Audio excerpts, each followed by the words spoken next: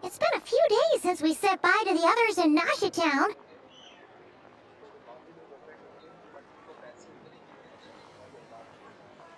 Still no news about Ruru, though. Where could he have slunk off to? If only he was gone for good. But with all the trouble he stirred up before, there's no way we've seen the last of him. Hello! You must be the traveler in Paimon?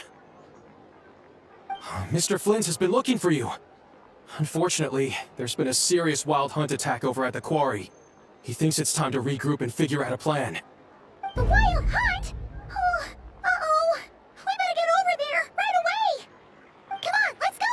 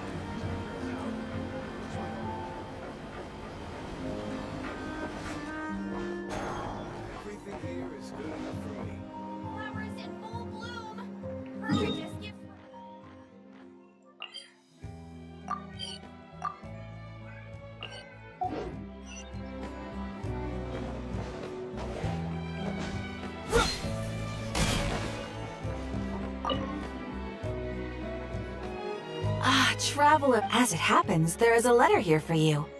One moment. Here. A letter? From who? Dear Diary, I'm Kale. I work as a trainee forest ranger under my master, Tainari. I've been getting better and better at reading lately.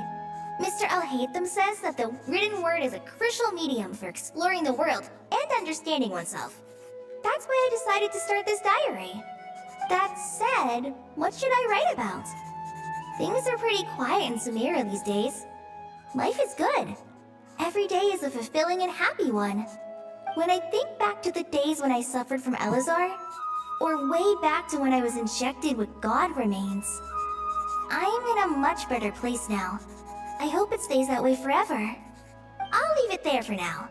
Master said he'll take me shopping in Sumeru City today, which is great, because I've been meaning to visit the toy seller at the Grand Bazaar for a while now. Kale. Yes, Master? Huh?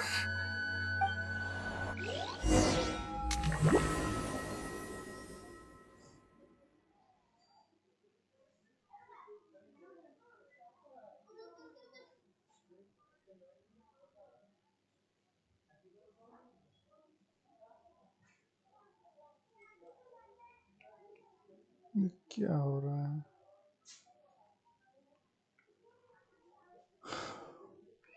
ये क्या हो रहा है यार?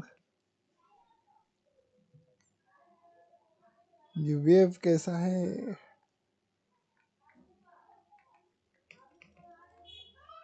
मैं कहाँ फंसा? यो चल क्या रहा है?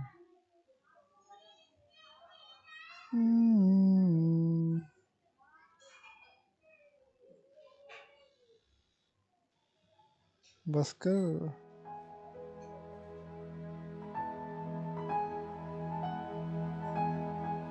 What's wrong, Kale?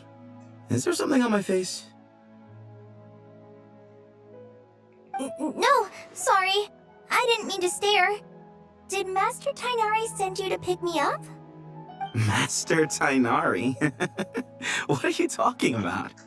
Tainari's the General Mahamudra. He's probably busy arresting criminals in Sumeru City. I mean, if that's what floats your boat, I can introduce you, but... Wait, Master Tainari is the General Mahamudra? Sorry? Oh, you mean that guy who just joined the Vahumana Darshan? Rumor has it he's the leader of the Temple of Silence. If that's true, it's pretty impressive. Sounds like you've been getting to know more and more people since you joined the academia. That's great, but don't let your Forest Ranger duties fall by the wayside, okay? What's going on? Sethos is acting like he's my master. If so, it's a weird choice of prank. But anyway, Sethos doesn't look like he's joking. Hey, you're zoning out again. I'm gonna buy some tools for the Rangers. Why don't you stretch your legs a bit? Wait! He's right. It has been a while since I last visited Sumeru City. Was it always like this? I mean, it feels familiar, yet somehow... something seems different. Is this really Sumeru City?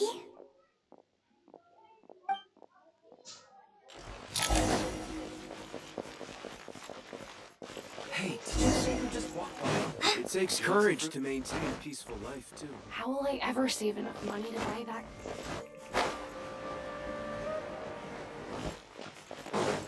I heard that Sage disappeared.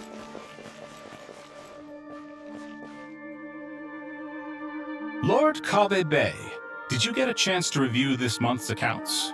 Any feedback? You mean the version you sent over a few days ago? Yeah, I was thinking that maybe our profit margin is a little excessive. I visited some of our commercial partners last month. Their earnings are very slim. Are you suggesting that we give up some of our profits for them? Well, since we have more than we need, yes. Making money for its own sake is pointless. Don't worry, I've already planned for it, and the numbers look fine. We can adjust the rates starting from next month.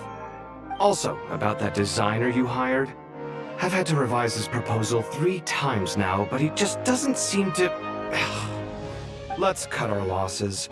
Pay him his fee and send him on his way. I'd like you to get Layla on this instead. She was Cyrus's student, and she designed the Palace of Alcazarzare. Seems like a much safer choice. Who's sneaking around over there? Mr. Kave? Do you recognize this person, sir? Yes, it's all right. We've met. This is Kale, Sethos' trainee. He brought her along the last time I went for drinks with him. What brings you to the city, Kale? Is your master here too? No, this is all wrong! Why is Mr. Kave saying that too? Tainari's my master, not Sethos! This can't be real. I have to ask someone else. There's gotta be someone else out there who still remembers the truth. Hey, wait! Don't run off! How strange. What's gotten into her today? It's like everyone switched places. I guess I'll keep looking around.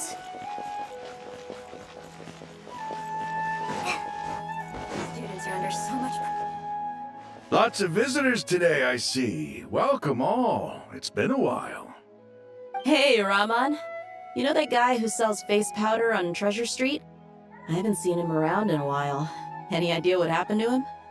Oh, you mean a Hongar? Yeah, he got into a brawl with Shavirme on Treasure Street. He's been banned from setting up shop there for now. Seriously? Oh, well, that's a shame. I was planning to pick out some makeup for you. Oh, don't worry about it. The legendary Flame Mane discussing makeup with the Zubair Theater star dancer. Now there's something you don't see every day. Flame Mane? You know, I'm not actually sure when people started calling me that. Maybe the other Eremites thought I needed a fiercer title to scare people off? To be completely honest, I think the title would fit you better than me, Dia. You think? Can't say I've never imagined myself as a merc. If I ever give up the dancing, maybe I'll head to the desert and give the Eremite life a try. You would? Is that so strange? No, not at all. In fact, I've actually had similar thoughts before. If I ever get tired of sleeping out in the wild, I think I might go look for a job at the Zubair Theater. I've adored the dance of Sub-Zeros ever since the first time I saw you perform it. Really? If our manager Sataria heard you say that, she'd hold you to it. Probably grab you by the sleeve and never let you go again. Hey, when that day comes, I'll do your makeup myself. How's that sound? Sure. If the day comes, I'd be honored.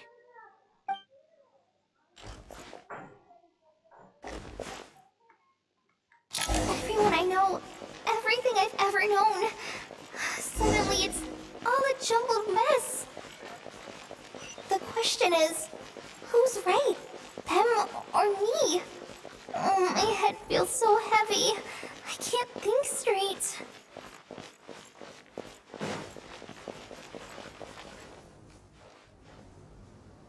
Mahamatra Tainari, we've apprehended the suspect. They say that the fool is prone to blind faith, but the wise man is not immune to it either. Siraj, do you have anything to say in your defense? Tainari, you were the one who turned the sages against me. Just a few words of caution from you was all it took to destroy my research. And now you're trying to stop me again? You should know that mechanical life is the future! We must cast aside our useless flesh and... That's enough. I'm not in the mood to listen to your lunacy. Anyone could tell you how amateur your work is. Karina, Ilias, put him somewhere safely out of the way. Yes, sir. Next on the agenda is... Master? What is it? Wait, did Professor Zahahati send you? She's been encouraging me to take on an apprentice. Might be getting a bit ahead of herself there, though. No, Master! It's me! Kale! Listen to me. Something really weird is going on in Sumeru City. It's like everyone's identities have switched around. You're not the General Mahamatra. You're a Forest Watcher. Just yesterday, we agreed to come to Sumeru City today to go shopping together and... All right, there's no rush. Let's back up a little.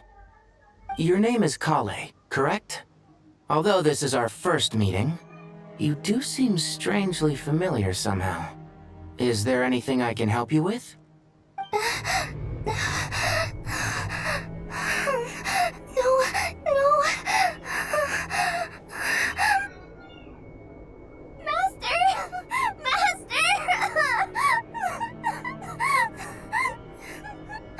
What is it?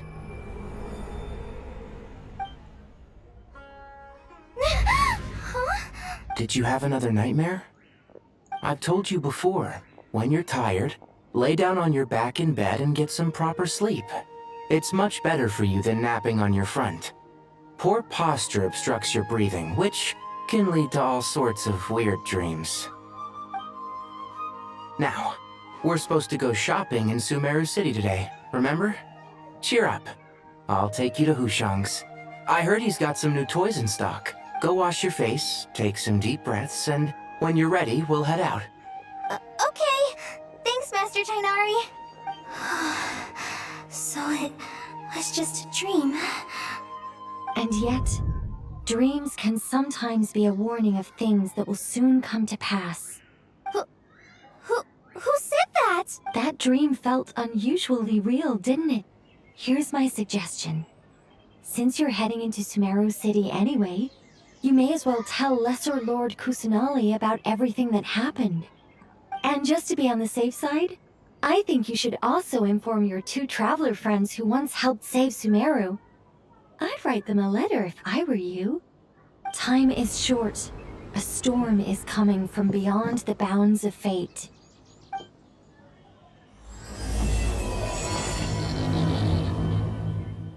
Yeah.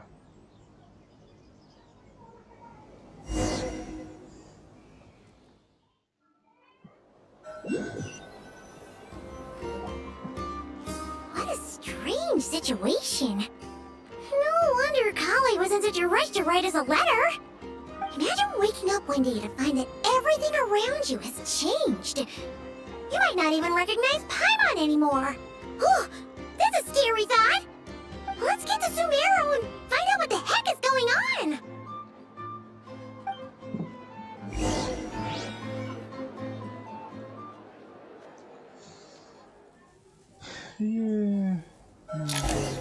Baba. Có gì à?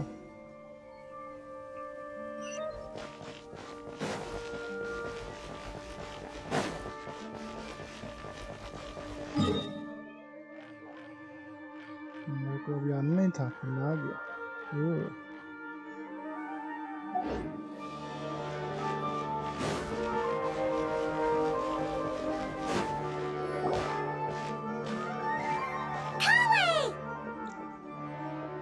Traveler! Paimon! Thank goodness. I'm so glad you made it. Of course. We won't let anything happen to you, Kale. So, what's going on in Sumeru City? Looks like lots of people are moving or something. Yeah, I was just gonna say. After I wrote my letter, Master and I went to Sumeru City and told the Dendro Arcon everything that I experienced, from start to finish. She was silent at first. It seemed like she was deep in thought. Then the next day, we got told that she was ordering everyone to leave Sumeru City immediately and move to Caravan Rebot.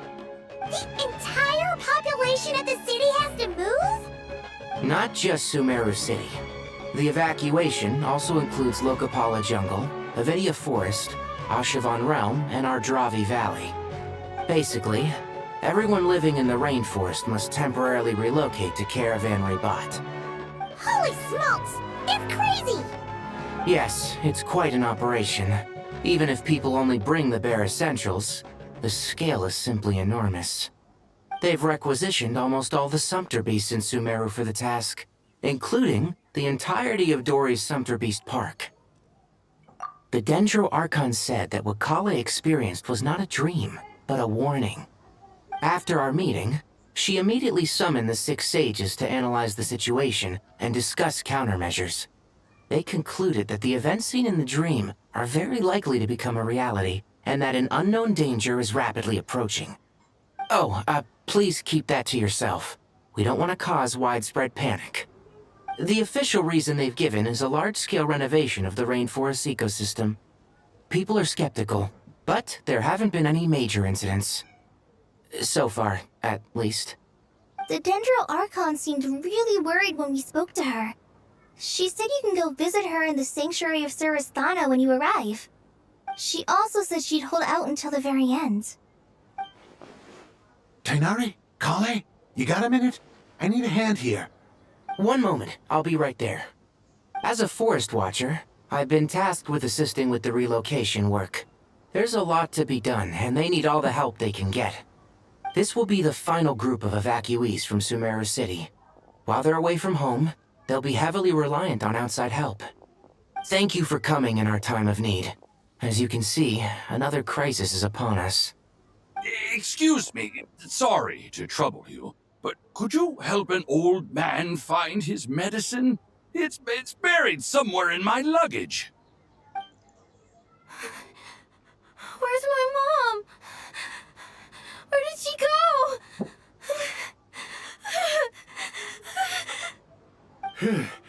Don't worry, it'll be okay.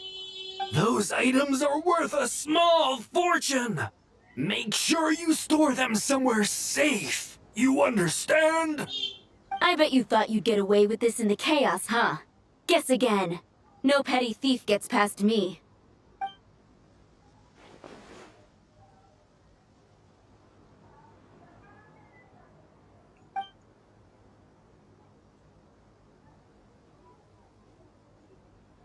We should go help the evacuees. See you around. I'm so glad that you believed me and came all this way to help. It means a lot. Please stay safe. Don't worry. We may not know exactly what's going on yet, but as long as we stick together, we'll find a way through this. Goodbye. Will do. Paimon's not sure how she found the words to comfort Kale because, honestly, she's kind of nervous herself. Let's head to the Sanctuary of Surasthana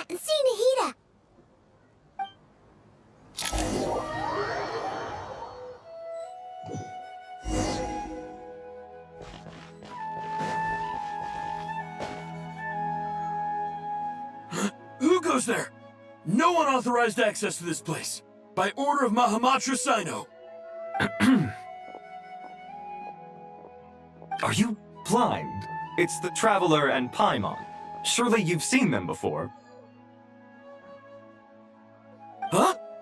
Oh, so it is. I'm sorry, I haven't been sleeping well lately. My nerves are a little frayed. The Dendro Arcon is in a very vulnerable state at the moment. Mahamatra Sino is concerned that our enemies might choose this moment to strike, so he's ordered us to strengthen our defenses. Just seeing you two again already puts our minds at ease. Please, enter. I'm sure everyone's expecting you.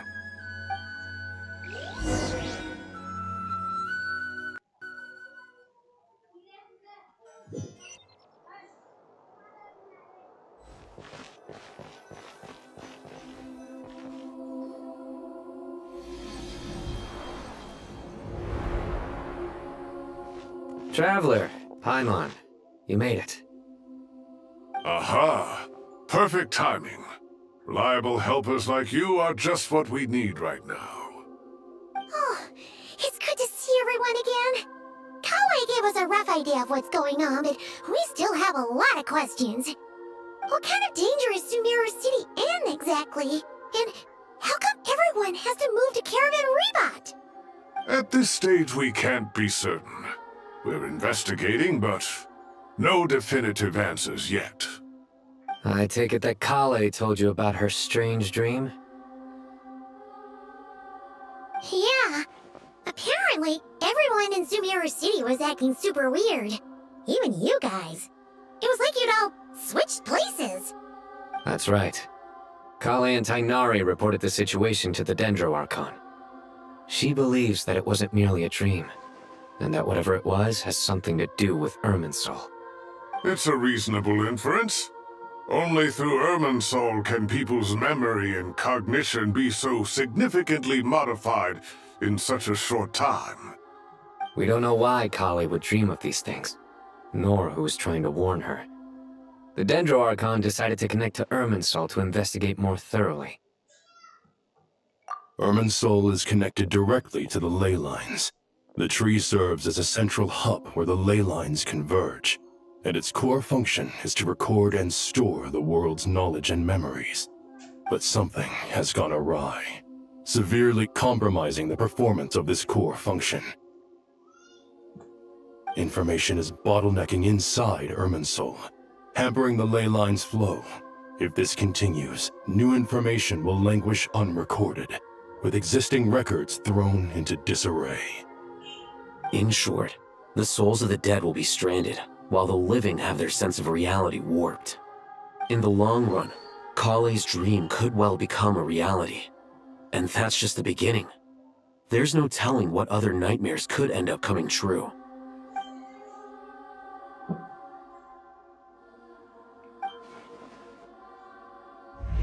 I have come this far, to use my death to open the gates of the ley lines to my people.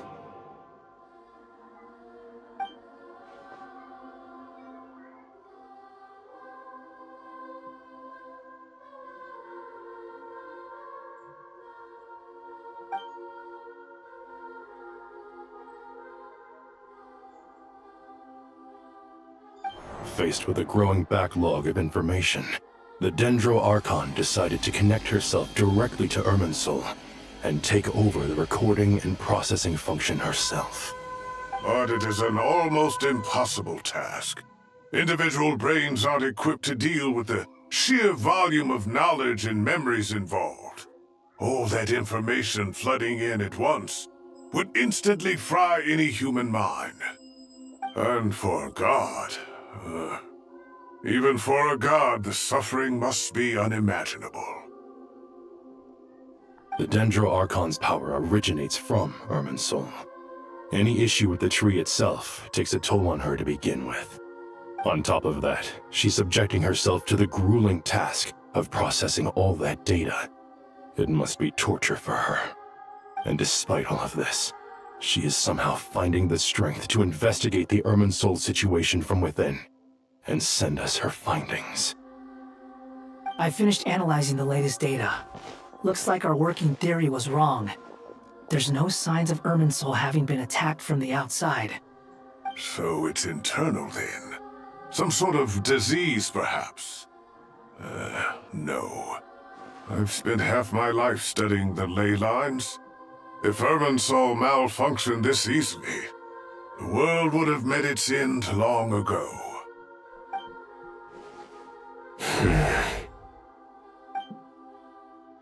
Sino? What is it?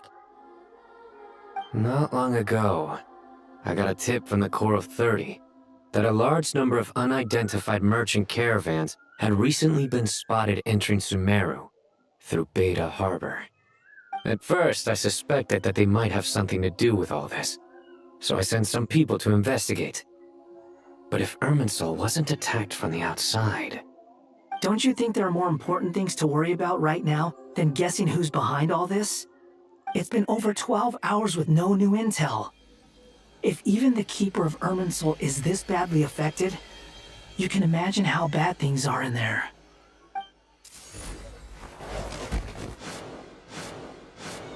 Dendro Arcon.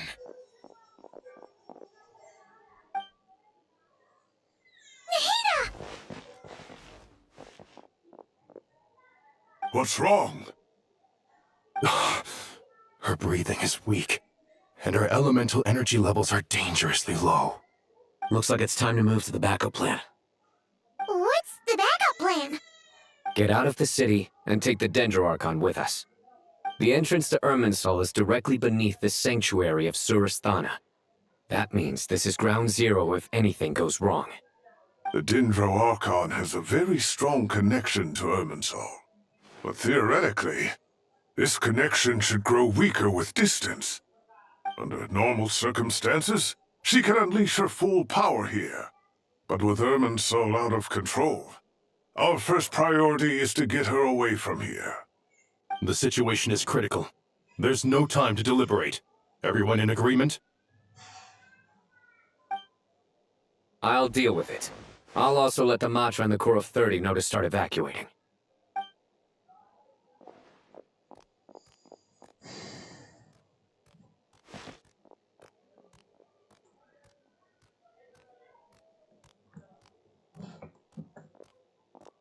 Let's go. No sense grieving when there's nothing more we can do. Agreed. We'll be back as soon as this is over.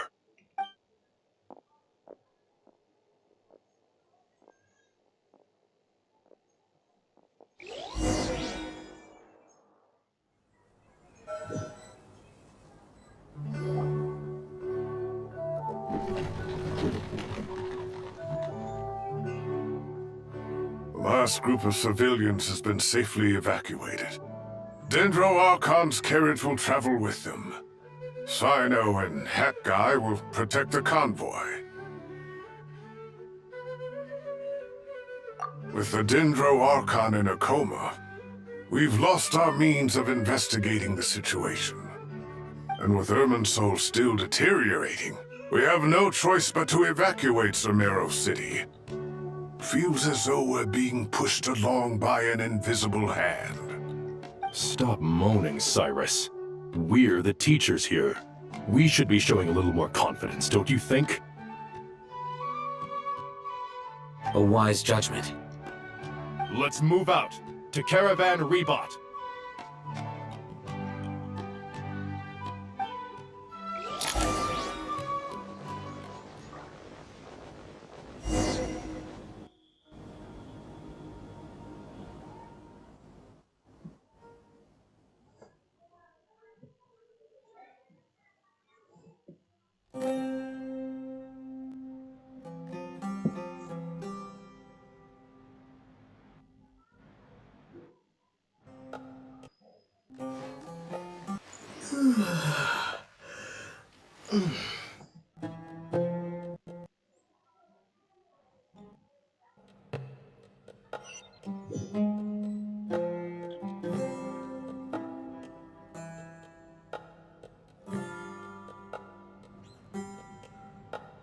Sir, all units are in position. Good. Everything is going to plan. Interfering with Sumeru City is a necessary step, so do not hesitate. The Irminsul situation will not harm you. We need to speed things up here, too. We don't want to keep our client waiting, do we? No, sir. You have my word. Everything will be completed on schedule.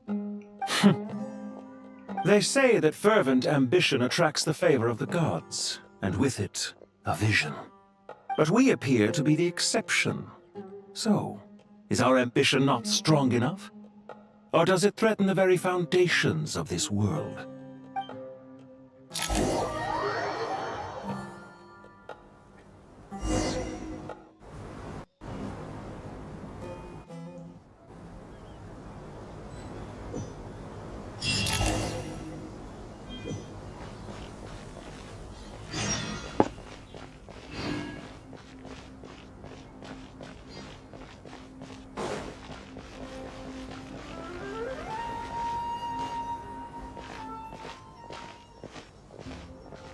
How is the Dendro Arcon?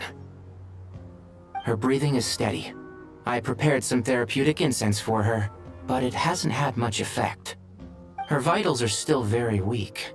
Based on the information you've provided, I have a working hypothesis. Her condition is partly due to Irminsul's influence, and partly due to a physiological imbalance caused by the rapid depletion of her power. Elemental energy usually flows through the body at a relatively constant rate. The body grows accustomed to this rhythm, so when it's thrown out of balance, physical symptoms will appear. Is this similar to the ley lines?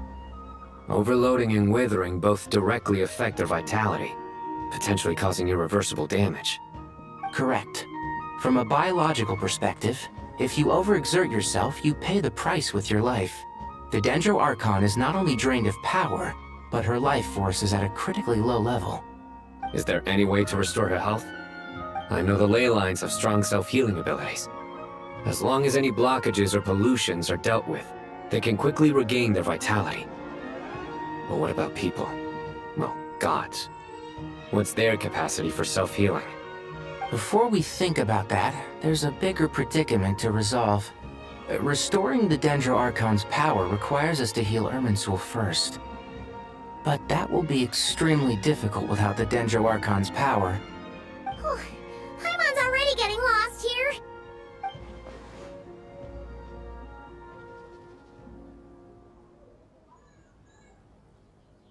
Master Tighnari and Sino look so serious. I've not heard Master speak in this tone for a long time. Tighnari.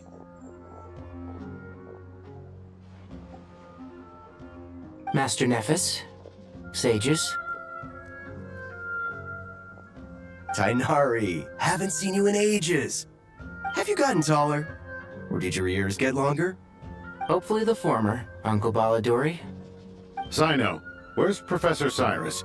I thought he'd be with you. He went out into the wild to investigate the situation. He said that the Irminsul anomaly will likely start to affect the real world soon. He shouldn't be trotting around alone at his age. Which way did he go? I'll look for him later. Would someone mind introducing us? Ah yes, of course. Allow me to do the honors. I'm sure we're all familiar with the Traveler and Paimon. They're the heroes who helped foil Azar's conspiracy and save Sumeru. These gentlemen and I are the 6 current sages of the Academia. Balduri and I are part of the Old Guard, while the other 4 took office after Azar and his clique fell from power. We have Sage Alkindi of the Spantamad Darshan, Sage Farnas of Kasharawar, Rataoist Sage Shakir, and finally Harabatot Sage Rusht. Nice to meet you all! I've heard much about you. Delighted to finally meet you in person. You're younger than I imagined for someone with the power to stand up to fate itself. Thank you for lending your aid to Sumeru once more. Once we're on the other side of this, could we get a photo together? My daughter has a friend named Isak. He's always talking about you two. Of course! No true hero would deny a child their wish. Back to business. So with the Dendro Archon currently in a coma, The people have taken temporary refuge at Caravan Rebot, but they cannot stay here forever. We need to come up with a plan as soon as possible. Fernas, any thoughts? Well, firstly, having reviewed the data, I'm inclined to agree with your assessment. This doesn't look like an attack on Irminsul from the outside. Rather, it resembles a malfunctioning machine. Calculations going haywire and sparks flying. That being said, before we consider how to fix it, we need to understand precisely what has gone wrong. Furthermore, we somehow need to ascertain this without relying on the Dendro Archon's power. We have no direct access to Irminsul. However, we might be able to gather the information we need from the ley lines. Study the branches to learn about the trunk, in other words. Wait, is that what Cyrus is up to? No wonder he ran off to research in the wild. Curse is always one step ahead of me, isn't he? I heard that while in the sanctuary of Surasthana, the Dendro Archon had to serve as the central information hub herself. This is a clear sign the situation within Irminsul might be far worse than we can imagine. Irminsul is vital not just to the safety of Sumeru, but to all of Teyvat. We must be the ones to bear responsibility for this world. To be on the safe side, I think we need to consider some backup plans. Are you saying we should consider a scenario in which Irminsul is completely destroyed? I'm merely pointing out that the possibility exists. You have a valid point. But until worst comes to worst, I believe we should focus our efforts on resolving the Irminsul anomaly and helping it recover. Kale, I understand that you were the first to foresee this crisis. If it's all right, I'd like to talk with you about it in more detail. Of course! But even I don't know how I came to have that dream. If there are no signs of external damage, could it be a stress fracture? Metals tend to suffer from this issue with long-term use, and Irminsul has existed for centuries, after all. It's possible, but surely a stress fracture would be more likely to cause a complete shutdown rather than chaos.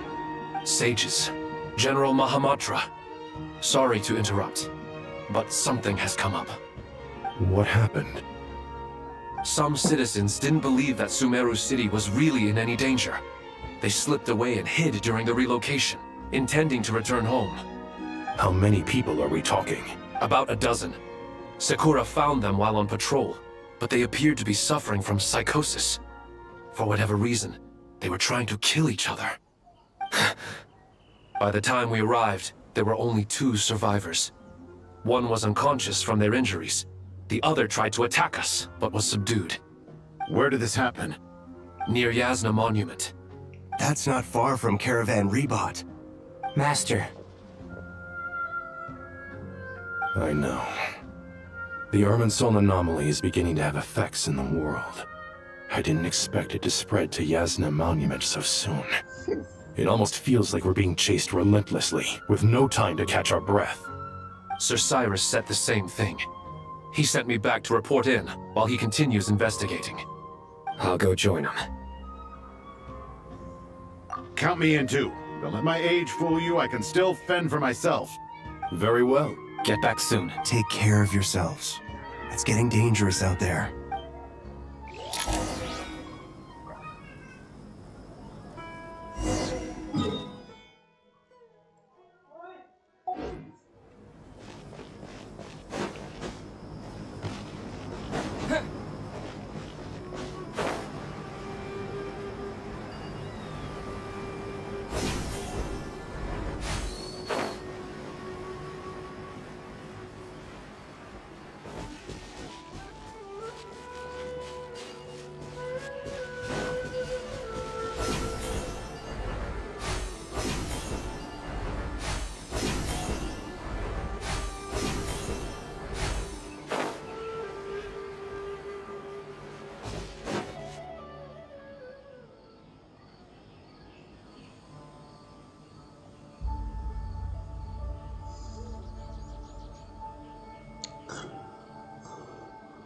Please, don't go any further. As you get closer to Sumeru City, there's no knowing what dangers you might encounter. So this is our mentally disturbed man? I'm going to gut you all!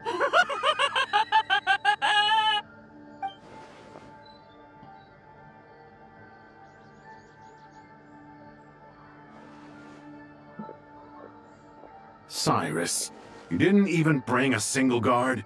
Do you think you're some sort of warrior? It's fine. Come here and look at this. Oh, it's... That's right. Flowers that bloom from openings in the ley lines, indicating some sort of anomaly. I don't believe I've ever seen a color like this before. Did you discover it nearby? Not just here. Way over there, too. They're everywhere. There's even more in that direction.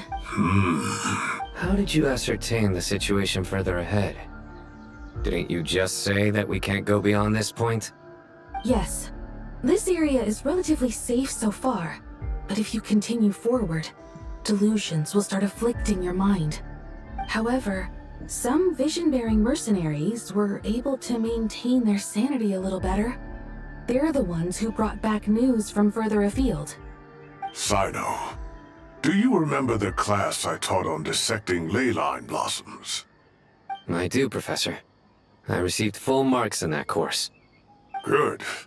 After all these years, it's time to put that knowledge into practice. There must be anomalous information hidden within these blossoms. Kendi, I'll need your help as well. Been a while since we worked on a project together, hasn't it? Sure has. Well, what are we waiting for? Let's get to work. Anything we can do to help?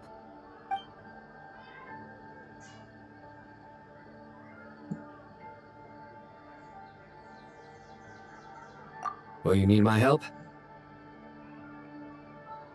All right, well, don't go too far. There's too many unknowns at the... Let's regroup at Caravan Rebot later. Don't worry if you don't show up.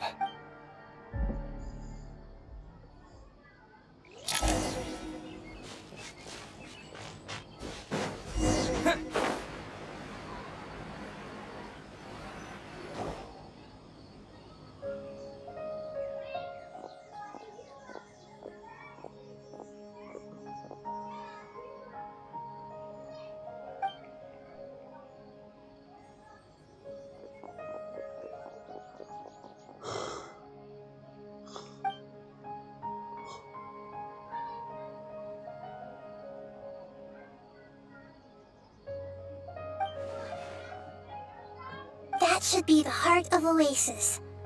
All we need to do is light it with the fire seed, and it'll restore a pep with elemental power. The damage it suffered internally will also slowly begin to heal.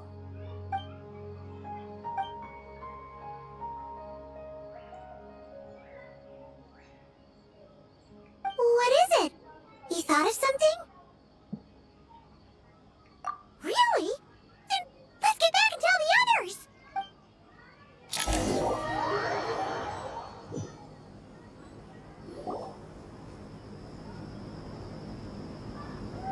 Whew. Glad to see you've returned safe and sound. Any longer and we would have gone out looking for you. Well, this is a nice surprise. Paimon sure feels better with everyone we know here. We've made some progress, so let's start by giving you and Paimon a quick update. By dissecting the ley line's blossoms, we've been able to deduce that although Irminsul is experiencing an anomaly, it has not completely rejected access from the Dendro Arcon has the power to connect to Irminsul. But there's also another way. I assume you recall the devices everyone was wearing when you first arrived in Sumeru? Devices? Oh, wait. You mean... The Akasha terminals? That's right. Of course! It's been so long, Paimon almost forgot all about the Akasha. Wasn't it shut down, though? Yes, but although the system isn't currently operational, the technological infrastructure is all still there. And it turns out that a certain someone gets so bored at work that he's actually read through every single one of the instruction manuals. No prizes for guessing who that was. If praising others is that embarrassing for you, you can simply spare yourself the ordeal. As much as it pains me to say anything nice about him, there's no denying his intelligence. He rarely forgets anything he's read. The Akasha is exactly what Sumeru needs at this moment. Between us, we should have all the knowledge and expertise we need to get it up and running again. But if I recall correctly, doesn't the Akasha need a Gnosis to function? That's exactly right. The Akasha relies on the Gnosis as a power source, and in its absence, we'll need to find an alternative. To tackle this problem, it looks like we'll be relocating once again. Namely, to the Temple of Silence. Ring any bells? It's the only major institution in Sumeru dedicated to preserving the knowledge of King Deshret's civilization. You might find the answers you're looking for hiding there. I agree. There's a good chance. Master Nephis and the other sages have discussed it. As the chaos from Irminsul continues to spread, Caravan Rebot won't be a safe haven for much longer. We have to move into the desert next. The scholars and sages will head to the Temple of Silence, while the civilian population seeks refuge in Aru village. The Eremites will keep everyone safe during the journey, and Candace will be there to receive us at the village. This leaves us just one thing to worry about. The Dendro Arcon. She's very weak. We can't afford to wait until Irminsul is fixed. There has to be another way to help her. Huh. Wow, luckily, the Traveler had a eureka moment while we were out investigating. Really? Wow, nice one, Traveler. Let's hear it. What say our Amorta experts? Theoretically, it's feasible.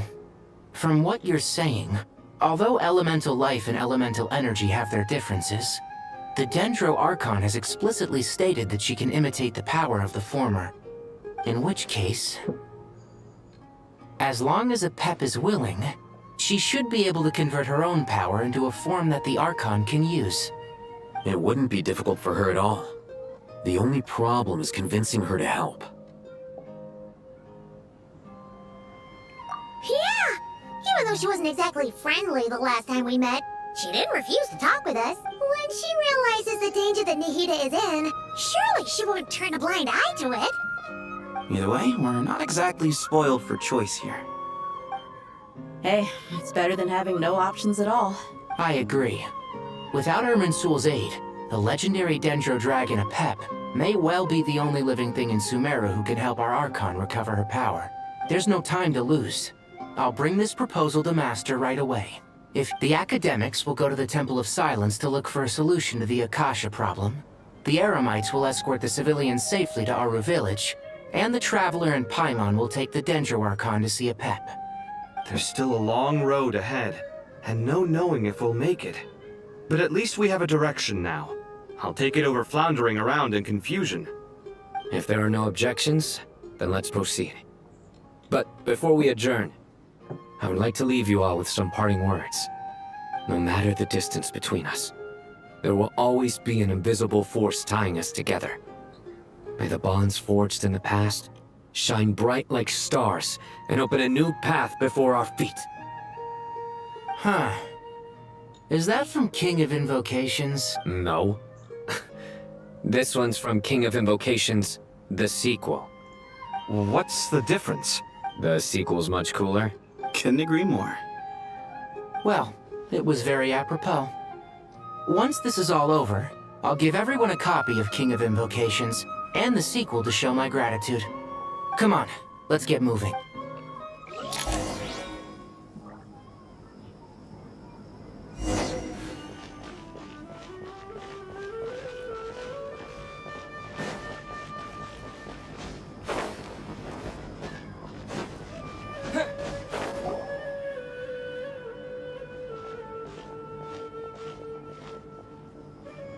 Tighnari has brought me up to speed. I approve of your plan of action. But we can't proceed with everything right away. The people need to rest. For many of them, this will be their first time in the desert, so we'll need to find additional personnel to help escort them. You two, please go on ahead with the Dendro Archon. Let's rendezvous at the Temple of Silence later. No problem. We got this.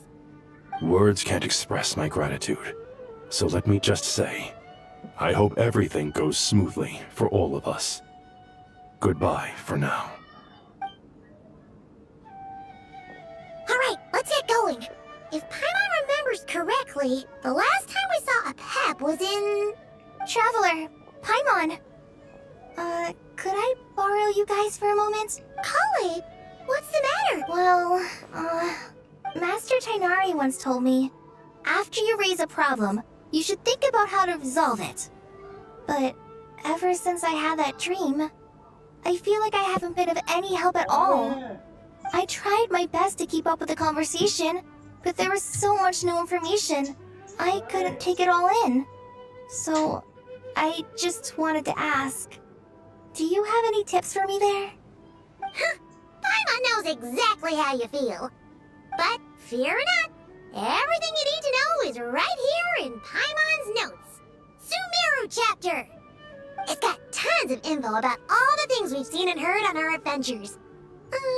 Some parts are a little simplified, but hopefully it all makes sense.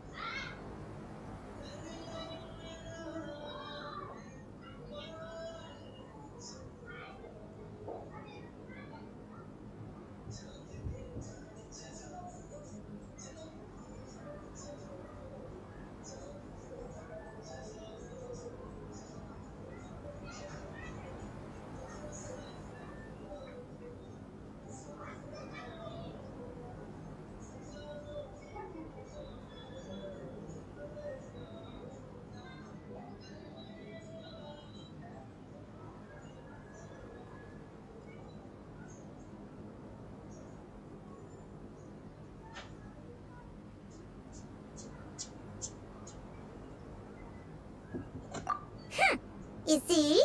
Being the greatest guide in Tibet isn't just a fancy title. It takes a lot of hard work. Paimon doesn't always understand the things you're talking about with other people.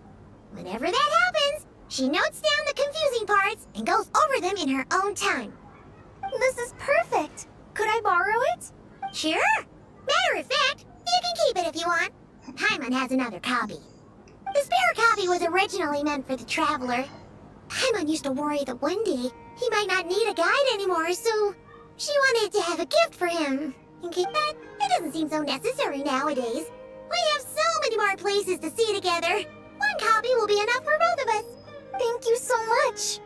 But still, these are your treasured memories. I think I'll make my own copy and then return the original to you. Anyway, that was all. I won't keep you any longer. Have a safe trip. See you again soon! See ya! Alright, time to bring the heater to see a Pep. Let's hope that old grouch is in a negotiating mood.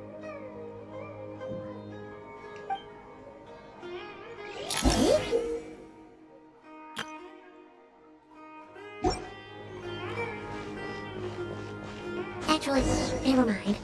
In a Pep size, Nervalip's probably one of those dragons who's grown too close to humankind. They might end up fighting for all we know.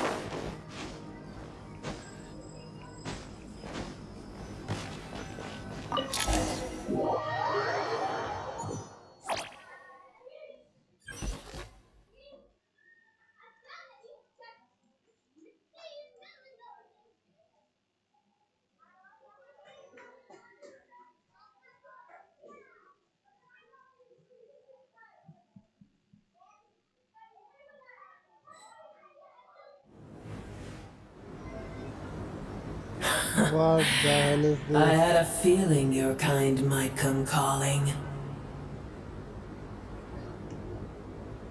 The ley lines are in disarray. Something has gone wrong with Irminsul, yes.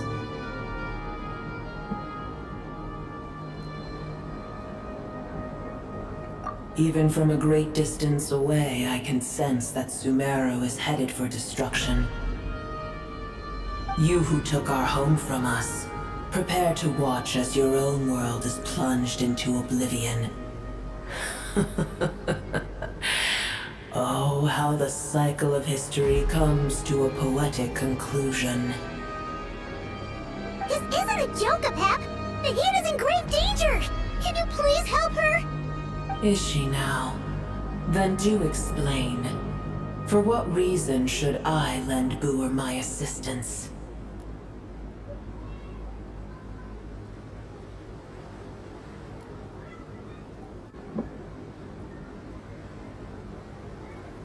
Apep, if you truly despise gods and humans so much, well, after the great humiliation of being helped by a god in the past, shouldn't you be jumping at this chance to balance the scales?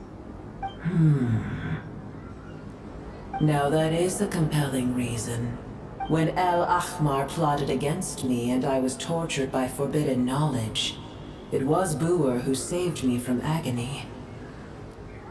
And though I regard with shame the pity of my enemies, to receive aid without repaying it would likewise tarnish a dragon's dignity. Oh, tiny Booer, puny humans. Just this once I shall deign to show you the true power of dragonkind. Whoa! It's happening again! We're gonna get sucked in!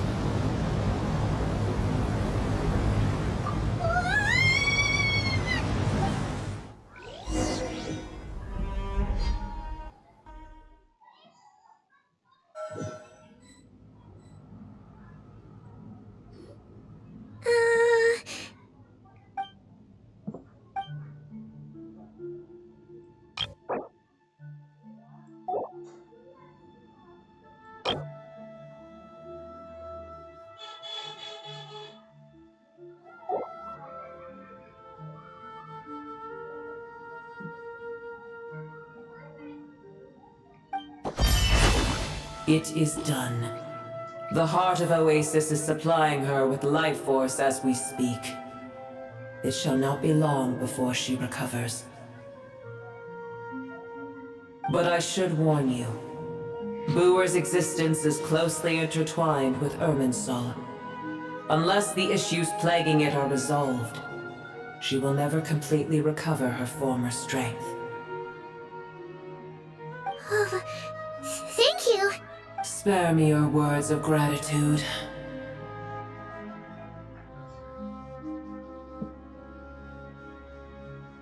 You may also spare me your feigned concern.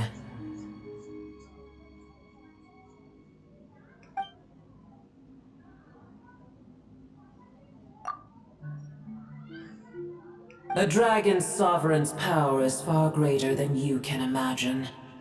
While I was indeed weakened when the heart of Oasis ran dry, providing Tiny Booer with a morsel of my life force shall have little consequence for me. Oh, good to hear.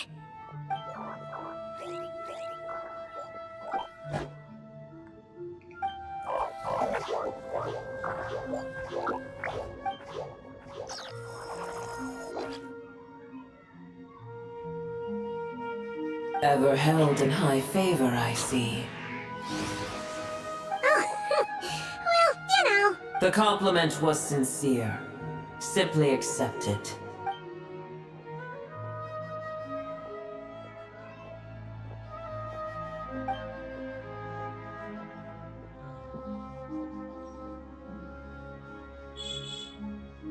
I did once. That tree was not planted by the heavenly principles. Irminsul existed before they ever arrived in Tavad. What? There was a time when it belonged to Tavad, to dragonkind. Its appearance and function then differed greatly from today. The ley lines flowed with an abundance of a familiar, primitive form of elemental energy. You may know it as the power of the Light Realm. The heavenly principles usurped and refashioned Irminsul, made it serve humanity, and used it to anchor the fate of the world. Yet in the end, humanity has failed to protect it. Heavenly principles, God of gods. It makes me sick. The enmity between your kind and mine can never be bridged. As things stand today, holding a grudge against you would serve no purpose. But there will come a day when we reclaim this world for ourselves. The opportunity will arise no matter how long we must wait. I can already sense that far away from here, the Hydro Dragon has wrested his authority from the hands of the usurpers. Though we have yet to meet, I know that we are both preparing for our revenge day and night. Uh-huh.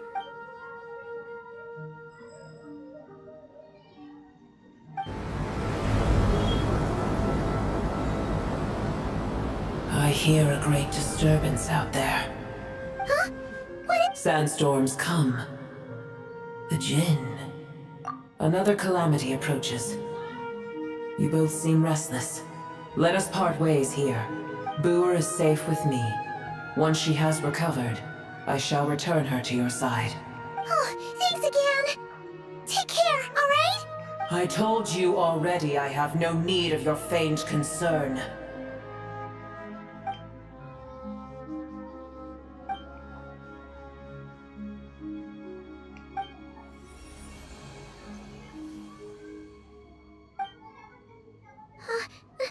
Nahida? You're awake! Are you okay? Cease your interrogation. Yes, she awoke for a brief moment, but she has now lost consciousness again. Take it. We shall talk more at another time.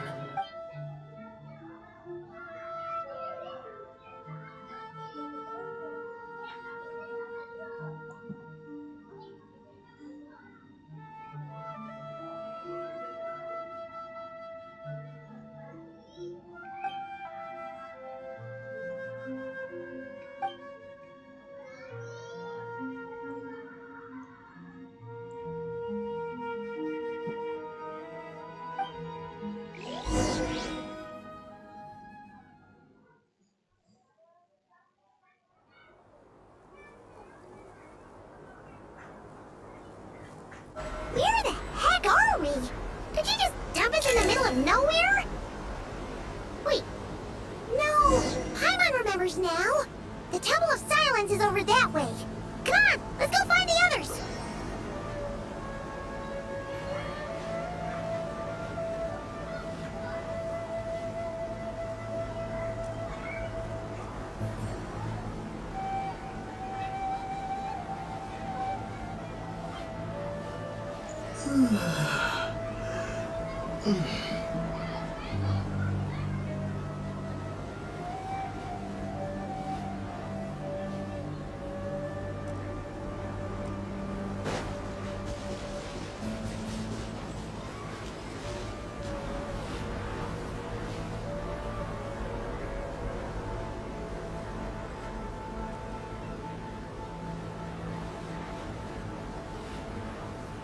There's no need for everyone to stay here.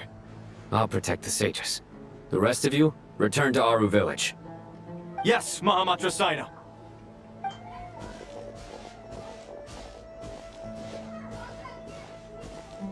Sino! What's going on? You're back. How's the Dendro Archon?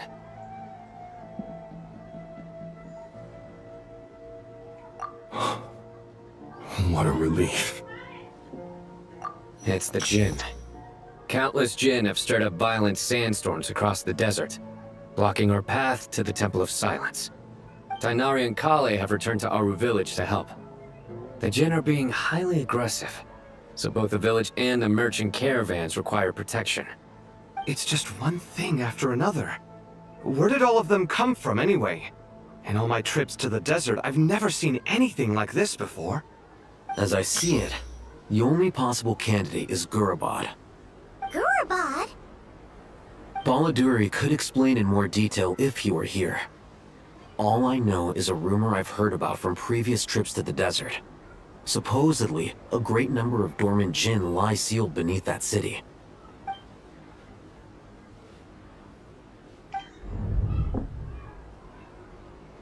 Gurabad is, for me, a fated land. I must therefore return back to this city, where my destiny awaits me still, my master. I am sorry that I couldn't stay by your side for long, and that I could not have more time to get familiar with you. Lilupar.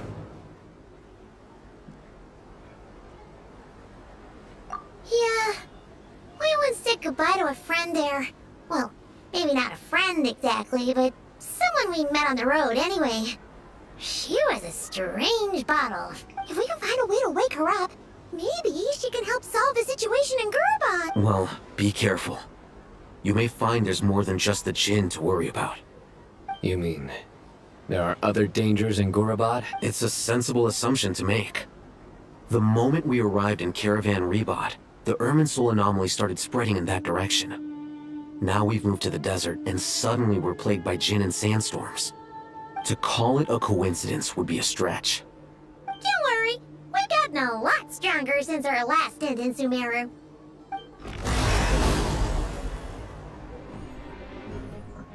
Ah! When did they show up? It appears the monsters native to the desert have been stirred by the Jinn's activity.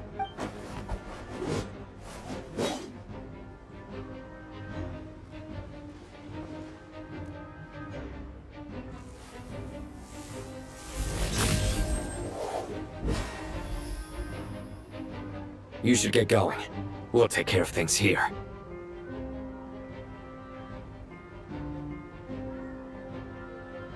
You too. Don't do anything too risky. You got it?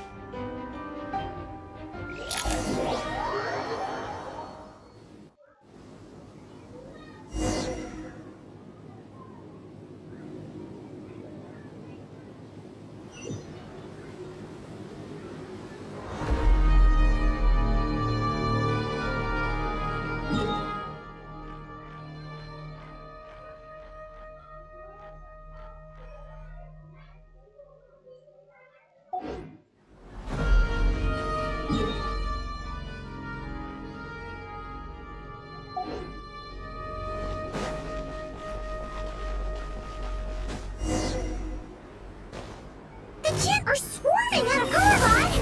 Looks like our haven was right! Let's get inside and see what's going on!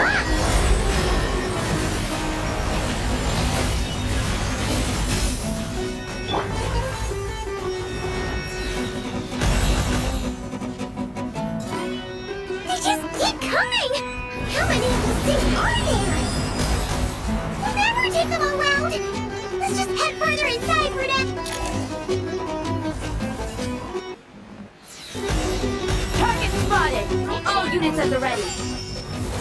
The Patchouli! They must be using this place as a stronghold! Are they the ones behind all this? Fighting Jinn with one hand and Patchouli with the other? This is pure chaos! Come a little closer. Branches of song. Oh no!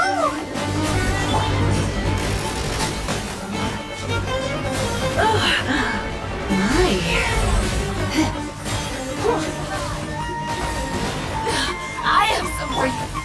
I'll protect us. You're in for a little shock.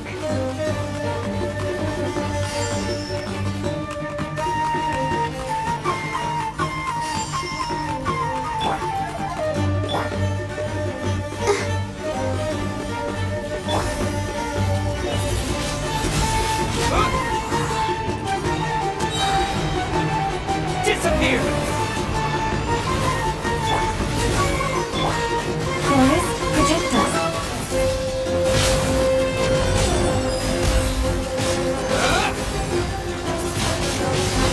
Windblade!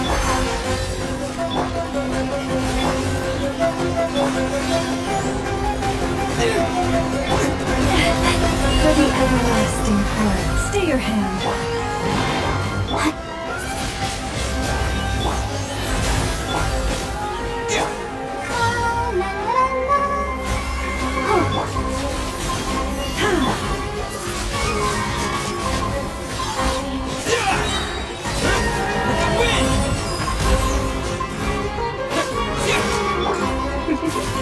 Try not to enjoy this too much.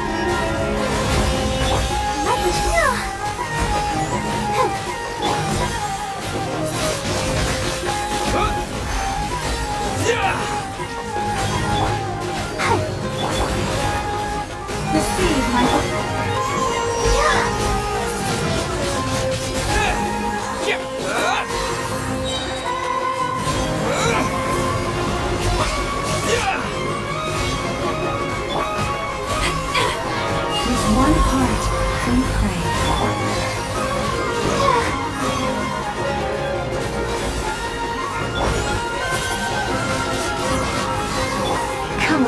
closer. Don't be such a brute.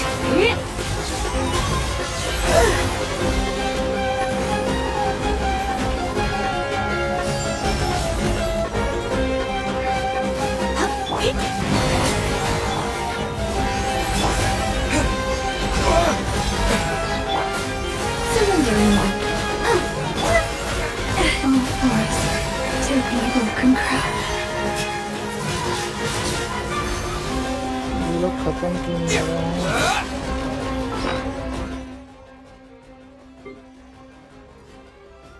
इतना ज़्यादा too many enemies appeared suddenly. Oh no.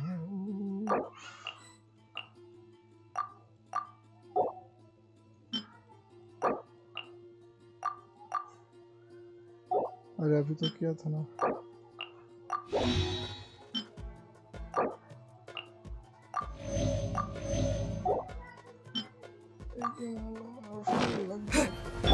I'll protect us. You poor lost. Blitz.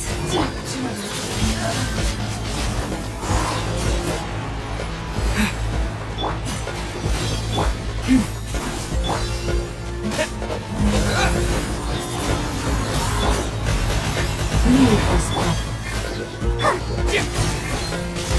With the wind! Wind blade!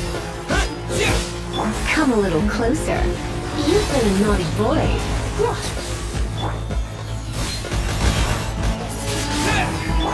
Ready, steady, go! You poor lost lamb.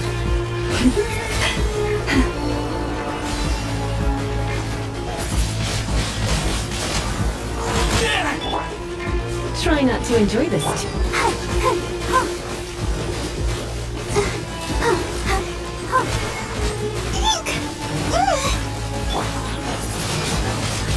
Wind blade! Disappear!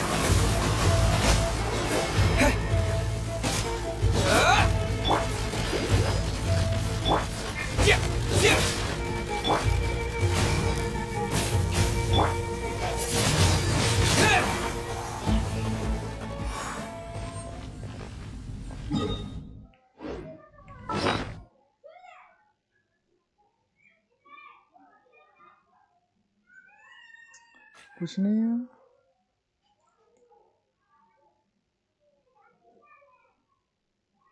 How can I revive Naya? No.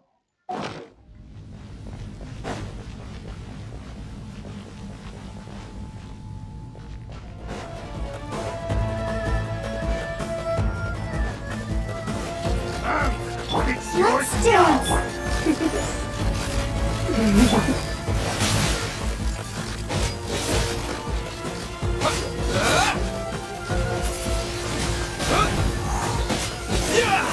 Come a little closer.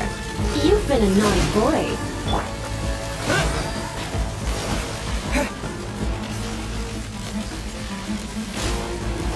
Wind blade!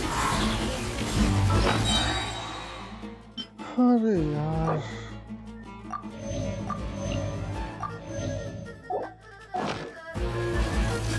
Time for the big one!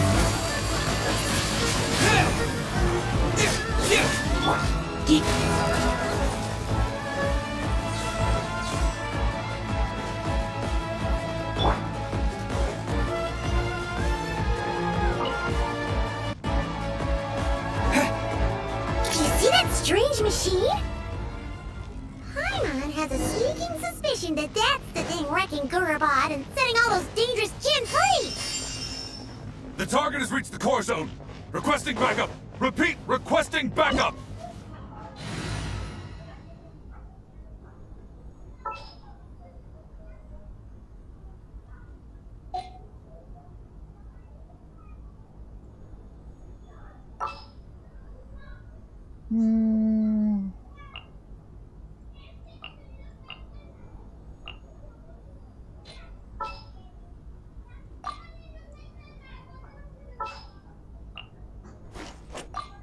At the ready.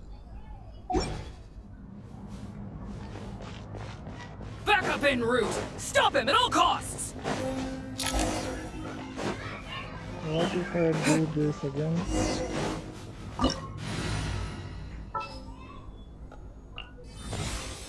Follow me. Still not. Good.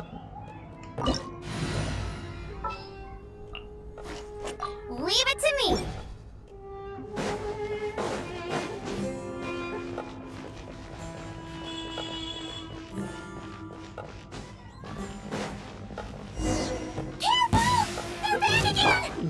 Better hold back this time. This ought to do it. Go, go, Baron Bunny!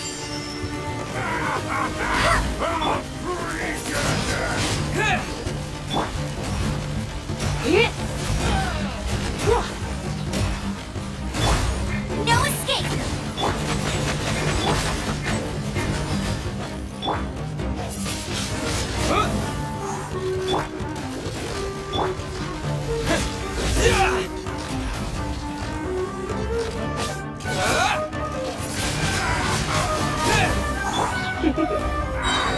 You've been a naughty boy. Surrender another. Stance! Go, Windblade! Disappear!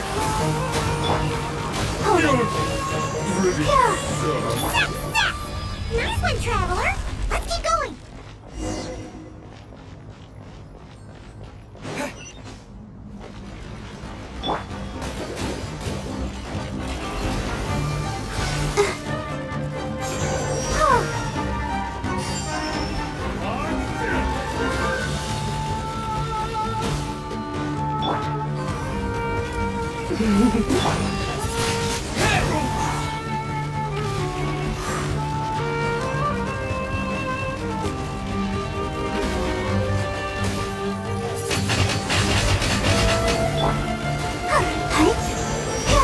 Let the show be.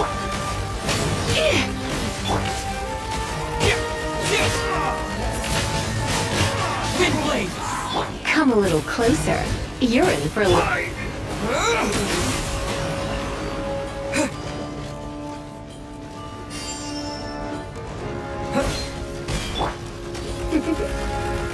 You've been a naughty.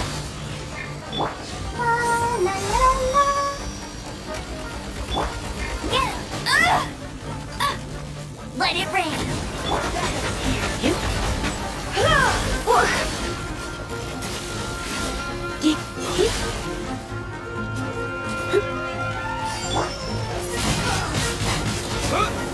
You're in for a little shock. Blitz. Try not to enjoy this. Let's dance.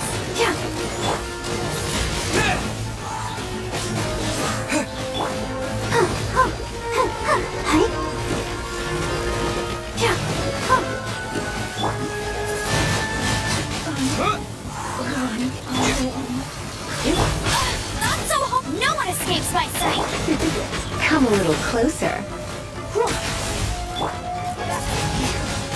Windblade! Go, Barbara, go!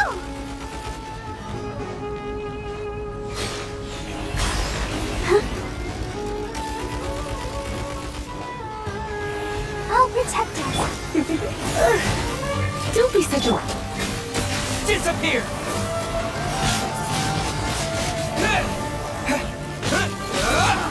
Come a little closer. Hey! Go, go, Baron Bunny!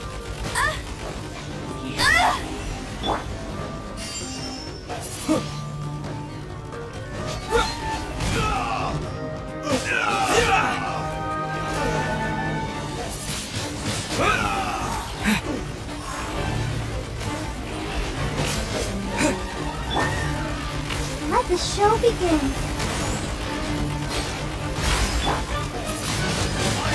Windblade!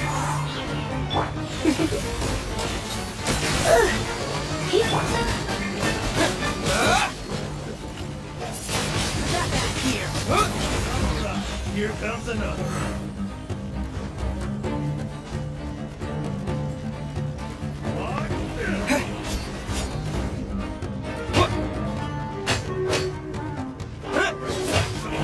Windblade!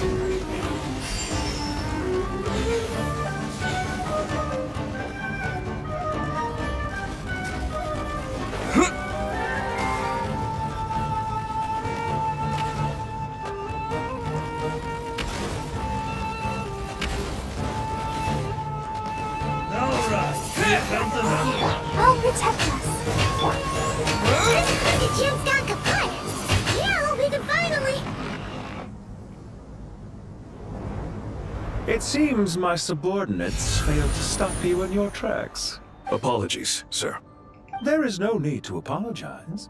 You did well to hold your ground against such a powerful adversary for as long as you did. So, you're in charge here, huh? First the problems with Irminsul, now this mess in Gurabad? Are you the ones responsible for all this? I'm afraid I cannot answer that.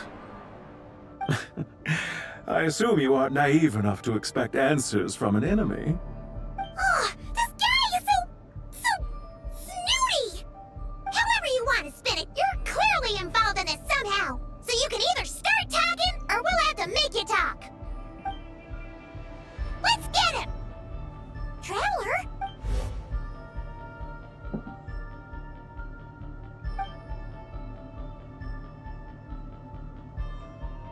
You're remarkably calm. Some would act more rashly upon finding the ringleader all alone. But you keep your cool. Even as your enemy, I must applaud you. Did you show yourself just to say that? Is this you trying to take back control of the conversation? Unfortunately, I really don't have anything to say to you. I am here merely to indulge my own curiosity. Your names are well known among the Fatui. Naturally, I wanted to observe you up close while I had the chance. Hey! Don't treat us like we're some kind of exotic animals in a zoo! Oh, I wouldn't dream of it. You seem rather predisposed to misunderstand me. I'm quite aware that you are both heroes of great renown. You have resolved crises in many nations and won countless allies along the way. I've been following your adventures with great admiration. My only regret is that the trajectory of your journey conflicts with our goals. What do you mean, admiration? Sorry, but that sounds pretty weird coming from you. I don't see why. We may happen to occupy opposing sides, but there is no cause for deep-seated enmity between... Well, now that you're observing us up close, what do you see? I've observed as keenly as I can. Yet, while I endeavor to understand, your true strength remains a mystery to me. Violence is not my area of expertise either, so, you see, I would much rather converse with you like this than determine a victor with the edge of a blade. Besides, I've heard that even 3 moons in the sky fail to eclipse your brilliance. I know better than to bite off more than I can chew. 3 moons? So you have a connection with the Harbinger, the Doctor. Well deduced. Our commander, Dottore, died in Nodcry, but there are things that do not end with his departure. We must... Look at me. I almost divulged more than I should have. What are you after? Revenge for Dottore? Or are you... I've said quite enough, I believe. There's no point in continuing this conversation, except to say, I've noticed that you seem to know your way around here quite well. Ugh. I'll take that as a yes. Then I'm sure you'll have heard the story of this place. The mother of the Jinn, Lilupar, and the tragic tale of her vengeance that spanned 3 generations. It was right here that Lilupar once helped the wise to ascend to the throne. But from that moment on, every king who sat upon it was corrupted by power. These degenerate rulers lost control over their nation, and with it, the right to occupy that exalted seat. What are you trying to say? I once admired you for your adventures. That is the earnest truth. But it appears to me that your journey serves ultimately to uphold the rules of this world. Are these rules truly just? Does the heavenly principles rule with wisdom or folly? And how can we be sure that the 7 who wield authority over the world will not be corrupted? Do you seriously think you're gonna convince us of anything? Convince you? I'm sure my commander already tried that. Why would I waste my breath doing the same? If a few words from a stranger were enough to make someone completely change their stance, it would only prove that they never had a firm will to begin with. I am merely stating my position, so that we might understand each other better. One's enemy in the present may not necessarily be an enemy for life. As for what game I'm playing here, I'm simply buying some time. But now I must bid you farewell. It was a wise decision not to attack me immediately. Since you did not fall for my ambush, I will now have to ask those in hiding to reveal themselves. Leave this to us, sir. Very well. I trust you to do what is necessary. Stall him while I execute the next step of the plan. Sumeru City, Irminsul. Hey! Stop right there! Don't you dare leave without explaining yourself! All units, stop them! Protect the commander! Did you hear that? He mentioned Sumeru City and Irminsul! He definitely knows something! We can't let him get away! Get rid of these pesky soldiers, quick! Bet you can't keep up with me! Resistance is futile. Save yourself. This ought to do it.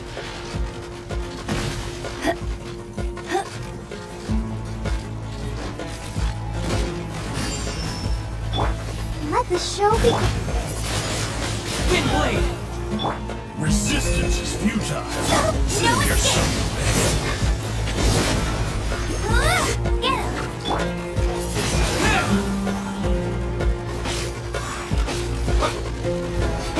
Get him!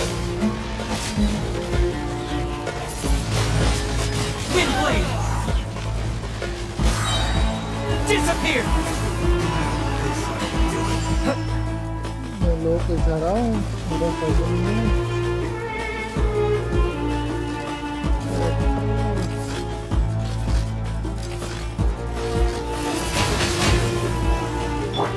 Go, go, very funny! No one escapes my sight!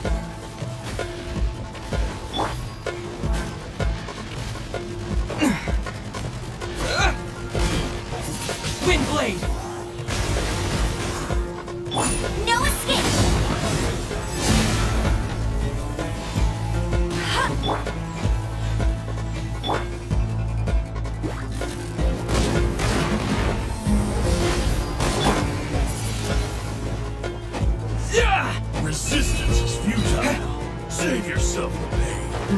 Yeah.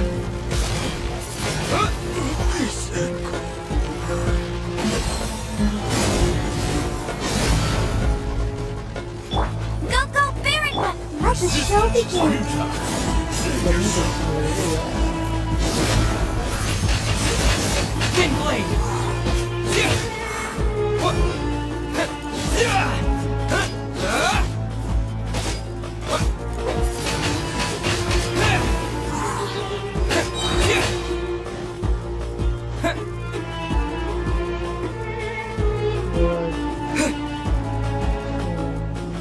Run while you still can! There's nowhere to hide! I'll protect us! Wind blade! Get him!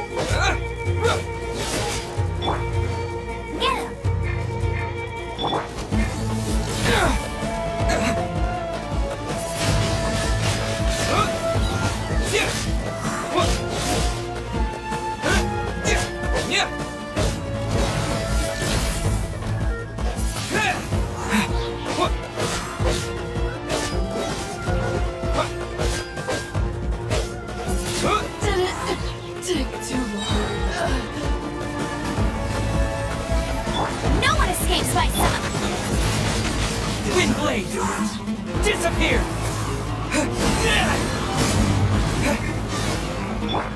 Let the show begin!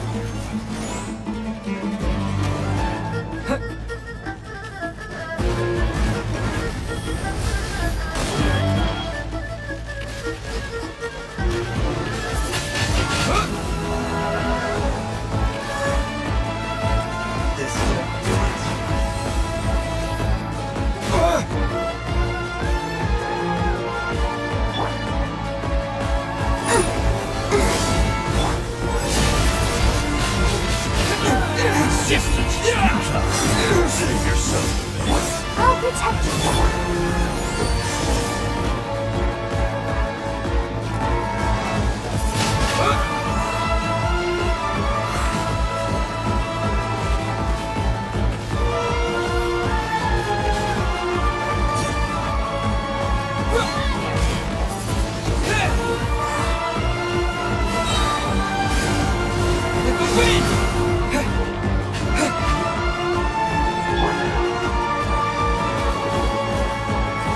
Let the show begin!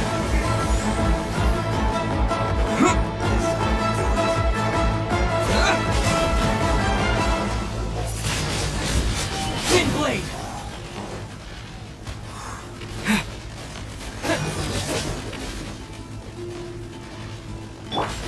Go, go, Baron! Resistance is futile. Save yourself the pain.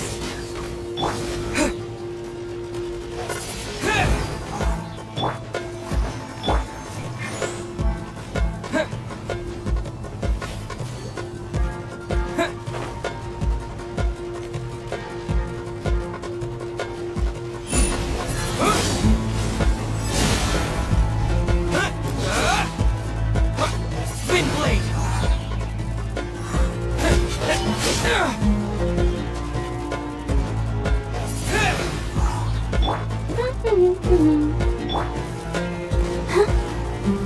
Let's dance!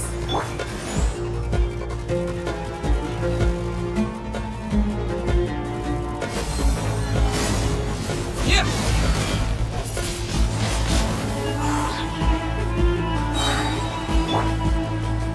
No escape! Disappear! Wind blade! Get that thing in position!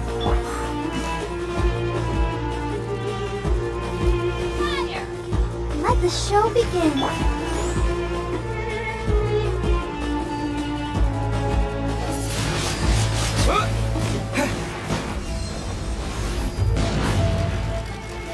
Resistance is futile.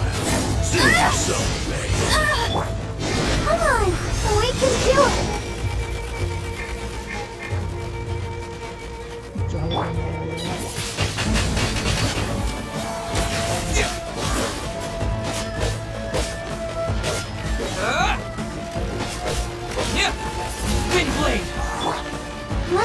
dance!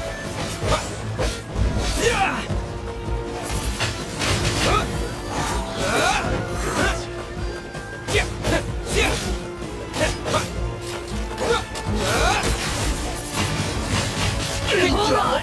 Just a little longer! Win!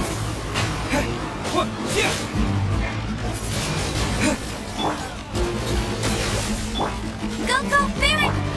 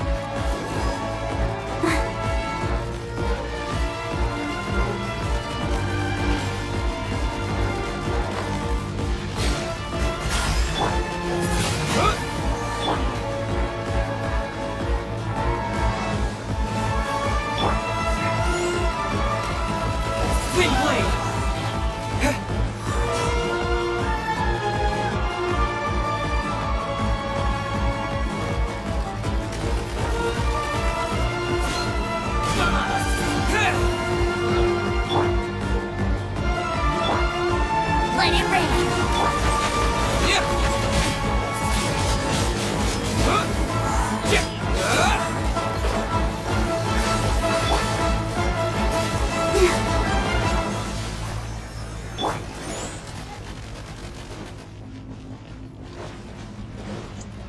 मजा साले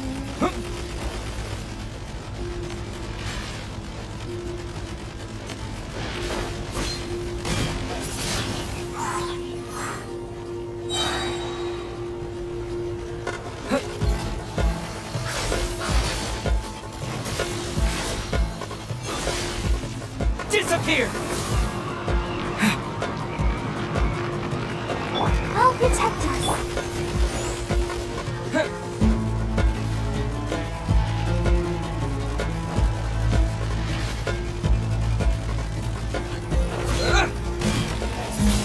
Wind blade!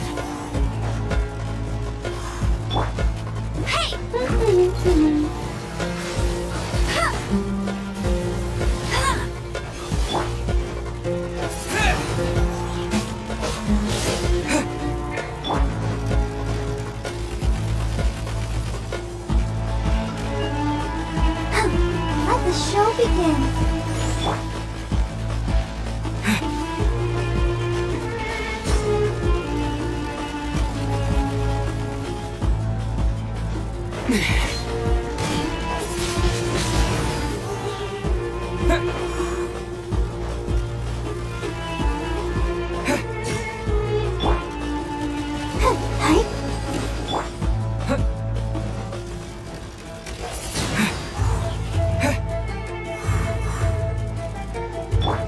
Let's dance.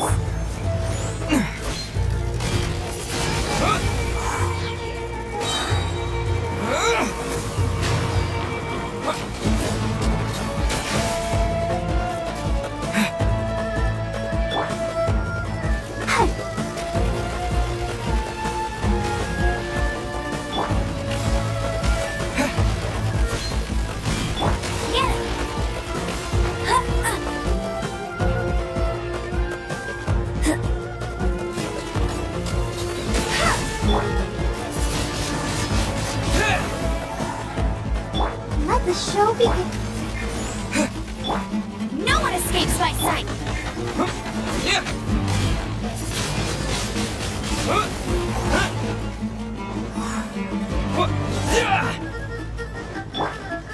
Go, Barrett Bunny!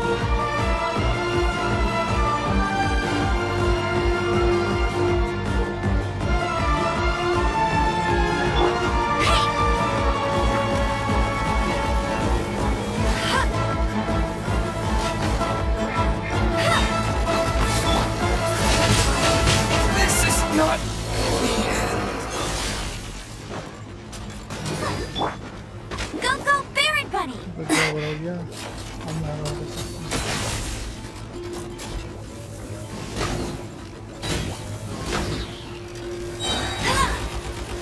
Let it rain.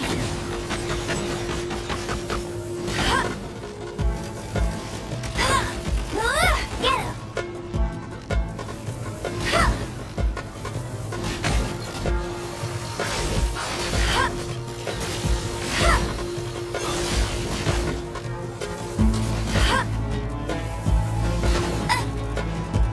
Hey!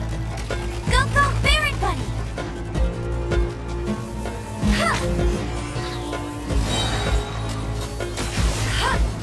No escape!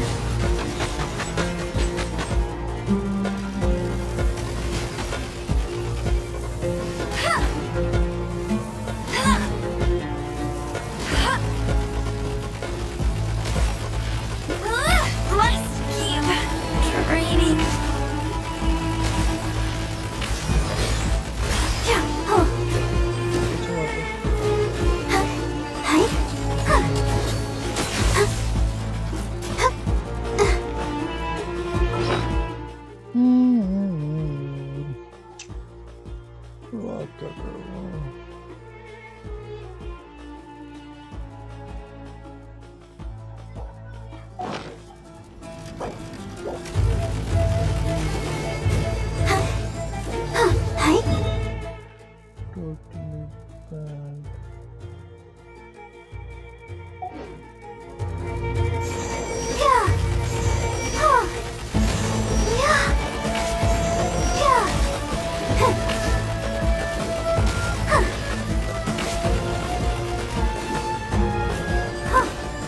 Let the show begin.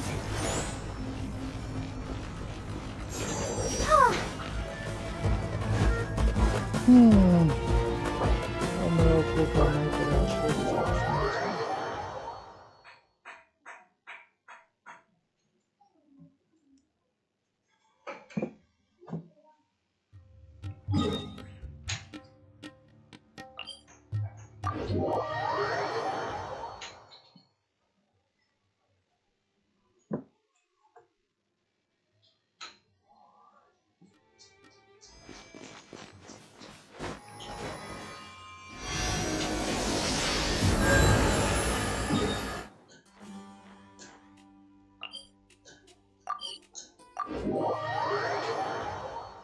इतना से किया फिर भी फायदा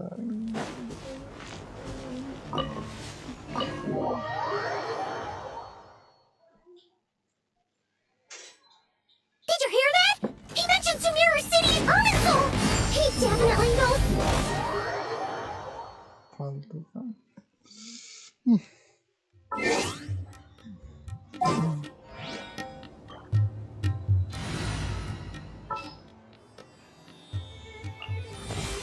Follow me, and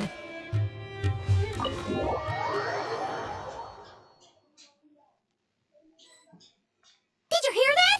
He mentioned Sumeru City and Arcon! He... ये क्या मजाक है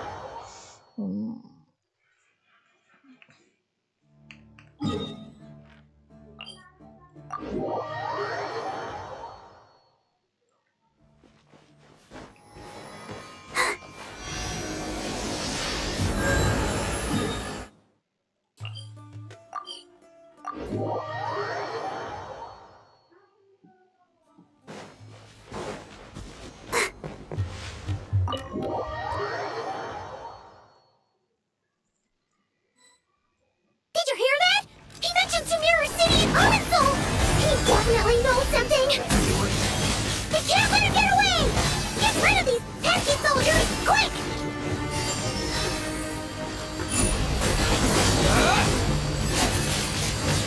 Windblade! Resistance is futile. Save yourself. stay your hand. Rear guard to the front. Don't let them through.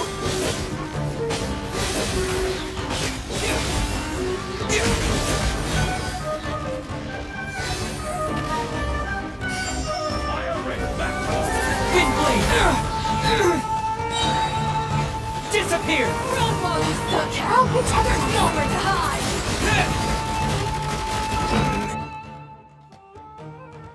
हो गया कचरा। Maybe I wasn't meant for this world. मेरे पास है क्यों नहीं यार, कुछ तो होना चाहिए। 1 मिनट रुको।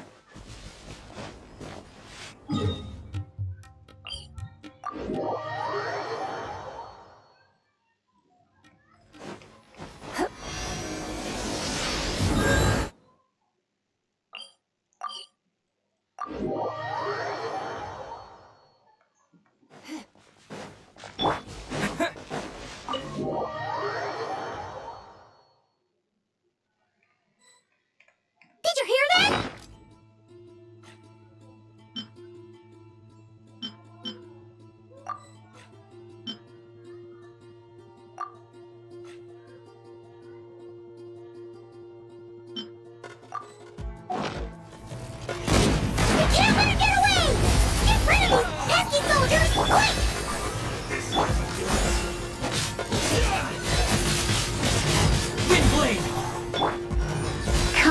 closer.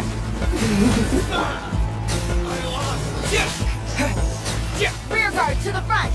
Don't let them through! For the everlasting forest.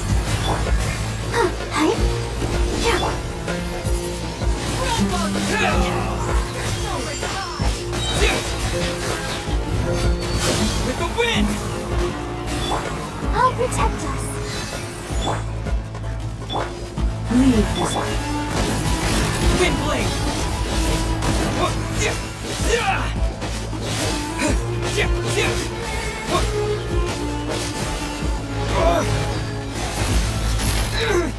This is not the end.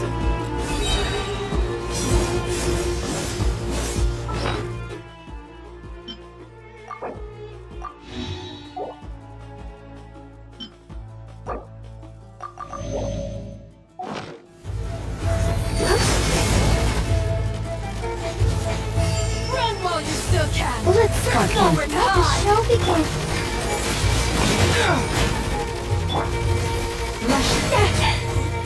The moonless night approaches.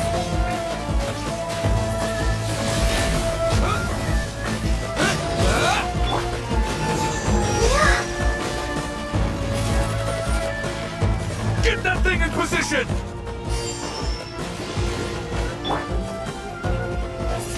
Wind blade!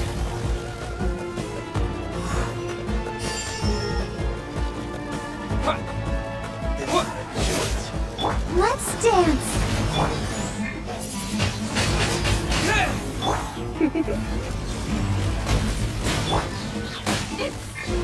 Jam! Wind blade! Hold on! Just a little longer!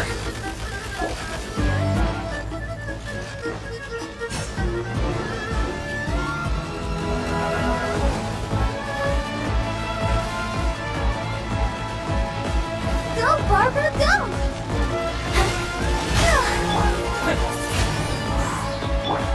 I'll protect us! Disappear!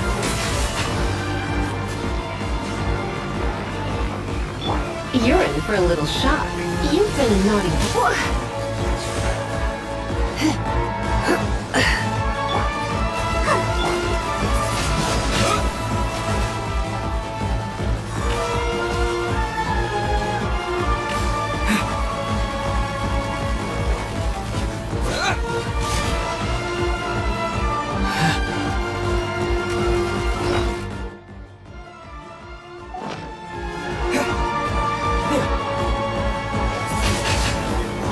Let the show begin.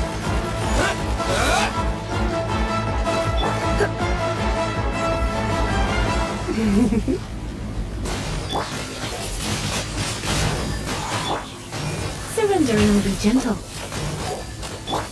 Ready, steady, go! Oh. Wind blade!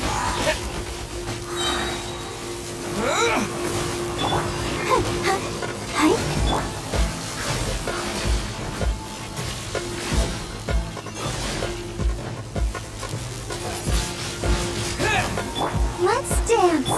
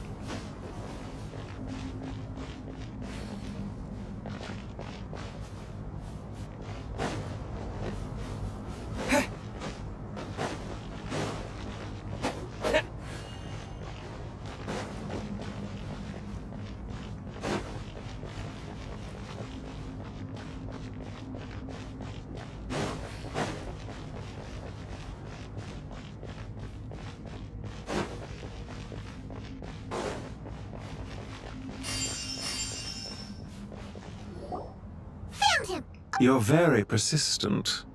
Hey, you! Stop running and explain yourself! What are you trying to...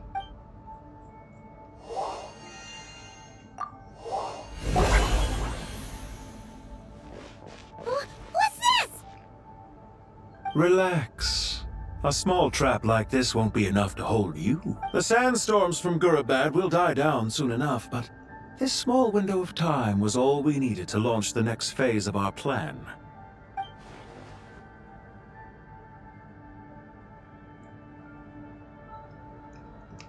Don't be discouraged. I knew that someone would come here eventually, so I planned ahead. Where to chat with you, which door to exit from, even which mechanism to wait by for you. I thought through every detail. You, meanwhile, know nothing of who I am. So far, you've only heard my voice, and for all you know, it may not even be real. But not to worry. This is only our first meeting. It shan't be our last. Just answer me one last question. Why do you continue to follow Dottore? He has conducted countless cruel experiments, even on his subordinates. Follow isn't quite the right word. Let's just say even those you see as villains have their friends, even if they aren't the most sincere of friendships. When any set of rules is established, there will be those who benefit and those who lose out. People will do anything to justify what they have gained, or escape from the hardship imposed upon them. Neither he nor I are tolerated by the rules of this world. We were both searching for a new order. Our ideas of the final form that should take may have differed, but our journeys took a shared path. Goodbye, Traveler and Paimon. I wish you a timely escape, albeit not too soon. I will need a little more time to prepare, after all. Hey! Come back! Wait, this dark wall. We've seen these on our adventures before. It swallows people up! I'm sorry. She shouldn't have jumped the gun! Okay. He may have fooled us this time, but we'll get it back!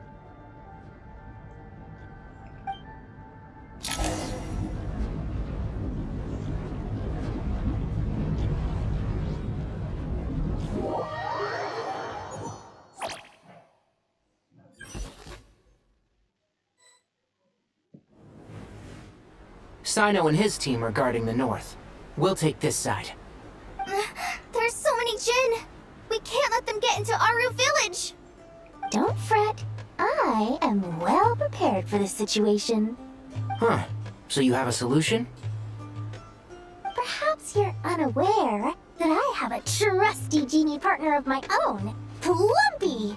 If I send her to negotiate with the others, this whole thing will be resolved before you can say Mora. Off you go, Plumpy!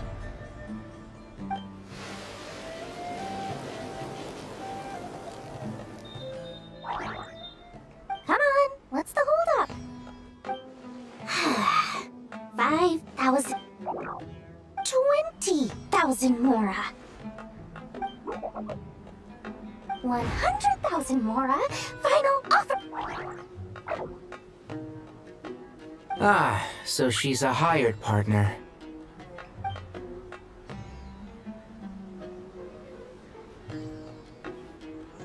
Hired partners are reliable too. Plumpy here is a highly skilled negotiator. You'll see. Just a few words from her and...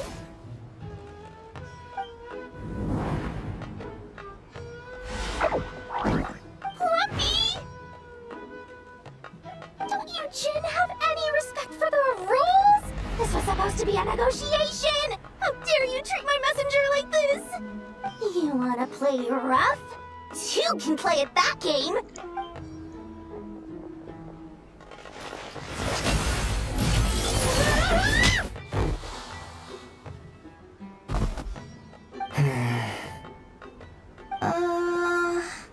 Looks like it's up to us now. Be careful, Cop. Yes, Master!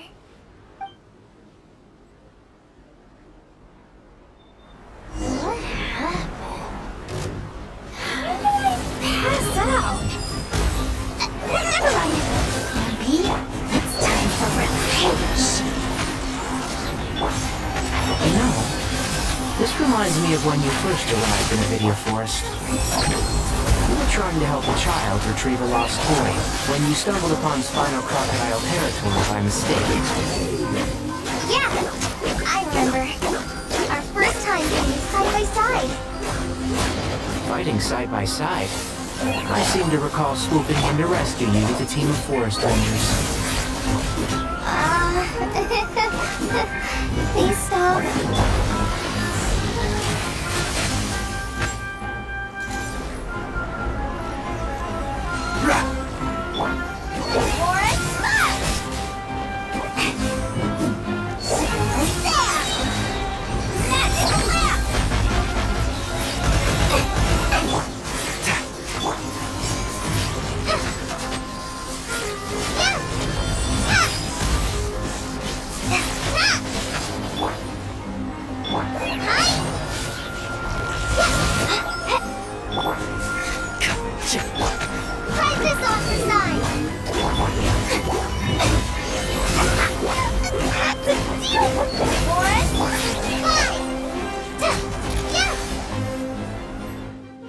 There's too many of them!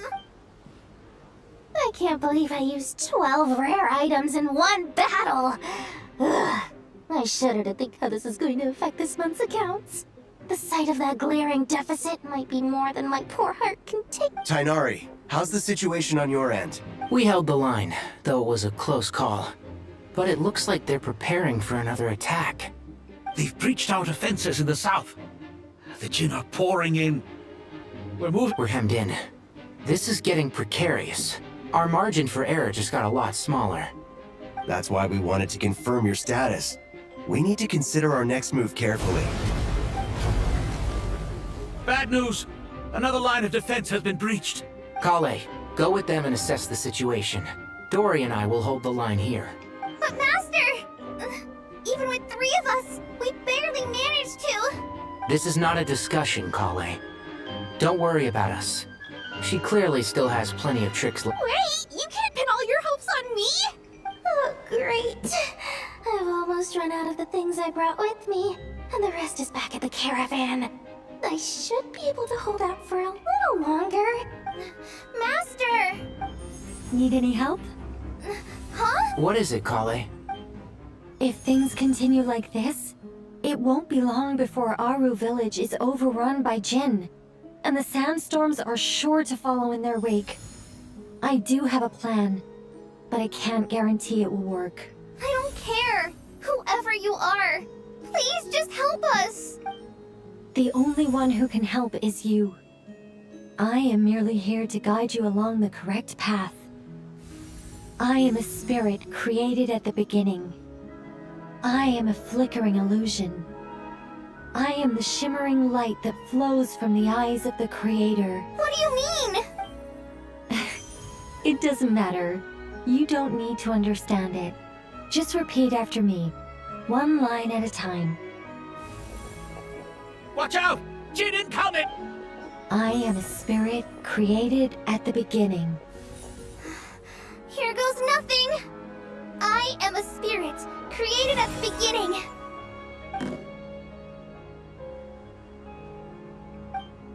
I am a flickering illusion. I am a flickering illusion. What's wrong, Plumpy? I've never seen you so agitated before. But how do you... Do you know what Kale is reciting? I am the shimmering light that flows from the eyes of the Creator.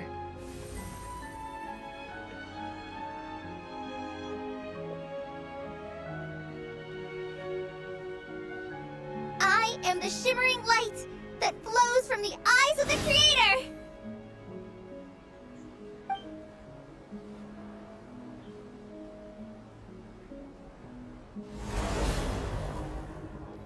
It's a song composed by the goddess of flowers, but very few records of it remain, even in historical texts. All we have is a few fragments. Is Kale an avid historian? Not to my knowledge. The Jin have actually quieted down. Although... No, it's more than that. It looks like they're showing submission. Clearly the songs left by the Goddess of Flowers have a soothing effect on them. At the very least, they're much calmer now. Really? Let me try. I am a spirit created at the beginning. Don't stay away! I'll stop! I'll stop! It seems like the song only works when Kale recites it. But why? Kale.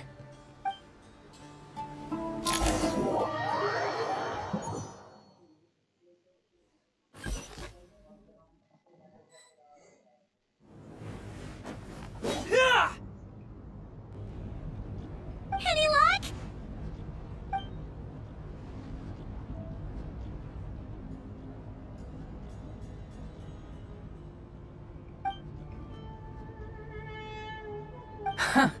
When I heard that loud rumbling in the distance, I thought the shifting sands had bust open the gates to some ancient treasure vault. Turns out... Huh? Wait! That sounds like... It's been a long while. Did you miss me? Jet! Ben! Let's save the catching up for later. First, I gotta get you guys out of there. This should be the right mechanism. Ben, can you handle it? There we go. Come on, let's leave this place.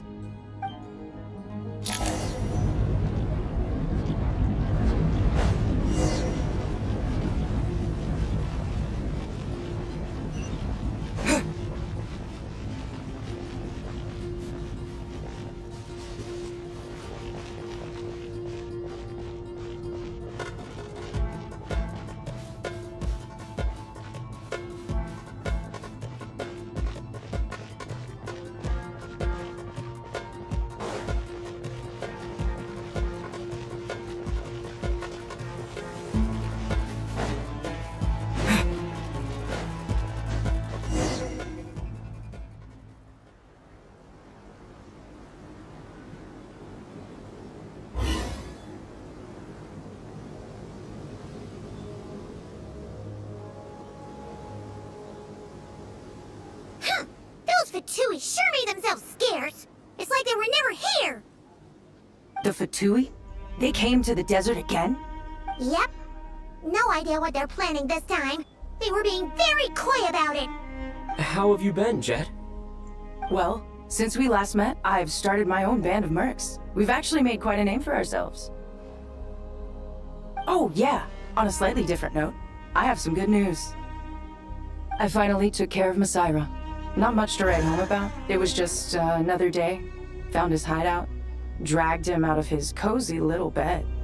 He tried to talk me into seeing his point of view, as usual. But I'm way past that by now. There was nothing he could say to save his life. What about you guys? Bet you've forgotten all about me and Ben, huh? Of course not! We're super duper best friends! Wow. Sounds like I should make time to visit some other nations too. Anyway, what brings you to Gurabat? Oh, right. I almost forgot. We're here to look for Lilupar. Oh, that bottle?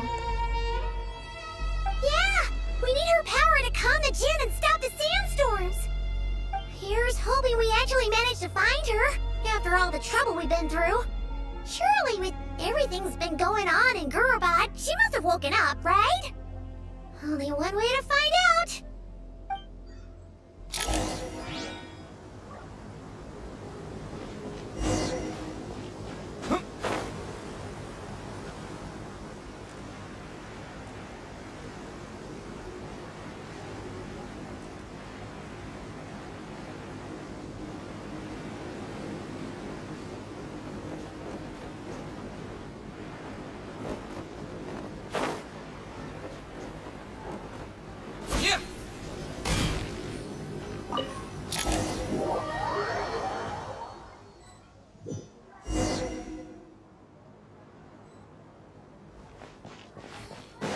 Let's see. She should be around here some. Aha! Found her!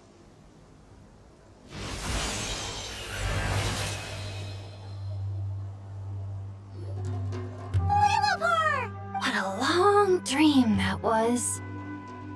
It's been a while, my master. Oh, and you're here too, little wildcat. The four of us back together again. Imagine that. In truth, it was at first. I was none too pleased when those miscreants barged in.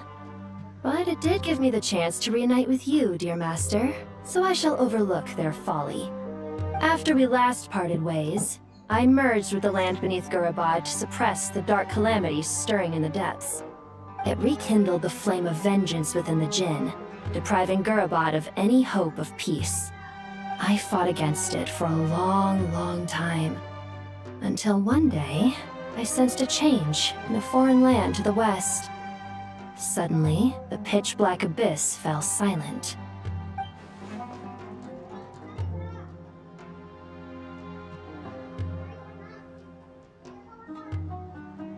Once satisfied that that dark power could no longer bewitch the Jinn, I too fell into a deep slumber, from which I have only now awoken. Why have you returned to Gurabad, my master? And why is my sand-swept homeland in disarray once more? Well, basically, Sumeru is in danger and a lot of our friends are affected. Some bad guys messed around with Irminsul and now they've released the Jinn in here. We managed to chase off the culprits, but we have no idea how to seal this place back up and stop the sandstorms. Child's play. I shall quell the Jinn and scatter the storms. Thank you, Lilupar. No need to thank me, my master. I have granted many wishes in my time, and this was the most trivial of them all.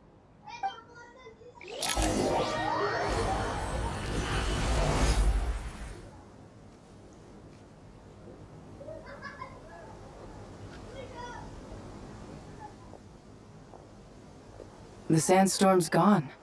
The sun shines bright again. When I said that we'd meet again under a lovelier sun, this was exactly how I imagined it. Yay! Although, honestly, Paimon would love to hang out with you more, even if the weather sucked. Well, there shouldn't be any more Jinn breaking out, right? Are we okay to head back? Sounds good. You can introduce us to your other friends. Another adventure begins. Lovely.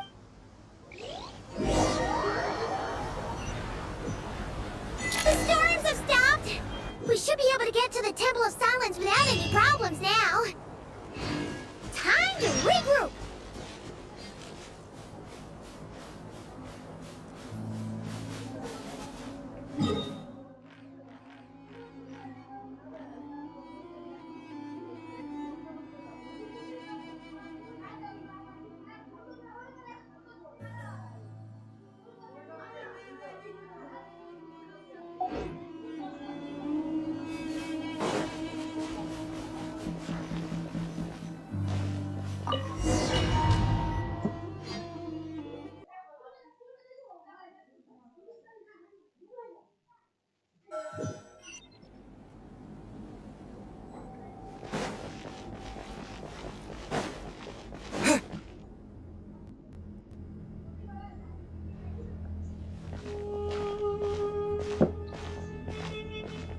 So, this is the Temple of Silence. I've heard the Nagarjanites mention it in passing, but I never imagined it would be this big. It's colossal. I thought the temple moved to the rainforest ages ago. When did they scamper back into the desert? I don't know. This plan sounds a little too risky for my liking. Even in King Deshret's day, this was experimental technology. We have no idea what could happen if we activate it. Well, unless you know of another viable alternative for the Akasha terminal, I'm afraid this is our only option. The plan is sound, and the risks are manageable. However, if we are to proceed, we must act quickly. The scale of this project is enormous. Even with Kave, Faruzan, and every other scholar of mechanics working on it full-time, the proposed modifications won't happen overnight.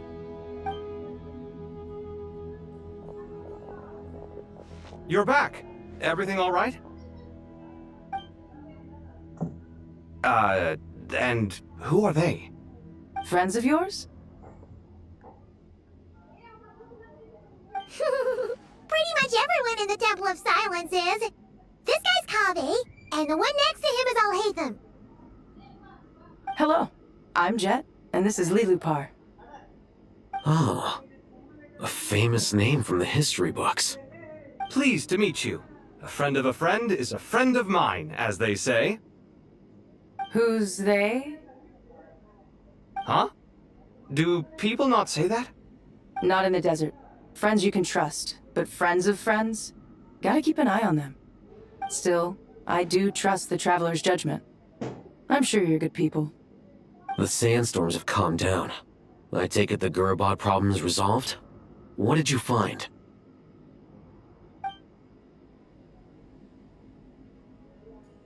And after getting all smarmy with us, he trapped us there. Luckily, Jet used the mechanism outside to free us, and then we got Lilupar to put a stop to the chaos. Wow. Thanks for being there to help them. So, this mystery man openly admitted that he was merely a Harbinger subordinate. Yeah? Is there something weird about that?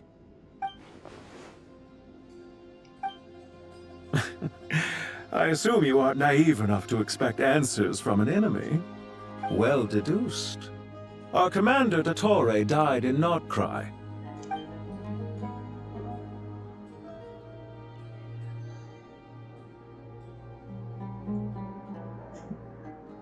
Are you wondering about his true identity? Or do you think there's a big conspiracy behind all this? I wouldn't go as far as to call it a conspiracy. Just the simple fact that having someone to shift the blame on tends to prove useful should trouble come knocking later. The most important thing for now is to solve the immediate problem. Perhaps that man knew you wouldn't have the resources to investigate his background and so didn't put much effort into disguising himself. This is all getting a little cryptic for me. I'll let you guys talk while I take a walk with Lilupar. Jet? Aren't you with the Blazing Beasts? What a coincidence. Didn't expect to run into you here. We're mercs. You can run into us anywhere. Who's this with you? So, did you find the solution you were looking for in the Temple of Silence? You bet we did. This place is incredible. It has everything. So far, we've discussed a plan and verified its feasibility. Building a new system from scratch is out of the question. So our only option is to modify the Akasha using certain resources we hope to find in the mausoleum of King Deshret. According to certain sources in the Temple of Silence, there is a core device in King Deshret's mausoleum known as Aru. Little is known about this device in academic circles, which suggests it was hidden quite effectively. If these sources prove correct, the energy contained within Aru may be sufficient to power our Akasha renovation plan. However, the compromise once they've argued it out. The people of the rainforest are always cautious when it comes to desert technology. But times of crisis like this leave us with little choice. Wait, Paimon has a question. Is this the same Aru we've heard of before? It's sealed off, right? Some sort of prison where the Goat King, Ibis King, and Crocodile King are locked up. Well remembered. Yes, that's exactly right. According to our records, Aru was the most brilliant creation King Deshret ever conceived of. Built by divine and mortal artisans working together. It was a miraculous accomplishment, and it lies hidden deep within the king's mausoleum to this day. That being said, what Aru actually does and why it was built, those are deep secrets.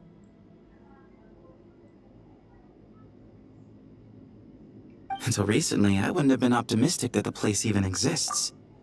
The only reason I'm inclined to believe it now is because we heard it from the Ibis King Thoth himself at his temple. The tale of how the 3 retainers of Al-Akhmar were imprisoned in Aru. Paimon totally gets that. When Paimon first heard about it, she thought it sounded pretty unbelievable too. Do you guys still remember that? The Ibis King told us they were trapped in Aru, and that they had to answer 3 questions to get out. I think I remember. What causes our rise and fall? What obliterates love and hate? And what determines truth and falsehood? Those were the 3 questions, right? Yeah. If only Nefer were here. She's dealt with the Ibis King before, so she might know more. Oh, Nefer is a friend we met in Notcry. Notcry? Funny. She showed up here earlier. Huh? Yeah. Had another lady with her, too. Both said they knew you. They contacted the sages, claiming they might be able to offer some assistance. Really? They came here to help out? Yes, really. It was just before you got back. One of them said she's made Notcry her home. If she's the person you were talking about, then... Looks like betting on Aru was the right choice. See? They're right over there. Nicole! Nefer! Why, hello! We're here to help.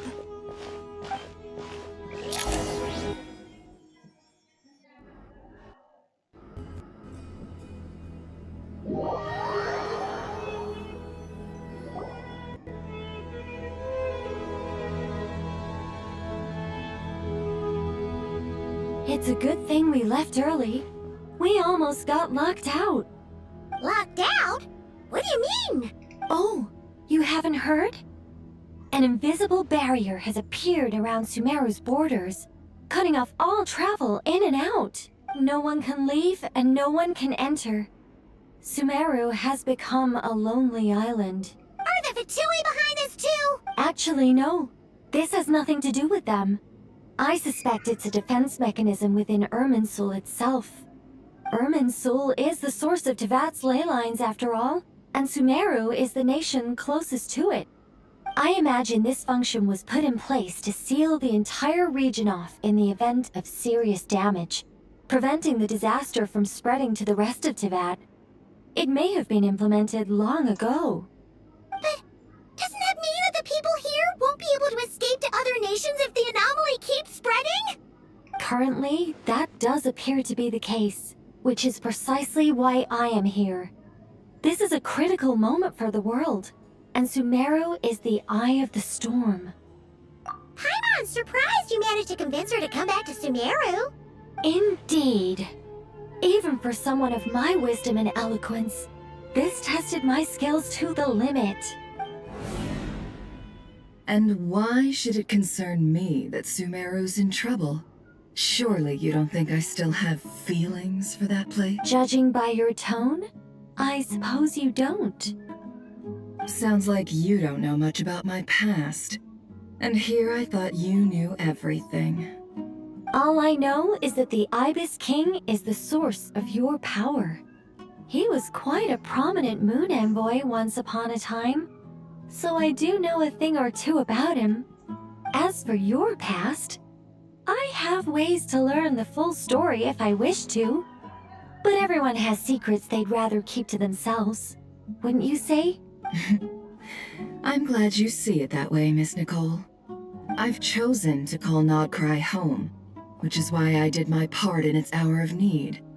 That doesn't mean world savings become a habit with me. I have no particular desire to play hero in Sumeru, thank you. I understand. Human emotions do not appear and disappear without cause. There is always a reason to be found behind both salvation and destruction. Still, if time has taught me anything, it's that human emotions are often complex and in conflict. That's where we angels come in. Our duty ultimately is to guide people towards their deepest, truest desires. So I wish to hear about your past, because I do not believe you are motivated by hatred alone. And if we still arrive at different conclusions in the end, that's okay. I refuse. Wait, what? But I set the atmosphere and everything. Isn't this supposed to be the moment when we finally open up to one another? Is it? Maybe I'm not so good at reading the atmosphere. You're right, Nicole. There's more to me than just hatred. Had it consumed me, I'd be left stuck in the past forever. But I don't think that your guidance can change my mind. The all-consuming sands, the bloodshed, both deserved and undeserved.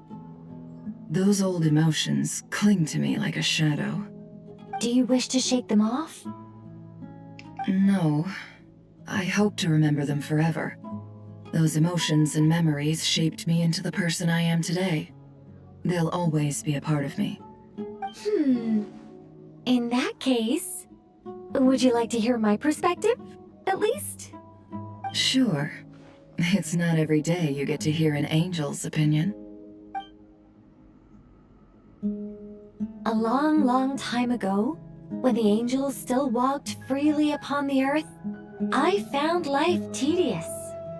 Monotonous work, lukewarm relationships. Things weren't nearly as interesting as they are now. And yet, since the angels' demise, I have found myself missing those days on more than one occasion. Human emotions are often attached to a person, a place, or an object. When those things are gone, the memories quickly fade, and the emotions slip away along with them. If Sumeru were destroyed, both rainforest and desert would be no more. With the object of your hatred wiped from existence, it would not take long for the memories buried deep in your heart to slowly fade. Both love and hate are intense emotions, but they are nothing compared to the void left behind when they disappear. Most sophisticated, Miss Nicole. But anyone focused on the future could only ever applaud the destruction of the things they hate. क्या हुआ? Still, I'm a special case. Someone once told me that human memory is more selective than a Mora-hungry merchant choosing between customers. We all need a reality check once in a while, so we don't forget the truth. As much as I dislike Sumeru, this is no way for it to perish. All right, you think. I'll be upfront with you. I don't have much more on me. The ones I carve are actually worth quite a lot. Just cover my travel expenses. Huh? Is that all? That's all. Given all the people I owe favors to, I can just about justify a trip to Sumeru. Yehoda! Here, boss! What do you need? Boss, you can do the perfect person for the job in your hour of need. Hip hip hooray! That was far more detailed than necessary. Not lacking in embellishment either. I never thought I'd return. Especially not the desert. But life doesn't always go as planned, I suppose. What's Candace up to? I don't think I've seen her yet. She is still taking care of things in our village. Should be joining us before too long.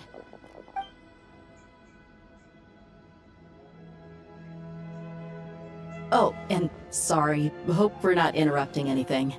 We have some good news, though. We're planning to go to the mausoleum of King Deshret to look for the legendary Aru, then use it to try and restore the Akasha system. According to records in the Temple of Silence, the mausoleum houses something called Aru's Chute, which can be used to establish connection with Aru. We still have some time before we leave, so there's no rush.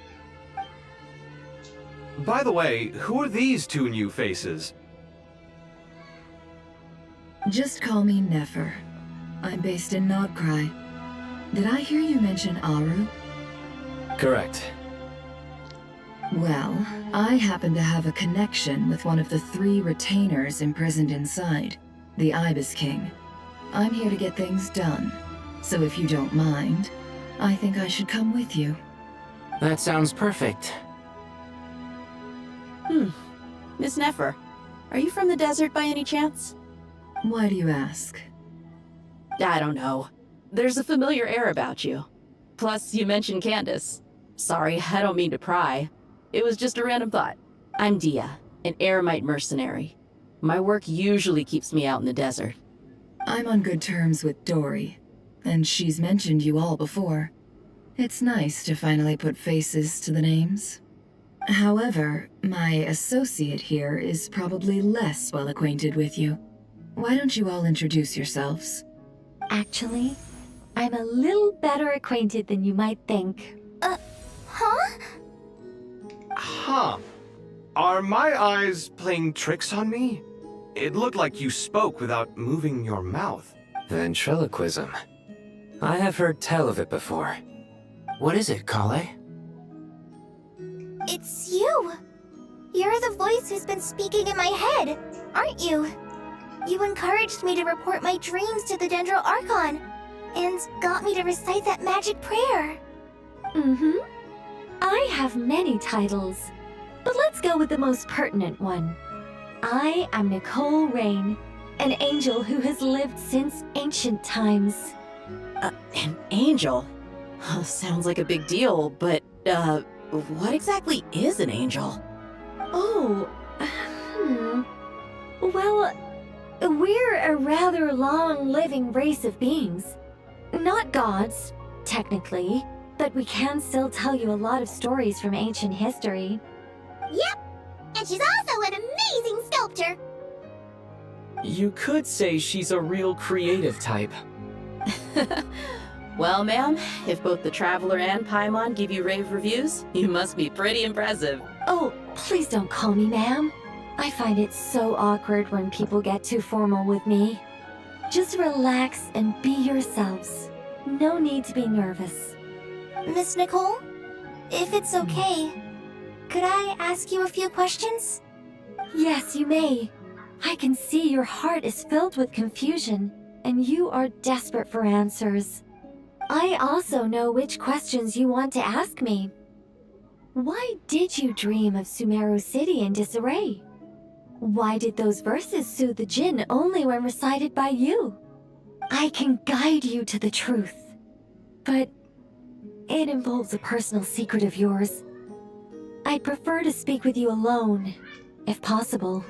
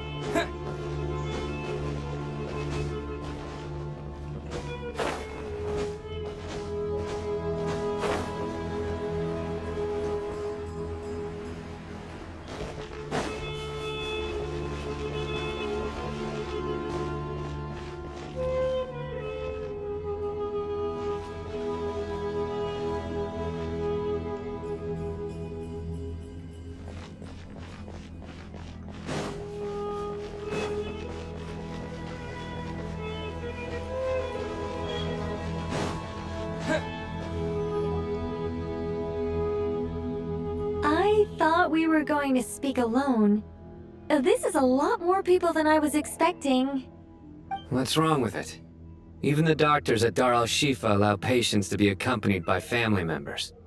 Well, if Kale doesn't mind her secret being revealed, I have no problem with it. Thanks for being so considerate, Miss Nicole. I don't know what secret you mean, but whatever it is, there's no need for me to hide it from my closest friends. Closest friends? It's so nice to hear that. All right. In that case, I'll get right to it. Kale, are you aware that there are god remains inside your body? I am. When I was young, I got sick with Elazar. Nothing could cure it. The Fatui convinced my mom and dad that they could help, and I was sent to an unfamiliar place. There were a lot of other kids just like me there. This creepy guy injected us with some strange medicine, which I heard contained god remains. I can still remember the pain like it was yesterday. But thanks to the friends who've stuck by me all this time, I've gradually been able to overcome those memories. Anyway, so you're saying that what happened to me has something to do with the god remains they injected me with? Yes. Those were the remains of Nabu Malikata, the goddess of flowers. What? Fascinating. You don't seem surprised like the rest of us. Why? The possibility crossed my mind when Kale recited the Goddess of Flowers song and calmed the Jinn. You made Paimon jump! What are you doing here, Lilupar? I was merely passing through when I heard the name of the Goddess of Flowers. Be assured that I share your surprise. You, with the hat. Are you certain? I sense no trace of the Lord of Flowers within her. Well, it is a very small fragment. Unless special methods are used to manifest its power, even her closest acquaintances would find it near impossible to detect. After the goddess passed away, her remains were scattered across the desert. King Deshret gathered all the pieces he could find and buried them in the Eternal Oasis. But some fragments remained unaccounted for. Eventually, the Fatui must have found a way to track some of them down. Presumably for use in some experiment. It's not an uncommon occurrence. You're more shaken than I thought. In one sense, you've been extraordinarily lucky. So many people who yearn for this kind of power never attain it, yet you have coexisted with her all this time without even realizing it. I don't know what to say. I'm glad that I could help everyone with this power, really. But knowing that a fragment of the Goddess of Flowers is inside my body is... It's a strange feeling. Well, people value their autonomy very highly. Even a well-intentioned intruder can shake one's sense of self. I understand how you feel, Kale. But once you get used to it, you'll find it's nothing to be concerned about. Huh. I guess you of all people have a good reason to speak on this. 2 good reasons, in fact. Incidentally, 3 is the maximum number of Hermanubis's Ba fragments that I could bear. Let me guess. Because 2's company but 3's a crowd? Thanks for helping to explain the joke, Tainari. Not my intention. Goddess preserve me. I should take my leave. This boy in his wolf's head hat speaks much too differently from the Hermanubis I remember.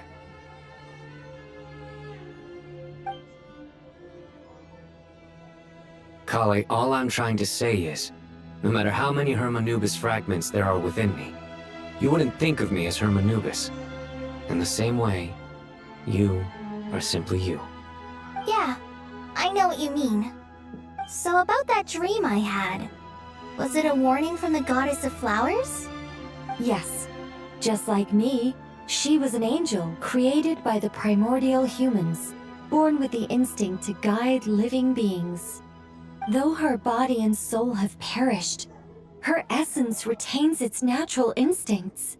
Even her smallest remaining fragments would do their utmost to send you that warning. The Mother of Dreams? Lord of Flowers and Oases? She must have had a premonition. That is why she gave that dream to you. We won't let our efforts go to waste. But I still don't understand. Why me? Yes. Why indeed? You weren't the only one injected with God remains, but only in you have her fragments persisted.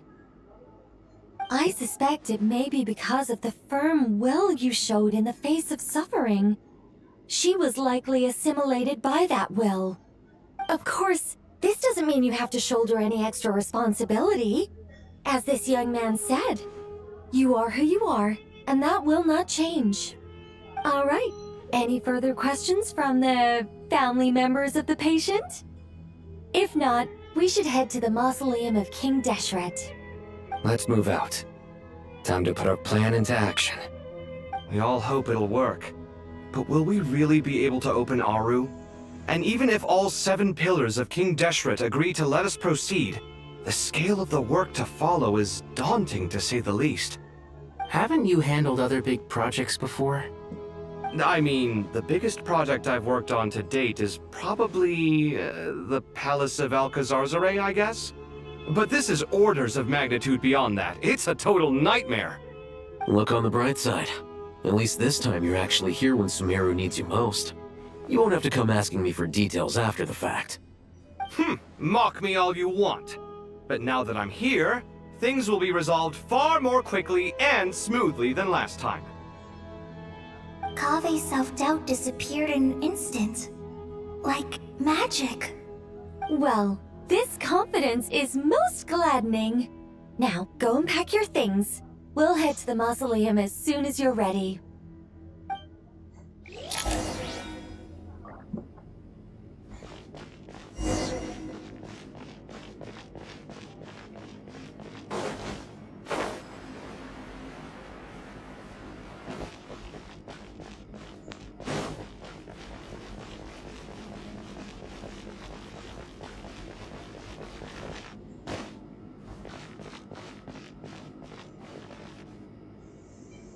Oh, Miss Nicole. I heard you're a very talented sculptor. Is that true? Oh, I don't know. I wouldn't want to blow my own trumpet. Honestly, even though Kasharawar is best known for its focus on mechanics, plenty of Kasharawar scholars are quite serious about sculpting as a hobby. So if they rate your work, that's enough for us. We just have to take a look. Who's Myself and a few other scholars. Kashif, Danesh. Oh, well, if you insist, I suppose there's no harm in showing...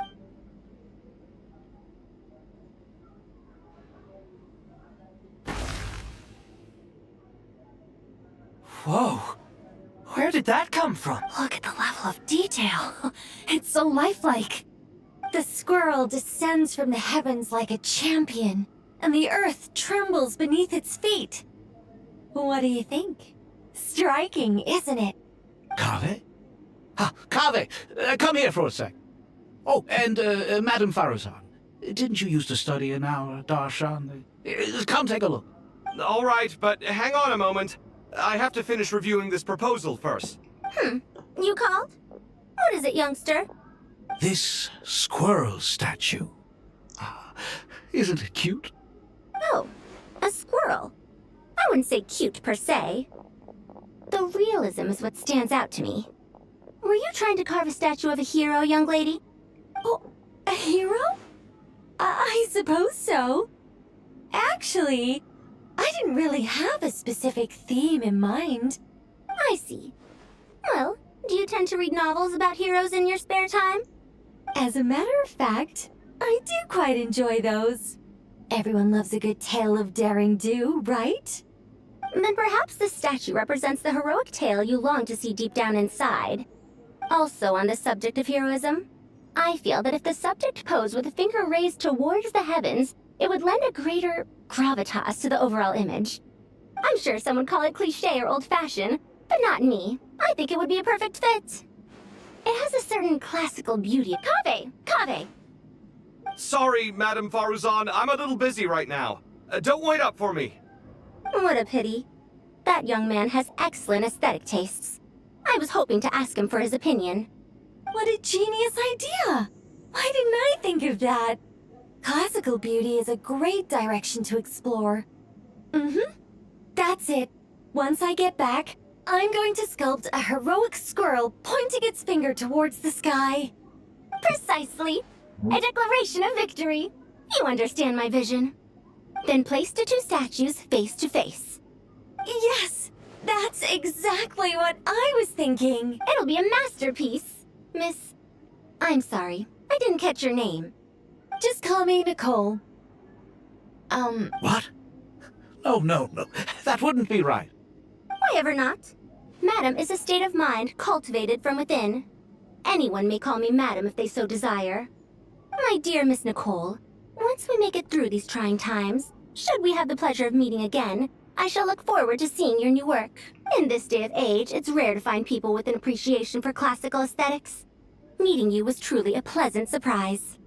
Honestly, I feel the same way. It's been a long time since I met anyone interested in this style of statue. Clearly, they don't call you Madam for nothing. Also, I have to say, you're a very good judge of character. Because when I think about it, I really am someone who likes stories about heroes. That must be why I've quietly kept watch over generation after generation of them. Sorry, keeping watch over heroes? What exactly do you do for a living? Oh, never mind that. Let's not tell Madame Farazan about Miss Nicole's true identity for now. Good idea. Let's limit the conversation to aesthetics.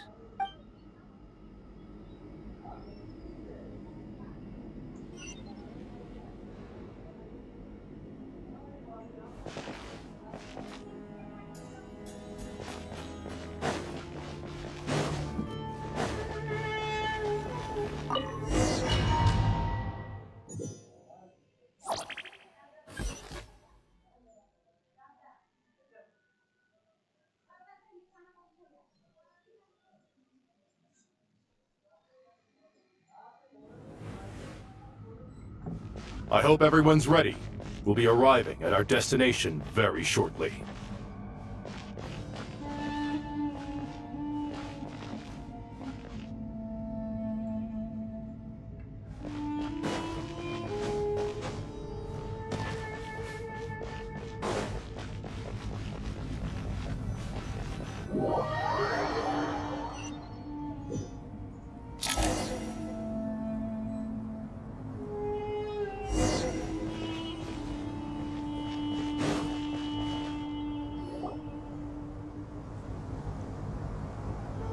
Why, we've not seen so many visitors ever, really. What is this place now, a tourist attraction? Ah, closer inspection reveals many familiar faces. To what do we dusty old fellows owe the honor? Surely you're not just here to chat. You surmise correctly. We are here to carry out a rather enormous project. Ho, enormous, you say? How large, then? Larger than the gaping void in our lives? Why, you've even put a smile on Goatee and Crocco's faces. All this activity is making for quite the special day.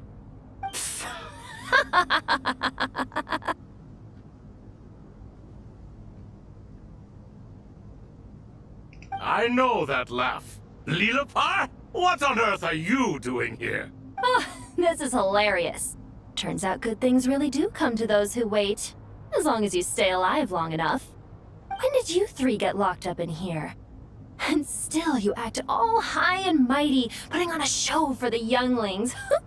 Truly hysterical. Why, you... Yes, I know. No need to shout. You're right, Lilipar.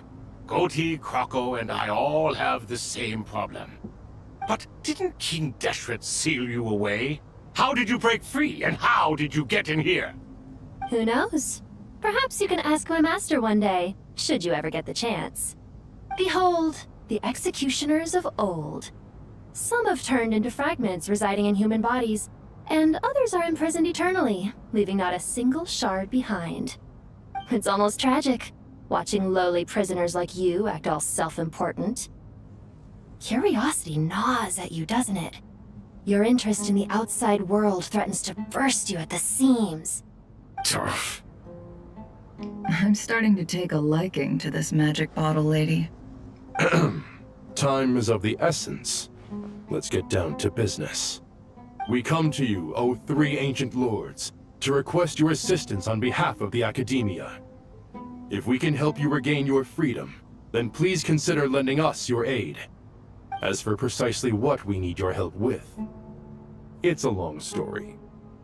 So, to demonstrate our sincerity, we are prepared to first resolve the problems that plague the three of you. All right, stop arguing, Crocco. And Goatee, don't you start. What's the harm in letting her speak? It's not worth getting so angry about. Forget about her. The 3 questions are the crucial thing here. But do you really have a way to answer them? You once answered the final question, Nefer, but the seal did not open. Unless, with the passage of time, you have found a new answer? You could say so. When you first asked me what determines truth and falsehood, my answer was a liar's soul. Liars are the best at seeing through the falsehoods of the world. But if you want them to tell you the truth, you have to reach their soul. I think that makes sense. I found it quite compelling myself, and I told Nefer so. Unfortunately, it brought us no closer to liberation. Well, that's simply because it was my answer, not the one King Deshret was looking for. Can you guess which answer Al-Ahmar wanted then? Time. And that's not only the answer to the final question, it's the answer to all 3 of them. All things wax and wane with the passage of time. Love and hate eventually fade into nothing. Current affairs are always fraught with conflict and controversy. Only time can distinguish between right and wrong. You once described King Deshret as a proud man. I'd say that the prouder someone is, the more inclined they are to believe that only time is qualified to be their judge. Time. Well, indeed. Perhaps in building AUU, our king was in fact attempting to reverse time, to bring love and hate, right and wrong, the rise and fall of all things back to their point of origin.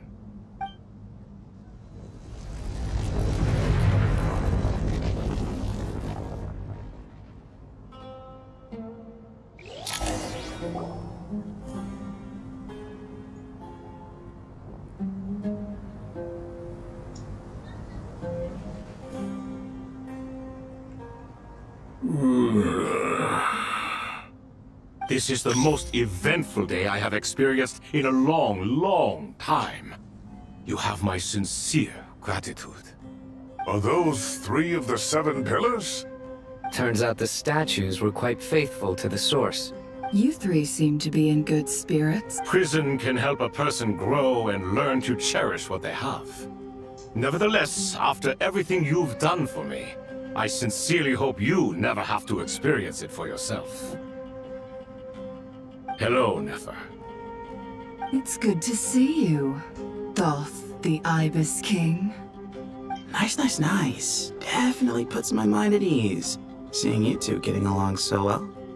Should we maybe introduce ourselves, or...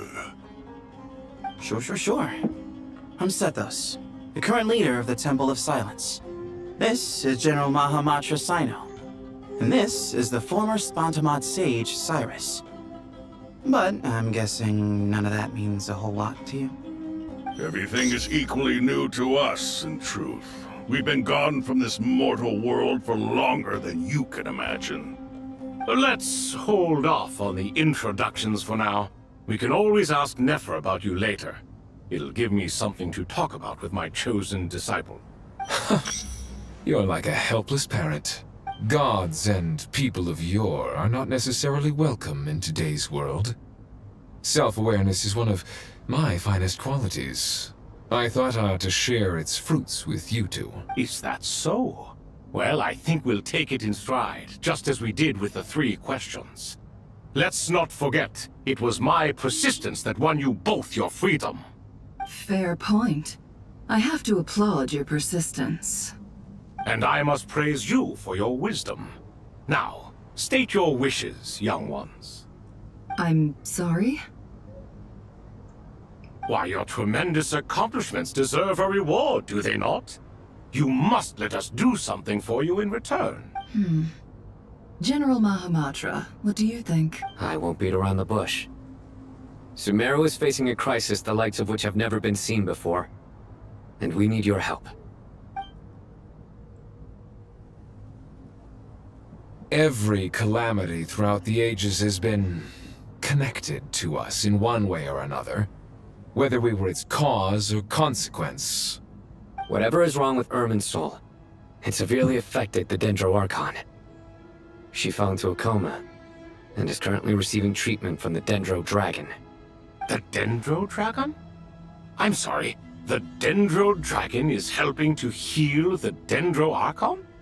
Not a pep, surely. Not vicious, cruel a pep who possesses no virtues aside from her basic instincts.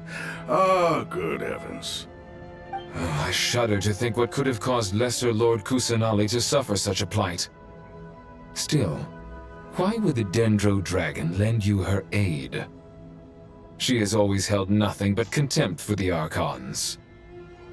I suppose she and Kusanali must have some history. You can help us make history too. A smooth talker. Well said, lad. Currently, no one can connect to Irmin's soul. We hope that by opening up Aru and making some modifications to it, we can use its technology to our advantage. Unfortunately, Aru is an imperfect creation. King Deshret never managed to realize his full vision before his death. Much remains to be done if it is to be pitted against Irminsul itself. Besides, I hear your reasons, but to give Aru up over such would be... The archaeological records clearly indicate that although Aru's construction took a long time, it was not beyond human means to achieve. Modern technology should solve the efficiency issues. We have no choice but to go all in on this. This is by no means a threat. But the only reason we helped you escape from Aru was to gain the necessary leverage to negotiate with you. You asked us to state our wishes, and we have. Each one of us here needs your help, as do all the thousands of people living in Sumeru. They need you, and they need Aru. What do we think, my fellow old fogies? Shall we lend our support or not? Since you ask so nicely, naturally. Naturally what? Are you for or against? I simply mean we shall do what comes naturally. You claim that you wish to open Aru. Know you then that the golden slumber created by King Deshret is preserved within? We do. We understand the risks involved.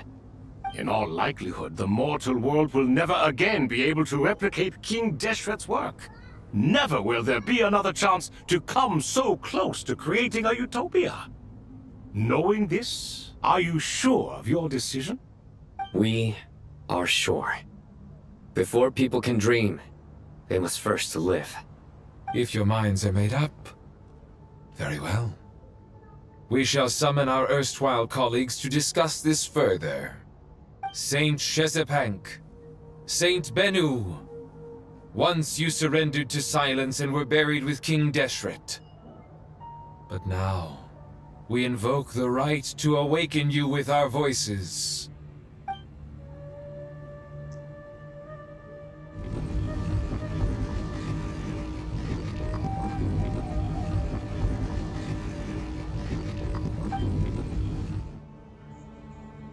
Saint Bennu, responding to your call. 3 kings detected. Initiating autonomous will. Saint Shetzbank, responding to your call. 3 kings detected. Initiating autonomous will. Ah, Lord Herreshoff. What a long time it has been. I trust you are keeping well. Then your trust in my well-being has long outlived your physical body. You have always opened with that same phrase, in life, death, and now even beyond. Al-Akmar is long gone. What is the reason for this meeting? You're awake? Good. We are voting on whether to give the people of present-day Sumeru access to Aru and permit them to perform technological renovations. Aru is the pride of Al-Akmar. Opening Aru requires the unanimous consent of the 7 pillars. I hope you have a convincing reason to present to us. Sumeru is currently in the midst of a major calamity. Let us not forget that while Al-Ahmar was a stern ruler, he was also a teacher of wisdom.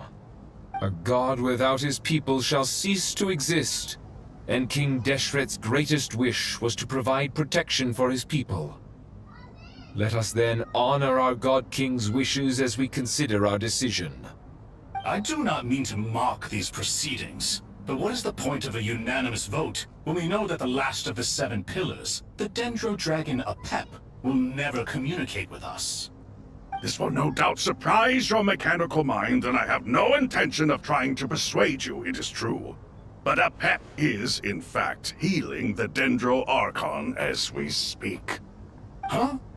Can someone attest to this? Do we have any proof? I ask the 3 kings. Can any of you vouch for the truth of this claim? Naturally, the Ibis King, Thoth. What? It was Thoth's disciples who revealed the truth to us. We need not debate its veracity. Simply let Thoth bear accountability. That way the rest of us may have a clear conscience. Harishef, you diabolical fiend!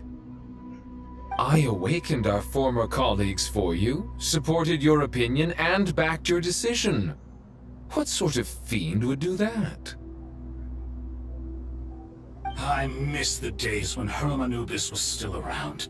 At times like this, he would offer to take accountability. What are you trying to say? Is my word worth less to you than Hermanubis's? Hypocrite though you are, Lord Thoth, you are humorous in equal measure. How could we bear not to associate with a character such as you? I, Saint Shezpank, approve the Goat King's proposal.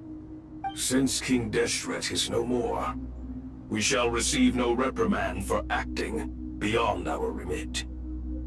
Nevertheless, I sincerely hope that those before us understand the significance of what they intend to do.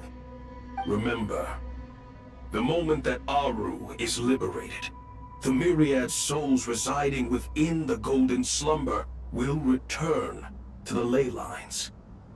And once the ley lines flow again, these souls shall in turn be received by Irminsul. To take this step is to bring the perfect afterlife created by our king to a permanent end. We understand that well, and we have decided to proceed regardless. Furthermore, the contemporary human perspective would contend that confining souls in this way is no act of benevolence. The deceased have a right to rest in peace. King Deshret's creation is clearly a place of rest and peace. It is just that many do not see it this way. But no matter. Saint Binu approves. Hermanubis' representative and the Dendro Dragon Apep made their choice ahead of time, while the Goat King, Ibis King, and Crocodile King have also granted permission to liberate Aru.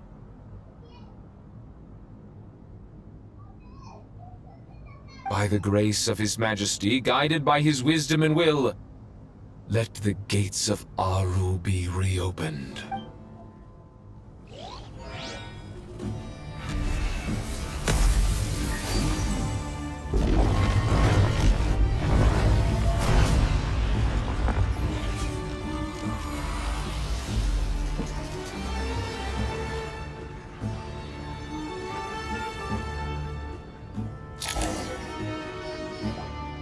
Hey!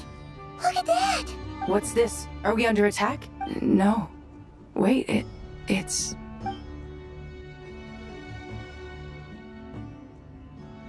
Here you are. Through the sands of time. I see you. Father. Father, is it really you? It's Chet's father, Jibriel! That's right! He entered the Golden Slumber, didn't he? I smell blood and sand on you. You've grown. Strong as a wild beast, and without shedding a tear. You have to leave, don't you? Please, just answer me this. What should I do for you? This meeting is a blessing from the gods. My soul, once imprisoned along with that of Sumeru, is finally free. I am truly grateful for the chance to see you again.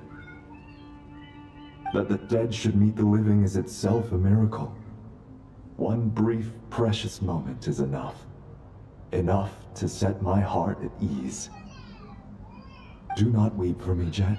I know you will accomplish many great things in your life. You will go further and climb higher than I ever did. All I ask is that you take good care of yourself.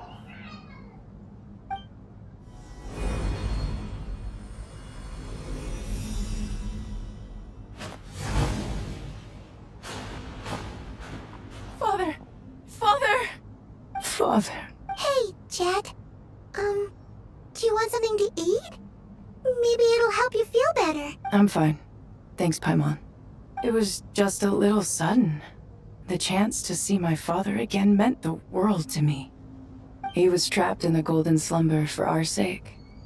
And now, after all this time, he can finally rest in peace. I'm glad. It's a huge relief. You've grown strong, Jet. More than enough to fend for yourself. Yeah. I'll leave the past in my memory where it belongs. My family, the good times and the bad. Goodbye, Father.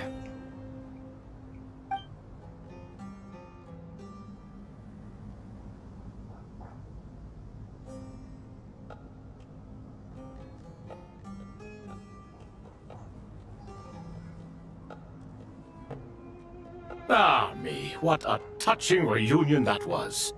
It seems we did a good deed today. We three retainers, once imprisoned for our iniquity, are surely the least qualified to judge whether this deed is good or bad. Either way, Aru is open. Now you have your opportunity, and with it, whatever trouble may ensue. Although Aru was created by a god, human craftsmanship was nevertheless required to build the gate that connects it to this world. As for your proposed renovations, we cannot determine which functions to keep or discard. Proceed as you see fit, but please entrust the task to your most accomplished scholars. It matters not. The Ibis King shall be accountable if any problems arise. Ibis, you chose to take on disciples. And so it follows that you must accept the risks of associating with humans. If I'd known you'd be like this, I would have locked all of you away in Aru, never to leave again for all eternity. All of us? What does this have to do with me? Vilify me no further. Scholars, since you have liberated Aru, allow me to present you with a gift. Using Aru's power, we shall install a defense mechanism at our king's mausoleum. You must be guarded even against Irminsul itself. This shall afford you some convenience. Unseen and unheard. From this moment forth, none may by sight or hearing perceive anything said or done within the mausoleum. Amazing. And all this is achieved just with the power of Aru? With technology from the heavens, the possibilities are endless. Just because King Deshret did not use it for this purpose, does not mean that it cannot be done. So, marvel away. This is the reward you have earned. All right. Well, that resolves the issue of confidentiality. What about the technical side? Do we have the manpower? Why, yes. I've already contacted them. They'll be here soon.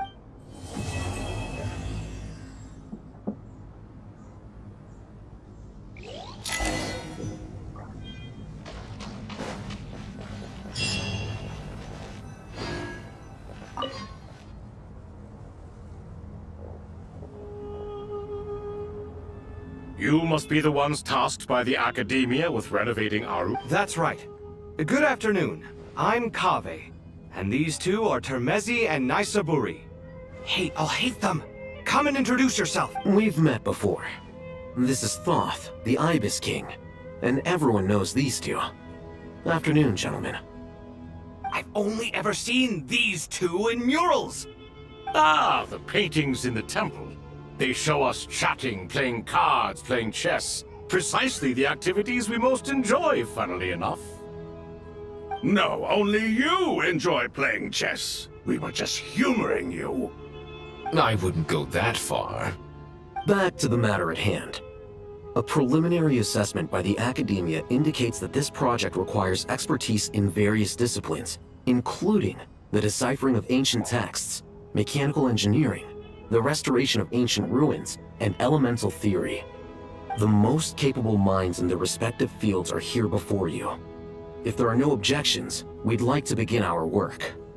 The artisans who built Aru for Al-Ahmar gave their very lives to create this splendid work. Follow their example by giving your utmost devotion to this project. I didn't know that. We'll do our best, of course, but we certainly won't be sacrificing our lives. Such brazen words. Humans these days are a far cry from their ancestors. What little respect you show— No, that's not what he meant. Please don't mind him. He shares your sentiments, just not your, penchant for hyperbole. Assuming that's what you were going for? I just think it's important to manage expectations. Forgive my lack of courtesy, but we simply can't sacrifice our lives to the gods on completion of the project like people in the legends of old. Here's a first draft of the project proposal for your perusal. Please let us know if you have any requests. Normally, I'd have made it look a lot more visually appealing, but we were really pressed for time on this occasion. I hope you'll forgive me if it's a little rough around the edges. Naturally. If my fellow ministers deem this meager display of respect sufficient, I suppose I can consider agreeing to their proposal. Why are you so preoccupied with the ostentatious displays of respect to Al-Ahmar? We should be trying to make things easy for them. You never know. We might have to rely on these young people to look after us in our old age. Exactly. This is Aru's mainframe. Be reminded to use it with great caution. We certainly will. Thank you for your assistance. You may attempt to lay out punishment should you so desire, though I'm afraid it would be futile. You and I both know that certain components of Aru can only be operated by humans. King Deshret always believed in humanity. Still, the reason that Aru's modules are designed that way is not so much because he trusted them, but more because he was wary of you. Is that true? No wonder human artisans helped to build Aru then. He actually required human assistance to create his greatest work. Naturally. Have you noticed that the Goat King keeps giving superficial responses? It's like he's just going through the motions and leaving the real debate to his colleagues. He understands the art of perfunctory speech. That's what earned him his position as the Minister of Ministers. It seems the rumors about King Deshret being a poor judge of character are baseless after all. Excuse me for being blunt, but it sounds suspiciously like you're putting yourself on a pedestal and mocking me. You're mistaken. And while there's nothing strictly wrong with making every conversation about yourself, it's not exactly a positive tendency either. You? Whatever. I knew it'd be like this working with you. All right, let me past. I need to look at this console. It's your job to activate it after all. Let's begin. Everyone, please proceed with the external checks and preparations as per the procedures outlined in the engineering plan.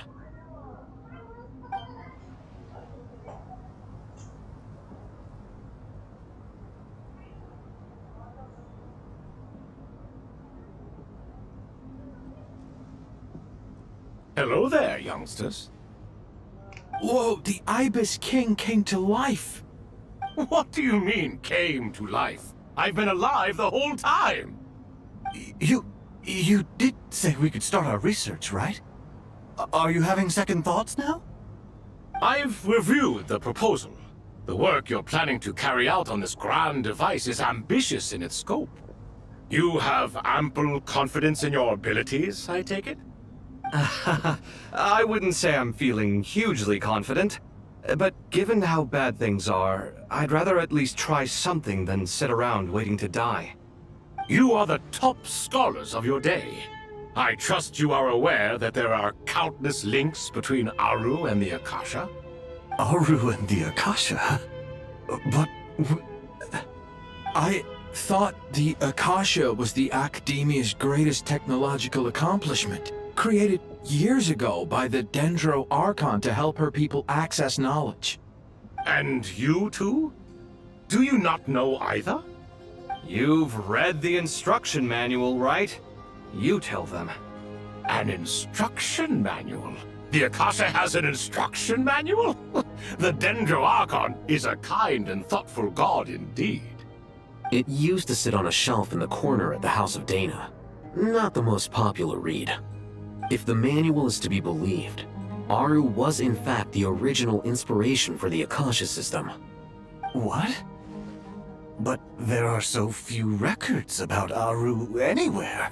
And practically none of these scientific expeditions into the desert had anything to do with it. Ah, but this is something you could not possibly have known. You may have heard many stories about the desert, but what is the most important aspect of history? Consider this a quiz.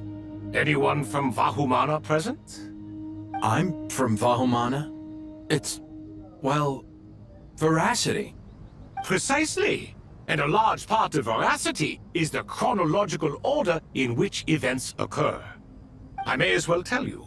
In the beginning, Nabu Malikata, the goddess of flowers, descended upon Sumeru. The glory of the heaven was within her. She brought life, oases, and knowledge to this land. Then she created the Jinn, enlightened them, and ordered them to serve her. 2 other gods also walked upon this land where wisdom flowed in abundance, and the 3 met beneath the great green trees. It was the first and greatest alliance. We should speak with reverence of this covenant between the 3, which transcended both time and life. For they promised that in Sumeru, wisdom would be shared with all. All the great changes in Sumeru's history began with the goddess of flowers. For King Deshret's sake, she pried into the secrets of Celestia, and for this was burned to ashes by the flames of wrath. So grieved was King Deshret by her passing, that he lost all interest in state affairs, and devoted himself instead to the knowledge that she had brought back. It was after learning of the technology from that floating island in the sky that he first conceived of Aru. And so, the Akasha was inspired by Aru, while the basis for Aru itself came from Celestia's technology. Well, if the 2 share a common technological origin, then connecting one system to the other is an entirely feasible idea. Unbelievable. Have you no reverence at all for celestial technology? No, I do, but there's no time for that. The schedule is too tight. Blame it on the deadline. Perhaps you could try coming up with our cutoff dates. You know what it's like having to turn around 5 different drafts in one day? I wouldn't wish it on my worst enemy. Yeah, also, Sir Ibis, King, you don't plan on getting directly involved at all, do you? Yes, well, you strike us more as having come to give a popular science lecture. Or, wait, does this count as more of a first-hand witness statement? Neither. Anyway, this sounds like far too much work for me. Still, if Aru is so powerful, why didn't King Deshret use it for more ambitious ends? Because it was never fully completed. King Deshret had grand plans, but he perished before they could come to fruition. In the beginning, his wish was to create something that could rival the very world itself. The Lord of Flowers sacrificed everything for that ambition. What he desired, she bestowed, and thus was knowledge brought into the world. Her courage and sacrifice had to be honored with the most splendid of monuments, or King Deshret would surely have deemed it a grave injustice. And that monument, built from knowledge and technology, etched with a sacrificial and courageous love, Even in its unfinished form, it deserves to be treasured. At that time, King Deshret said the following to the Lord of Dendro. Since we share an eternal covenant, I shall never be your enemy. Hence, the fruit of wisdom from the heavens is not to be devoured. Remember, it is not that I lack the power to become the enemy of wisdom. Yet you and she have taught me much and shown me kindness. For this, I cherish you both. In the end, Aru was only used to store a portion of the souls. It was but a primitive form of the masterwork the king had envisaged. His final hope for Aru was to return to the past, when she yet lived. So the point you're making is, King Deshret was both powerful and ambitious, and he only ceased his imperious ways out of affection for the goddess of flowers and the Dendro Archon. You could see this as an act of mercy, but you could also see it as the sentiments that lay between these three gods placing constraints on him. This was, after all, the foundation of the alliance between them.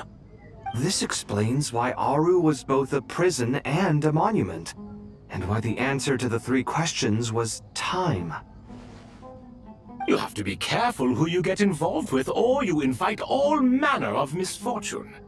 This is as true for gods as it is for humans. Love is the same. It is both a prison and a monument. All right, let us pause the story here for now.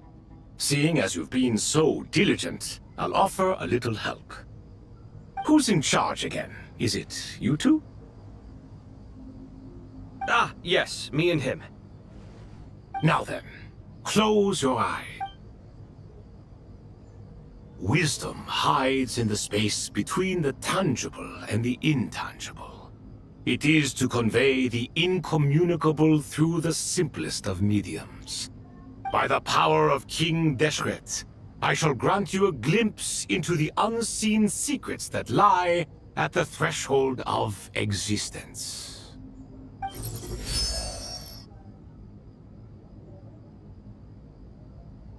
Where did this come from? Is it a new mechanism?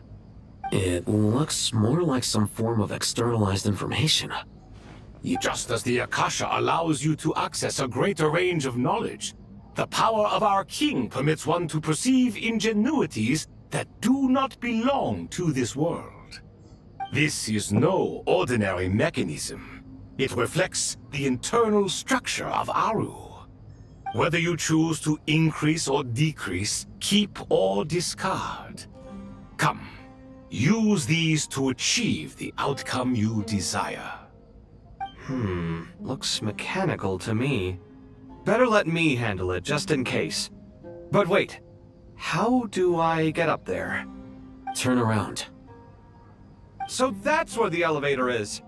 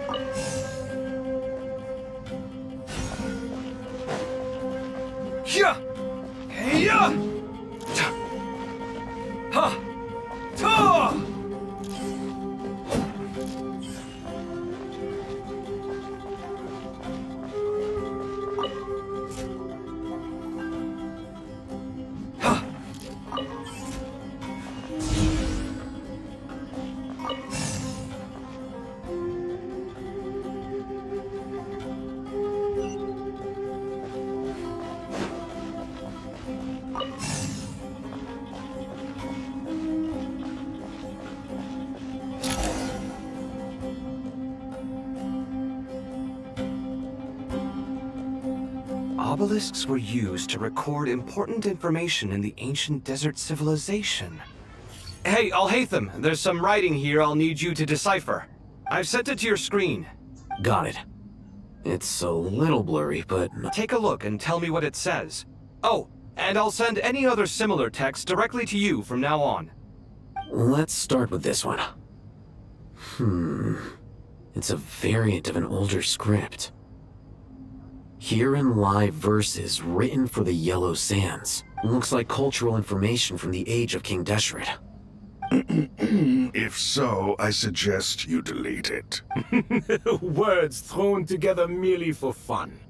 I had no idea Aru kept a record of this. Well, as long as you're certain that this is strictly private information, that's fine. It is unimportant. All right, well, I guess I'll start now.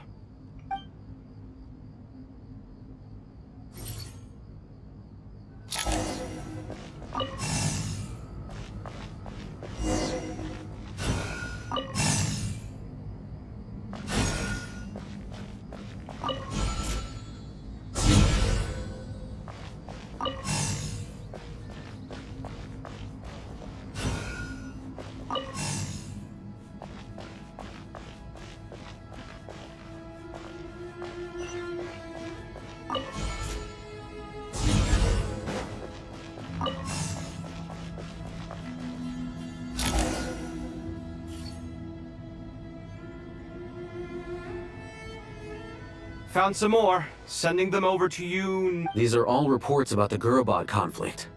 Can we delete them? I'd say so. Most of this information has already been archived anyway.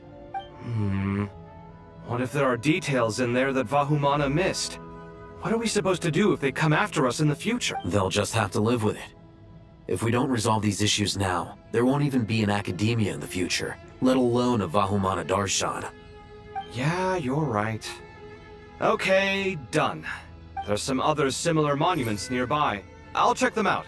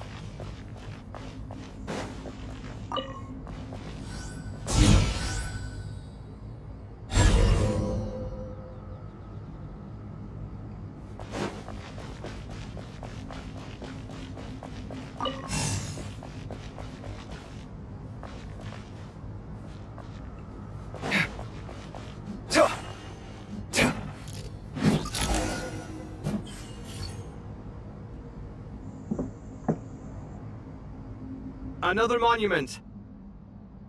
Hold on. You're still reading it? It records the development and governance of the Oasis civilization.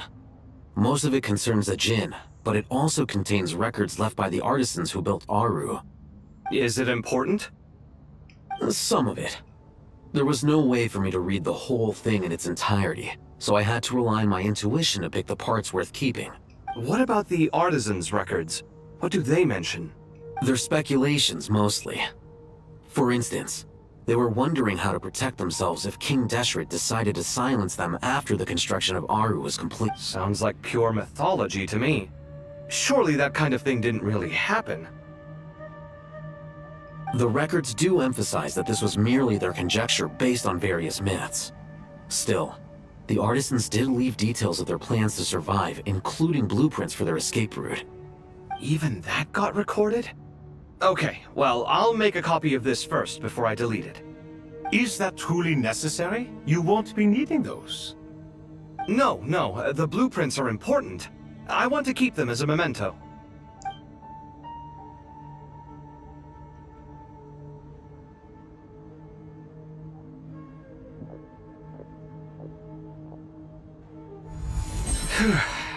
think that should just about do it. It meets the requirements of the contingency plans, so we should be good. I gotta say, it's the strangest feeling, this cross between reality and the intangible. It's like drifting between life and death, or in and out of a dream, using my own hands to manipulate illusions that are forever out of reach. Chasing dreams in the most literal sense. Definitely a novel experience. What happens if my spirit just floats away? That won't happen. Anyway, I wouldn't celebrate just yet if I were you. There's likely to be a phase 2 of this project. All right. I'd better keep my wits about me then.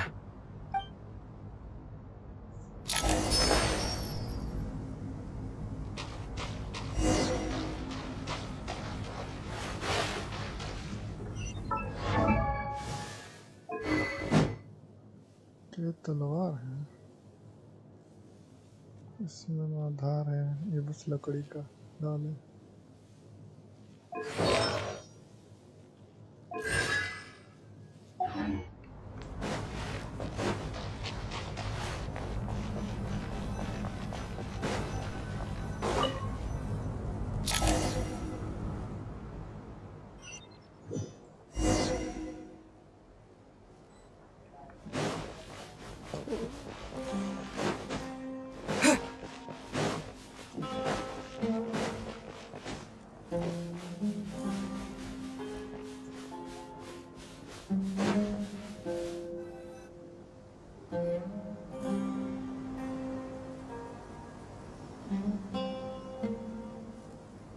Traveler from afar, do you worry for the fate of Sumeru as well?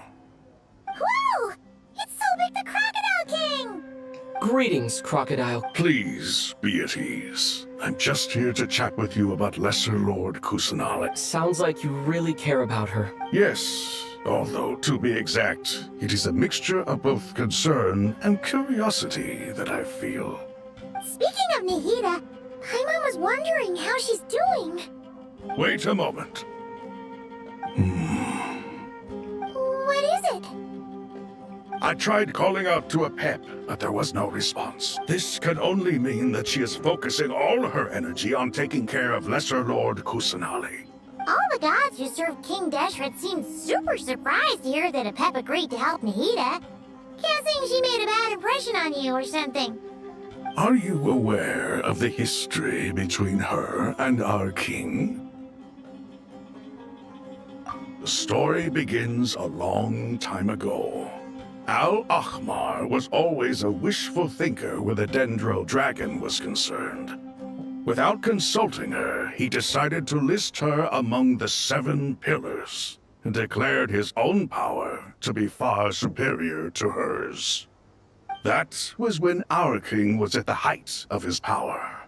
Ibis Goti and I were no match for him, and so we chose to submit and serve as his ministers. But not a pep. No, she never thought much of him. To a pep, Al-Ahmar's pride and sense of superiority were nothing but ignorance and hubris. In fact, they fought numerous times, but usually the battle ended in a draw. In the end, King Deshret coveted the power of Celestia, only to end up corrupted by knowledge. His final act was to trick the dragon into swallowing him whole, leaving her to bear the torment of his sins. The Dendro dragon stands for the glory of a bygone era. She hated Al-Ahmar and what he represented. All the gods, all the power they wielded. And so, her willingness to help the Dendro Arcon through this crisis comes as a great surprise indeed. It makes one wonder whether, perhaps, the Dendro Arcon assisted her in the past. Yep, Nahida did her a huge favor.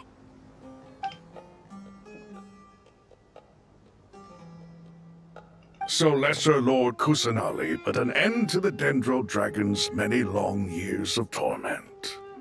As much as she loathes the 7, a pep knows kindness when she sees it. No wonder she was willing to make an exception. Yeah, I'm dealing with her She is not incapable of coexisting with other living things. Rather, she actively chooses to avoid coexistence. And this despite the fact that she symbolizes life itself. How ironic. All of this being said, I wouldn't expect too much from her if I were you. Nothing will change her hatred towards humanity and gods. We'll keep that in mind. Anyway, how much longer do you think Nahida needs to stay with the Pep? For all we know, the Fatui might still be in the desert. Just to be on the safe side, why don't we grab anyone who isn't busy right now and go, I'm alright. Huh? Was that Nahida's voice? It seems the treatment was effective. Since when do my deeds require your evaluation? Here will do just fine. I had no intention of taking you any further. One ought not expect greater generosity than they have earned. You always hide your kindness away like an oasis within a sandstorm. Only those who make it through the swirling winds can know just how beautiful that oasis is. You dare appraise my being? No, I'm expressing my gratitude. I want to thank you for sharing your precious life force with me.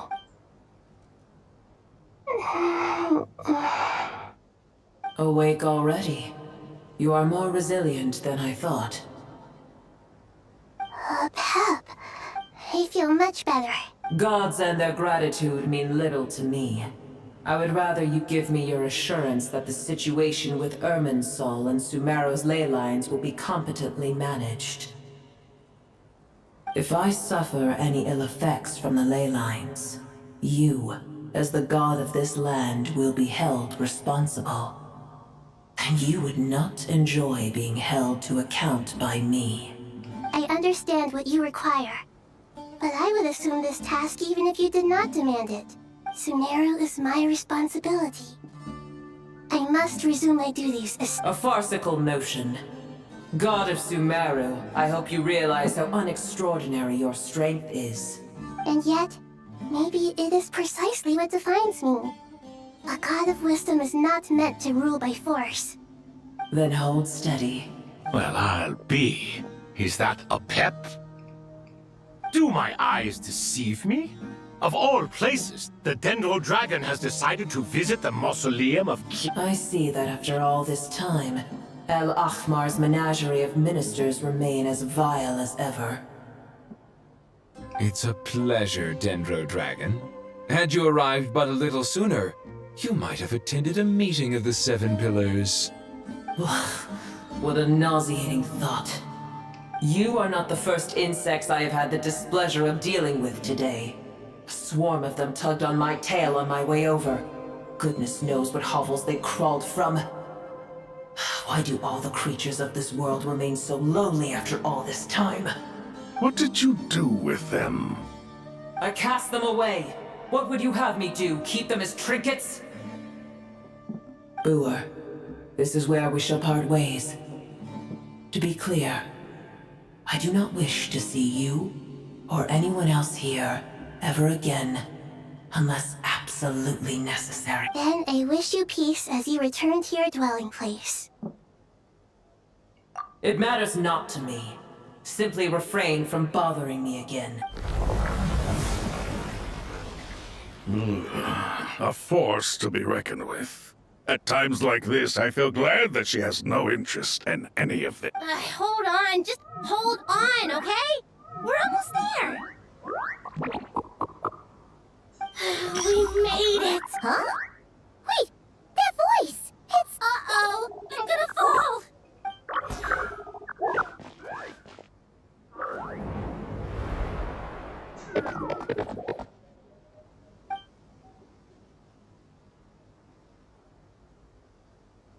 Well, that's a relief.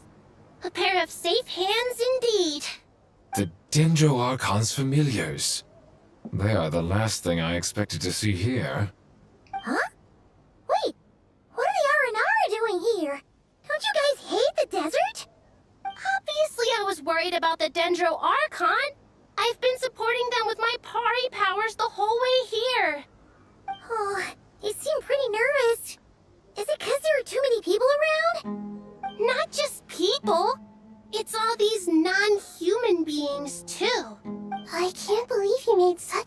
and dangerous journey just for my sake. I appreciate your support so much. I'll have to ask everyone to wait while I help our new arrival settle in. Once I'm done, I'll gather everyone to discuss our next steps. Traveler, Paimon, shall we find a place for our friends to stay? Awesome! Well, first I have some questions.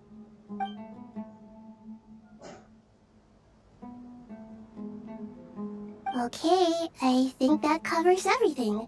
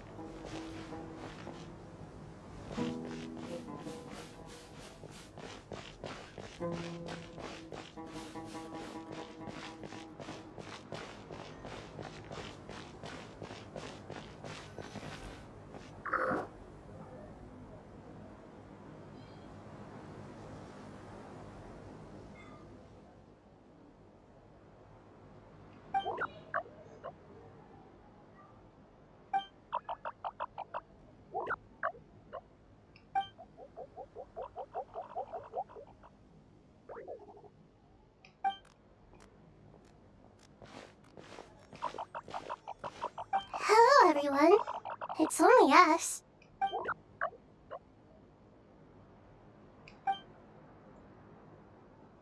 It must be very tough for you coming all the way out here, especially since you don't like the Voluka.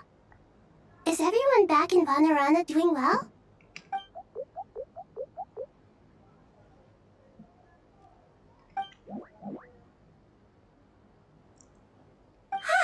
Everyone's here. Good.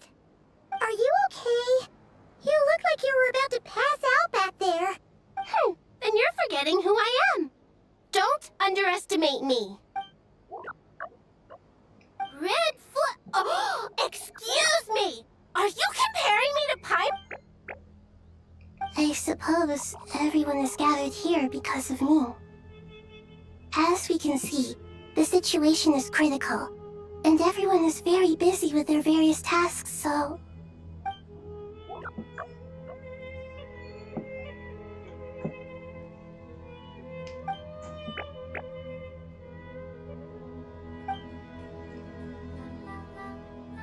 I can't thank you enough. Right now, we're focused on restructuring Aru, processing excess information, and helping restore everyone's confidence. I can help too. Just let me know where I'm needed.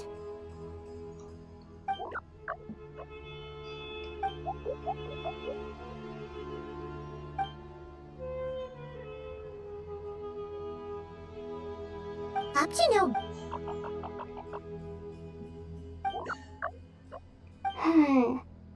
That deaf traveler, Paimon. I have other work to attend to here that needs to take priority. Could I trouble you to... No problem. Thank you. There's one other thing. If you are to work alongside the people of Sumeru, you will need to make yourselves visible to them. Is that acceptable to everyone?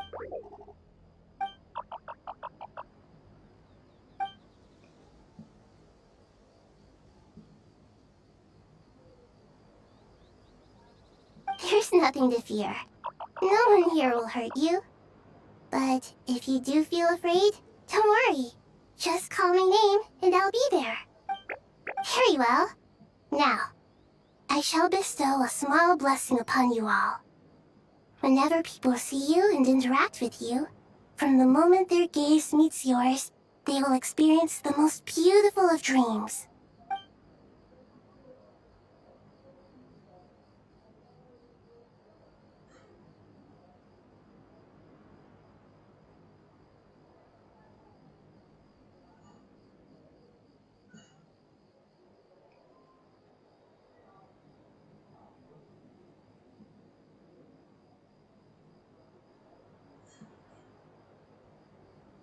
Do not fear. We will face it together. This too shall pass.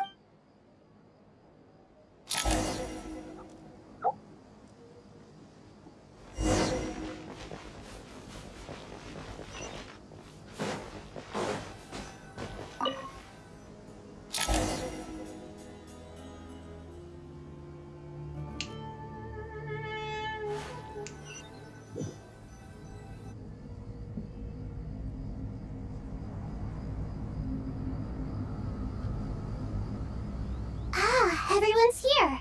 Wonderful. Dendro Arcon, you're back. Are you recovering all right? You mustn't push yourself too hard. I'm doing very well. Thank you for your concern.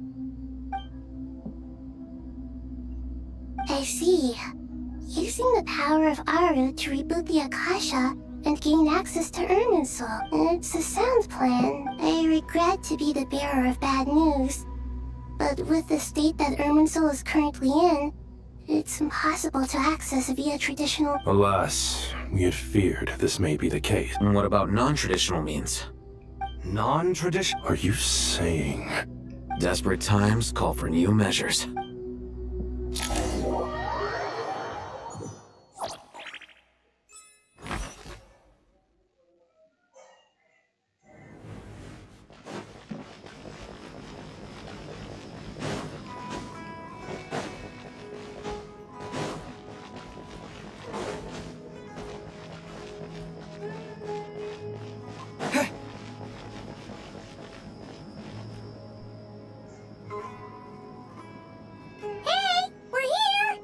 Ah, it's you.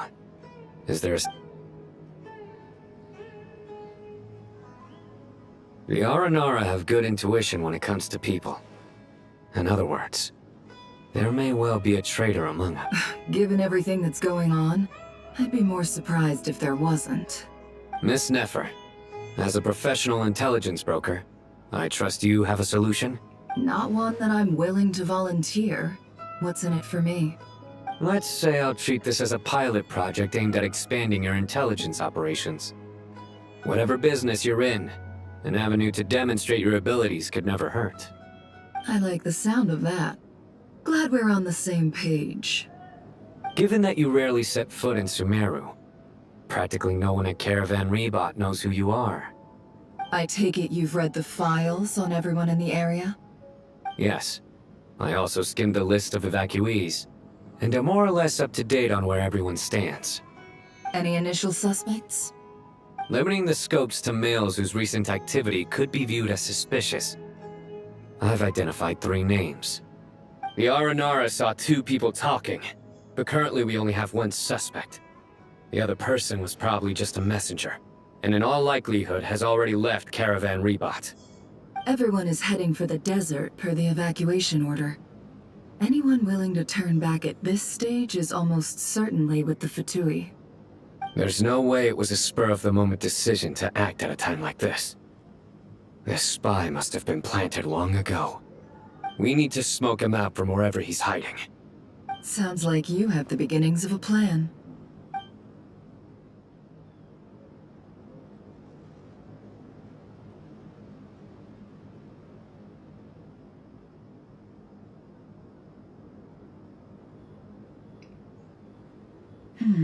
I see. Your suspicions are well-founded. I'd be watching him too if I were you. So far, we still lack solid evidence that he's been bribed. He hasn't made any recent purchases that would indicate he came into some cash. Then let's get closer to him to confirm before we make our move. I can handle it. I'm not based in Sumeru, so barely anyone at Caravan Rebot knows who I am. And you're certain you've never encountered this person in Nodcry? I'm certain. Besides, it's extremely rare for me to have had any direct contact with Sumeru mercenaries besides Jet. There's no way he could have seen my face before. Sino, stay out of sight and wait for my signal. If he raises any red flags, I'll bring him toward the main road. Understood. Excellent.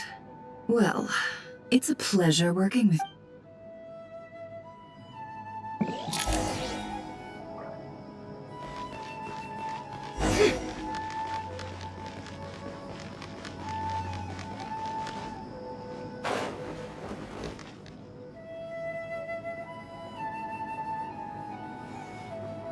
darker skin, scars, frequents the desert, and had nothing unusual about how he dresses or acts. What's that? A coin? Interesting. Could that be how his contact paid him? Conveniently discreet for someone trying to hide any unexplained income. And yet it could be highly valuable. Sorry to bother you. Has everyone here already left? I don't suppose you happen to see a lady wearing a hat? Ma'am, what are you doing in Caravan Rebat all by yourself? The main group evacuated some time ago. Didn't you pass them on the road? My friend and I lost some of our cargo along the way. I didn't want to miss out on potential business, so I told her to go on ahead and meet the client while I retraced our steps. And then there was a terrible sandstorm. I guess I must have taken a wrong turn, because I didn't see any large groups on my way here. Forgive me for asking, but just to be on the safe side, could you describe this friend of yours? Sure. She has blonde hair, and she was wearing a hat and a white dress. You'd definitely know if you'd seen her. Yes, I think that does ring a bell. Ah, my apologies. During this exceptional time, the Core of 30 are under orders to be extra cautious when dealing with unknown people, whoever they might be. I understand. Well, sir, is there anything else you need to know? If not, I'd better try and catch up with them. Hey, wait! They left a good while ago now. You'll never catch up with them on your own. Why don't I give you a ride? I'm here to collect the last few people anyway. We have plenty of carts, so one more won't be a problem. That would be amazing. Traveling with a group will be much safer. I'll have to pay you for your trouble. Hey, let's not worry about the money for now. Wait here a moment. Once I'm done packing up, I'll take you to join the rest of the group. All right, thanks. Let me know if you need a hand carrying anything. No need for that. I'm strong enough for both of us. Okay. Well, I wish there was some way I could repay you. Guess it's my lucky day, running into someone who knows what they're doing here. You might have just saved my life. You're not wrong there. I mean, what kind of cargo is so important that it's worth risking your life to get back? I hope for your sake that it's priceless. Actually, I suppose I can tell you, since you've been such a big help. But be sure to keep it to yourself, or we could both be in big trouble. Oh, really? Sounds mysterious. We're in the antiques business. You understand? Some of our goods aren't acquired through the most legitimate means. We have to be very discreet when we're selling them. That's why I had to go looking for the missing cargo alone. Ah, no wonder. Well, ma'am, in that case, it turns out that maybe there is something you could do for me. I'm all ears. But to be clear, our commission isn't cheap. Think carefully before you ask. We don't want to ruin our relationship before we even hit the road. I'm sure that won't be a problem. My issue is, I have something that's a little difficult to sell on as well. Take a look at this.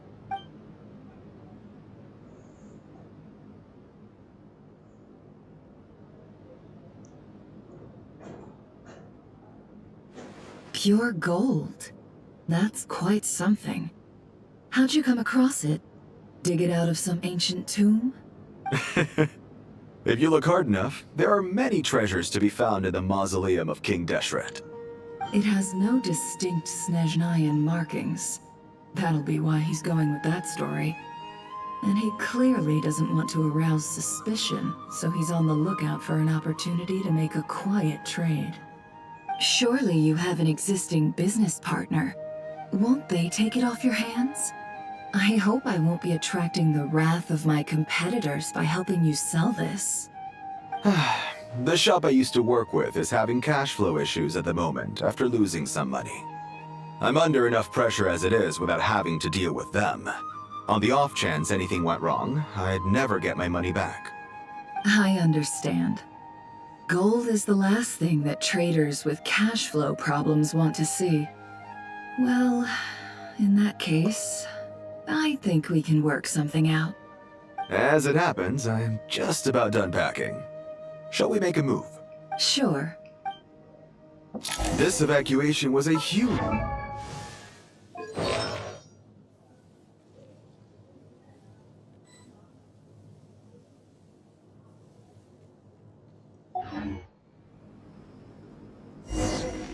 I certainly...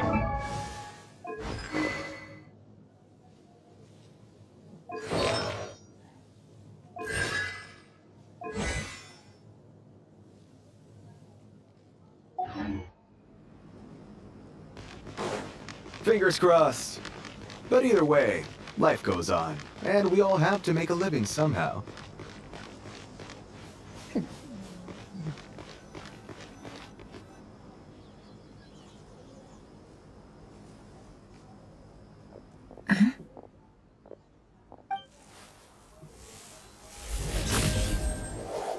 Hands where I can see them.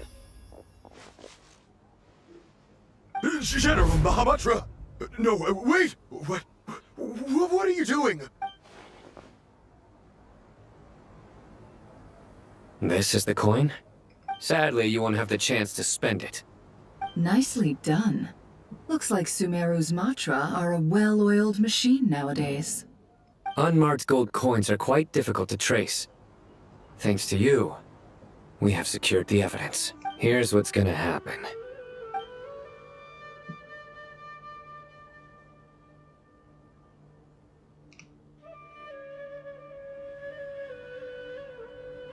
Southeast from here, leeward side of the hill. That's where he's meeting his contact. Great work. Candace tells me your interrogation skills are highly effective. Hers are quickly catching up. She's improved a lot in recent years. Looks like it's over to you for the next step. Because I'm quickest on my feet? Because you know how to trail a target. Plus, it'll be easier to monitor their activity from the air. Fine. I'll be quick. One more thing. The Traveler just brought a message from the Dendro Arcon. Once you're done with this, we're to meet up at the mausoleum of King Deshret. Got it. Will do. Are you sure you'll be okay on your own? Gee, I don't know. Maybe you should come with me. Okay. Then Paimon's coming with you. Really? You do know this is a stealth operation, right? Meaning, you have to be quiet? Paimon, are you sure about this? Well, Paimon at least wants to give it a shot. Like everyone says, if you never try, you'll never know. Besides, being the best guide in Tibet has to count for something. This should be a piece of cake. Fine. Join me if you want. But be warned, if anything goes wrong, I'll have to gag you and shove you into a bush. No need! Paimon will be super careful. Promise! Good. Then what are we waiting for? Let's go. Ah! Coming! Coming!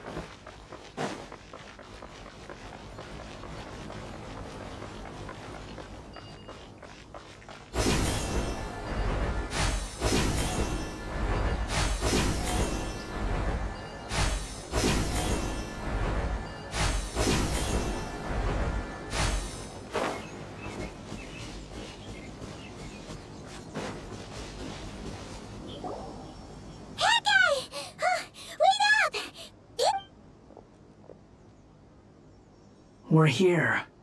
Now, we wait. Okay, yeah, cool. Cool. What's on your mind, Paimon? Huh? Oh, I thought all you cared about besides being a guide was food and sleep. Why the sudden urge to go on a dangerous mission? What's that supposed to mean? Paimon's been on plenty of dangerous missions before. But never on your own. You hardly ever leave the Traveler's side. Just saying. I'm kind of at loose ends right now. So if you did want to share, I suppose I'd have to listen. If not, suit yourself. Make... Head guy? Do you think Paimon is useless? What? Where's that coming from? When we were in Nodcry, Paimon suddenly realized something. Even though Paimon's with a Traveler every single day, whenever we face real danger, she can't do anything to help. Paimon doesn't get like this very often. She just got really scared when the Traveler got kidnapped that time. What if he never came back? What would Paimon do then? And the more Paimon thought about it, the more useless she felt. But Paimon doesn't want to be a burden. Paimon wants to be a friend who's actually useful. Does that make any sense? You know, that feeling of just being completely useless and... Paimon probably sounds so ridiculous right now. You asked the right person. Boy, do I know that feeling. Oh, that guy. I'm not gonna try and encourage you. What I will say is this. When you start doubting yourself, you have two choices. Give up or change. You have to make the decision to move forward. Otherwise, no amount of consultation from other people is gonna help you. So ask yourself, what do you want? To get stronger? To learn more? Whatever it is, go do it. You won't have any regrets if you can at least say that you tried. Something's not right. Shouldn't they be here by now? Paimon, is it just me? Or is it a little too quiet around? Should Paimon take a look? We'll give it another hour. If nothing happens, we head back. Okay.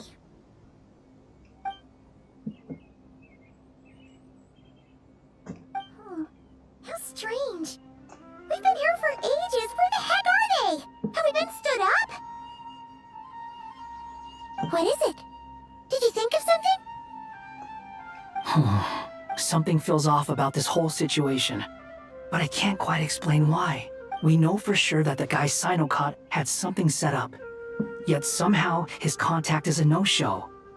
So, either the handler got caught, or, more likely, they decided to cut our guy loose. But how would they know to do that? Wouldn't they at least send someone here to check things out? That's the problem. They couldn't possibly know what's happening here. Unless... This feels all too familiar. Come on, let's head back.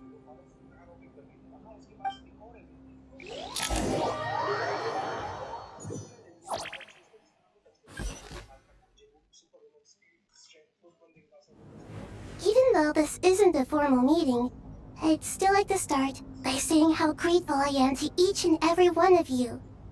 Thank you all for coming here and standing by our side. Shesipang and Bennu are currently assisting the scholars with the maintenance of Aru. Please forgive their absence. As for Hermanubis, may he rest in peace.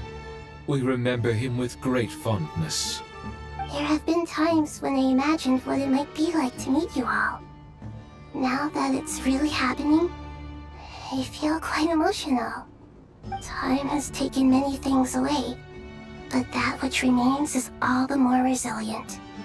I must say, there is one thing that rather surprises me. You appear to be in good spirits, Lesser Lord Kusadali. But even so, I can sense that the life force given to you by the Dendral Dragon has far from fully resolved the problem of your vitality. Oh no! So even a pet's power didn't work? Don't worry, Paimon. It worked very well indeed. The issue is how closely I'm tied to Irminsul. Until the problem with it is resolved, there is no way I can fully recover. Sumeru has undergone tremendous changes during your absence.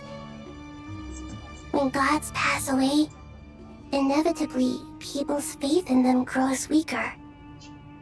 You must have sensed it already.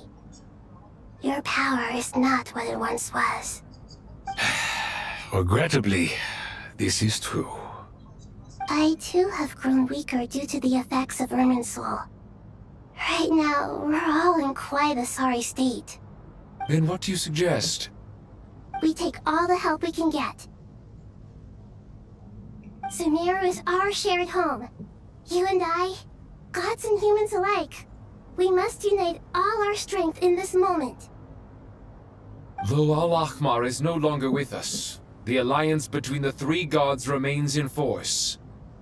Regardless, as subjects of our king, we have a responsibility to support Sumeru through this catastrophe. Not to mention that it was the people of Sumeru who released us from this prison of Aru. Times have changed, and the people of today possess greater wisdom than those of the past. You really know how to give a rousing speech, Koti. Now then, let us learn more about your plan. The brightest minds of the Sumeru Academia are busy opening and renovating Aru. They claim it has something to do with Irminsul? Correct. Irminsul has existed in Teyvat since the very beginning. But during the Age of the Dragons, it did not possess the significance it holds today. After the heavenly principles arrived, the power of the Light Realm was divided into elemental energy, and Irminsul was refashioned as a device that records and preserves all information. Since then, everything in this world has been inextricably linked to it. As the Dendro Archon, I have a duty to protect Irminsul. To Sumeru, it is both a national treasure and undeniably a major threat. Teyvat has seen many upheavals in the last few years. The most recent of these was a major crisis in Notcry, which forced Sumeru to be even more vigilant than usual. I made sure to monitor all the pathways through which an outsider could potentially transmit themselves into Irminsul. But despite my efforts, a major problem still arose within. I still believe that someone has actively invaded Irminsul. But rather than taking any of the pathways I referred to, the intruder chose instead to utilize the most direct route, and the only one that cannot be protected against, by entering Irminsul through death. I see what you mean. You cannot simply stop all deceased souls from returning to the ley lines because of a potential invasion that could occur at any time. That's right. As important as it is to guard against external threats, I couldn't allow myself to stop the souls of the departed from finding peace. Please, understand how difficult this predicament was for the Dendro Archon. Defense has never been an easy task. After Irminsul was invaded, my authority was quickly restricted. Soon after that, the tree began denying access to any connections. I'm sure you feel responsible, but you are not to blame. No one can predict every possible disaster. There will always be trials and tribulations for the world to endure. But the people of Sumeru should not have to endure this. We must find a way to break through the lockdown and connect to Irminsul. And this is why you need Aru. Yes. The only thing in Sumeru capable of rivaling Irminsul in terms of overall function and performance is Al-Ahmar's legacy, Aru. All I managed to do before falling into a coma was make some minor adjustments to Irminsul. Using Aru is a last resort, and a move that comes with enormous risks. The scholar's initial plan was to borrow Aru's power to reboot the Akasha, then use the Akasha to connect to Irminsul and investigate. Unfortunately, Irminsul has suffered far greater damage than they first thought, rendering that plan futile. To rise to the challenge, we had to resort to more extreme and far costlier means. This has led to a number of new contingency plans. To reclaim Irminsul, her brightest scholars have made further modifications to Aru with multiple goals in mind. I thank you all for giving them your blessing in this endeavor. Human wisdom has clearly improved over the millennia. You have not only our support, but that of the Jinn, the Aranara, and the Pari. Together, we will do everything in our power to save Irminsul. By the way, when you spoke earlier of an intruder, it almost sounded as if you knew who you were dealing with and what they were capable of. Well, since you ask.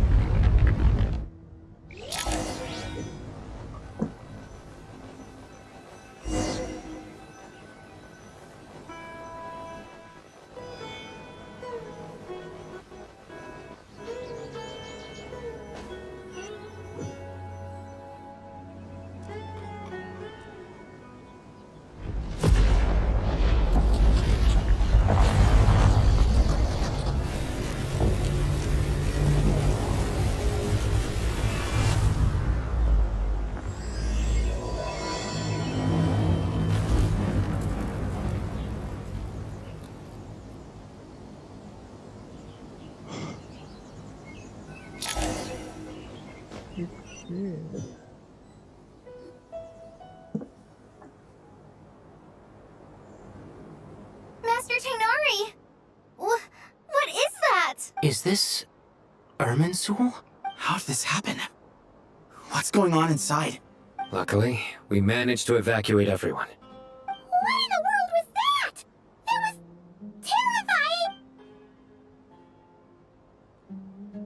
Oh my.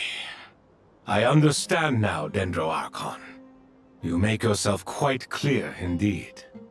Not once over the millennia has Irminsul been so terribly afflicted as this. Please continue, Dendro Arcon. Irminsul's root system is what comprises the ley lines. In the past, it has always been hidden away, going unseen by the general populace. But now, an evil intruder is making it reveal itself. It has become a tree of unbridled greed. A clear sign that a deranged experiment has advanced to a new stage. Blasphemy.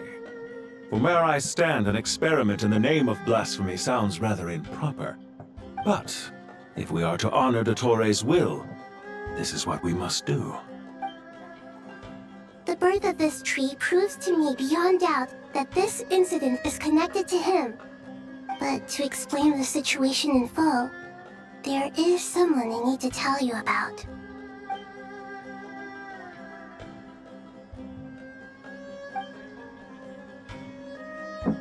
Zandik. So it was him. I saw him in the desert once. A man of supreme arrogance. So this is where it has taken him. But didn't Dottore die and not cry? How is he still able to do all this? He must still have loyal followers amongst the Fatui. Even so, I'm still unclear as to how he has been able to wield such a profound influence over Irminsul. I can confirm that Fatui forces have arrived in Sumeru City. Furthermore, Irminsul seems to be undergoing some kind of mutation. Evil branches are beginning to grow. Things that do not belong to this world are slowly but surely materializing. Sorry, I couldn't think of any other word to describe it. They don't seem to be fully formed physical entities yet, after all. A baleful tree, climbing up into the heavens. Speaking of Dottore, I have some information on that front as well.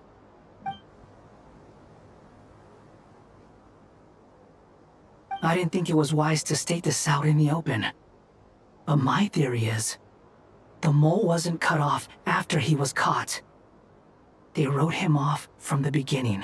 You mean, the Fatui never intended to follow through with him? It's hardly a conventional strategy, and the rationale behind it is pretty twisted. But as it happens, I know someone who works exactly this way. And when it comes down to it, his goals are very simple. He's been a collaborator of Dottore's from the outset. That fact alone confirms that the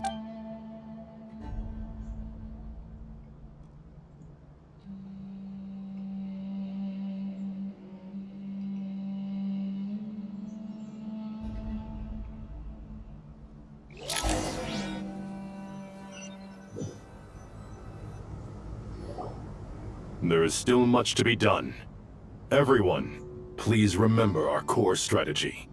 As per the discussions, the following groups must act immediately. Mr. Al-Haytham and Mr. Kave, the next phase of the Aru renovation project must begin right away. Godspeed to you both. We'll give it everything we've got. The plan looks feasible, but the implementation will require certain resources. General Mahamatra Sino and his team will help to procure the materials required for modifying the terminal. No problem. I've already spoken with Sethos and Hat Guy, and they've agreed to assist me. This kind of thing is best left to the fleet-footed, right? Hat Guy? If it's efficiency you're after, we're the right people for the job. Following up on the elemental energy amplifier we discussed, Ms. Dory, I assume you're the one most familiar with the status of this project. Aside from the Dendro Arcon, of course. Yep, that's right. Leave it to Lord Sangam. Got it. Well, I'd like Madame Farazan, Kale, and Nicole to support Dory on the technical side. You can count on us. Will do. Rest assured, I'll take good care of Kale. Dia, Candace, and Nefer, you'll be in charge of negotiating between the various parties. I trust you remember our goal. You bet. We can handle it. Good. I believe that covers everything. Tainari will provide ad hoc support as needed, if that's okay. Poor Tainari. Must be tough being Nephis' student. Getting bossed around all day. Hey, don't try and drive a wedge between us, you old rascal. All it says to me is that Master Nephis has faith in everyone's abilities. While I'm nominally here as backup, I doubt there will be many situations where my help is needed. Exactly. Finally, Traveler, you and I will head to the border between Sumeru and Natlan. Once that task is complete, I'll be asking some of you to accompany me to the Eternal Oasis. The Eternal Oasis? I thought that was just a legend. So it does exist after— Regarding your trip to Natlan, under normal circumstances, a meeting between our two nations would be a far more formal affair. Unfortunately, Sumeru is all but completely cut off from the outside world at present. So regretfully, we won't be able to give the Pyro Archon Mawika the grand reception that she deserves. My apologies for the inconvenience. No point putting too much pressure on yourselves. That goes for everyone. Right. Especially you, Dendro Archon. I'm sure you're still feeling quite weak. Don't worry about me. The Dendro Dragon's life force will sustain me. Plus, we'll be there every step of the way. Nahida will be just— Yes. I believe in myself. And I believe in every one of you. Well, time to get going.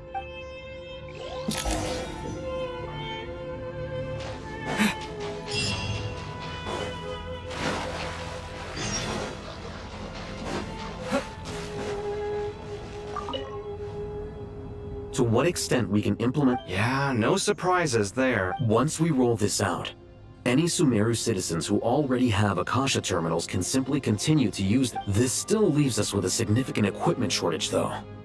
Many groups of people were never issued Akasha terminals, including mercenaries, the desert folk, and many others. We'll need a supply of rare materials for the renovation of Aru and the production of new terminals. Right now, the best place to source these locally is from the primal constructs within King Deshret's. Time is not on our side here. It's gonna be a race against the clock. The Aru merge and renovation project will have to be carried out by you two. Everything's riding on this, so failure is not an option. As discussed, General Mahamatra Sino and Mr. Hat Guy will source the required materials. Mr. Sethos is quite familiar with the layout of King Deshret's mausoleum. With him accompanying them, things should go quite smoothly. I have every confidence. In the meantime, we may as well take a breather. Makes sense. There's not much we can do until the materials arrive. Get information and stay close. What is this, boot camp? Not. It's just Sino being Sino. You know what he's like. Everyone clear on our mission objective. Locate the excess primal constructs, dismantle them, and extract the required materials. And King Desheret's 7 pillars agree? If they're just sitting there doing nothing, we might as well put them to use. Thoth's words, not mine.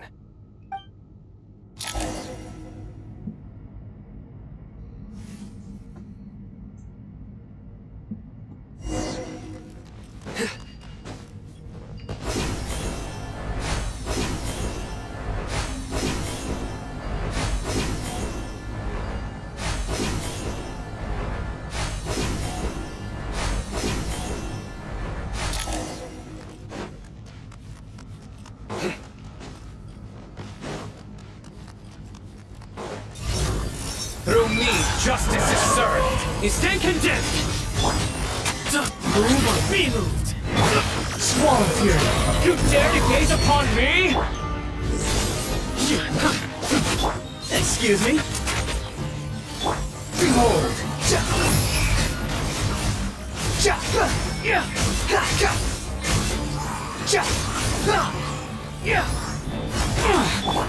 Surrender.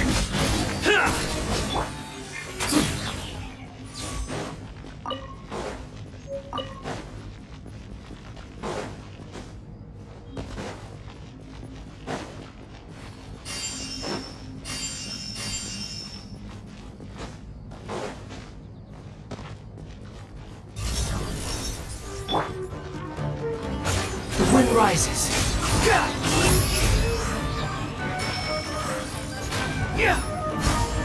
Into space.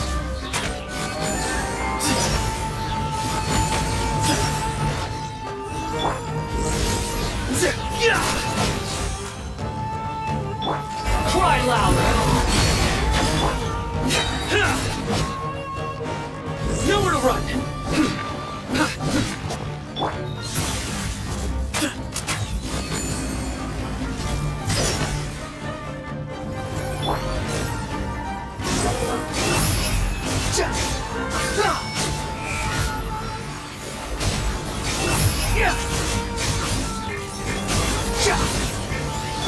Judgment is upon us.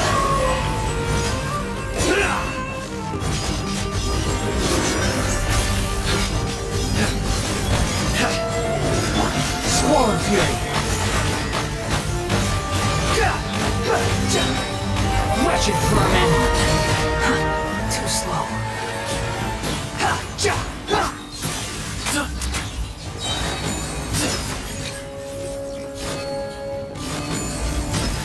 Behold. These devices should still be usable even though they're broken down. Let's take them back for the others to review.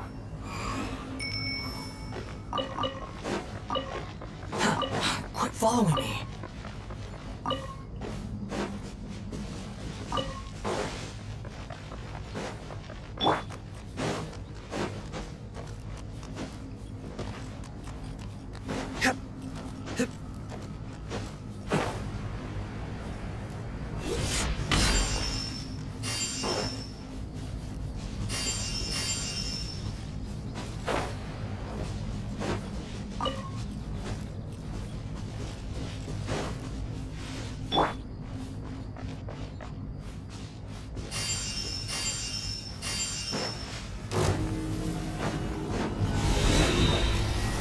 Swallow fury.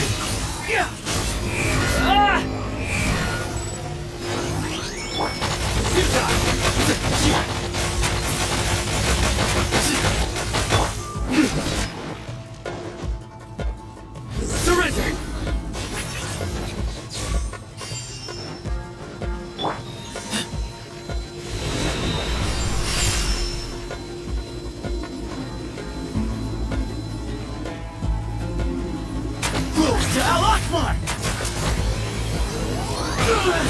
Excuse me? The wind rises.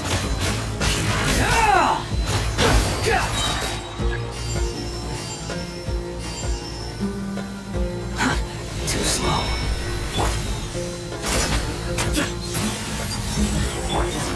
Unsightly. Your sins weigh upon your soul!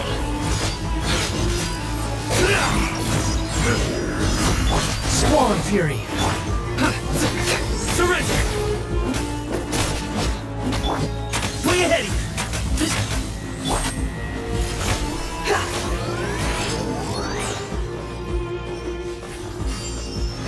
Quick follow! Behold!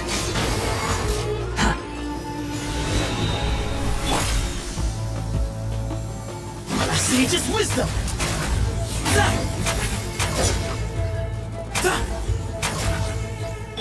The wind rises.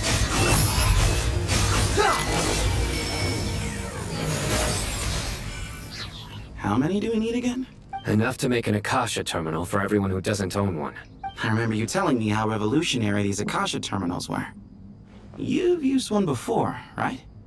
The academia declared the Akasha to be the most powerful and comprehensive wisdom dissemination system in history. Certainly sounds impressive. Neither Hat Guy nor I have ever had it. Well, if it all goes to plan, that's about to change.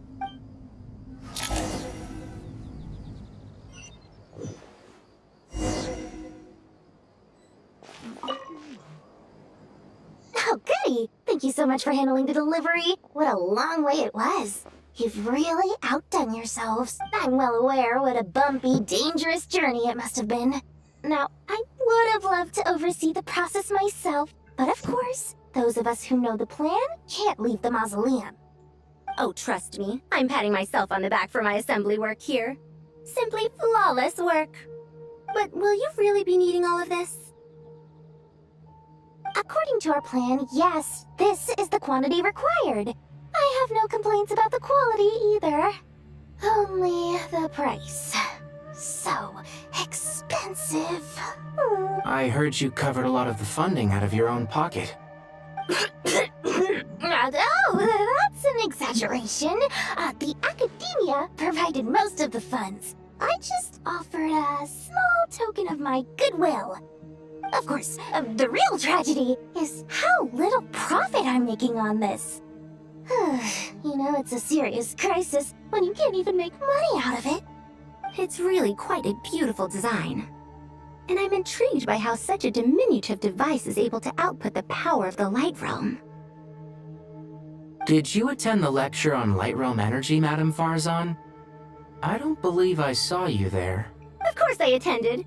I was just a little late, so I had to listen to the whole thing from outside the back door. Anyway, I have a perfectly good understanding of Light Realm, elemental and abyssal energy. Good to know. Master told me in private that the conversion process between Light Realm energy and elemental energy involves highly classified knowledge that shouldn't be disseminated too widely. But even so, the scholars still shared said information. Well, you can't enforce a rule that everyone breaks. At first, the Dendro Archon was reluctant to explain it in great depth for safety reasons. Later, she came to terms with it, and simply informed my master that we would all have to face the question of survival together. To protect someone from such dangers means keeping them in the dark. But for someone to know and embody the wisdom within, they must understand its very essence. It's an information hazard. We're exposed to danger just by knowing the facts. And just like bait, it lures us in by offering us the solution to our problems.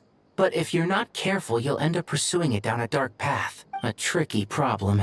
But today, this big problem has been broken down into many smaller, more trivial ones. What do you mean? I get it. For instance, you and I share secret knowledge, while she and I take on the risks of life, death, and fate. Something like that? Hey, what? That is not what I call a trivial problem. Well, as they often say in Bahumana, an event that is monumental to the individual is negligible in the grand scheme of history. Generally, the fate of the individual is an insignificant affair. Being from Amorta, where the subject of our research tends to be a lot more personal, I have to disagree. It's hard to dismiss the individual as insignificant. In other words, the big problem of survival has been broken down into many small, interconnected factors. When the same secret is shared with a group of people, the same fate binds them together. Most people would find this unimaginable, but to us scholars, this is the path that has always beckoned to us.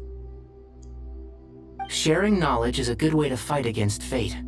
I will always believe in that. Alright, I think that's everything. Thanks a lot. But don't go anywhere just yet.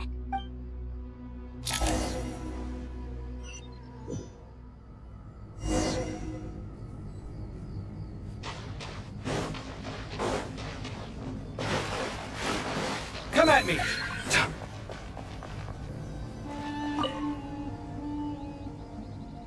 Okay, the materials are ready. We can proceed with the next phase.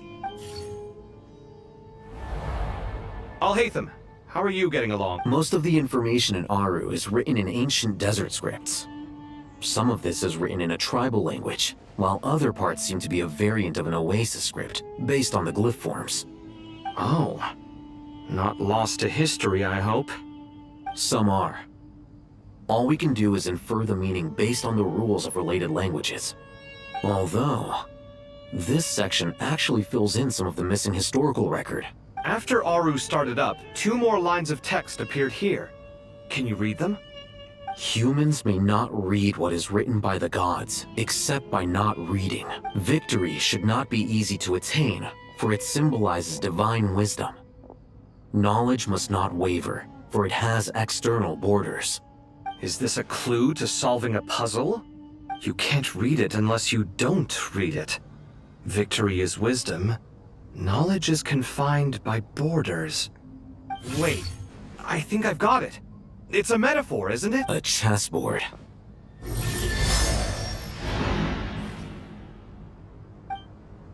You were right. The youth of today are skilled at solving riddles. Have the secrets buried in the desert not been unearthed over the years all the same? Since Aru is a place reachable through wisdom. I've always been against overly cryptic sentences. Don't you get tired of reading and writing all that? Ah, it's you 3. Just in time. We've been delving deep into Aru, and now this board has appeared. I've heard this was how you'd while away your free hours. You must be quite the experts by now in that case.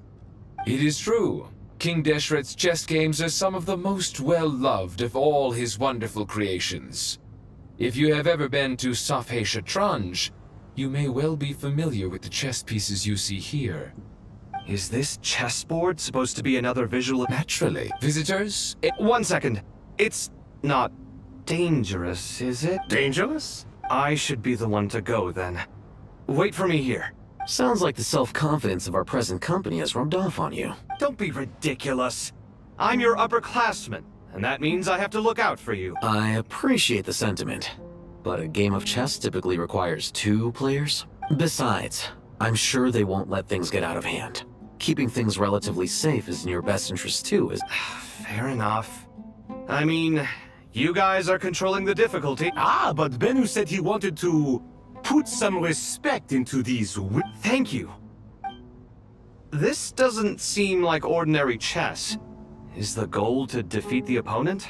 No, you must enter the board and pass the trials we have placed there. Ready? Let's do it.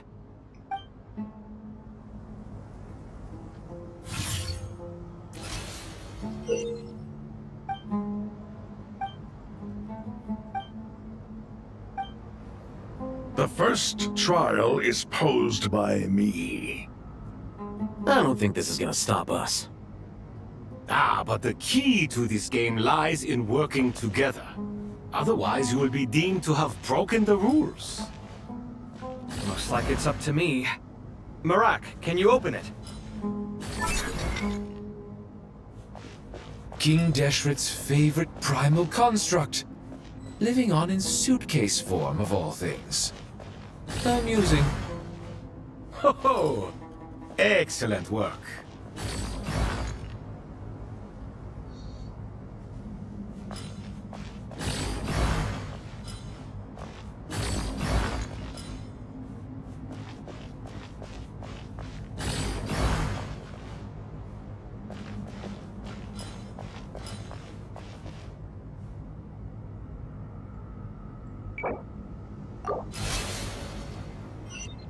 The first trial is posed by me.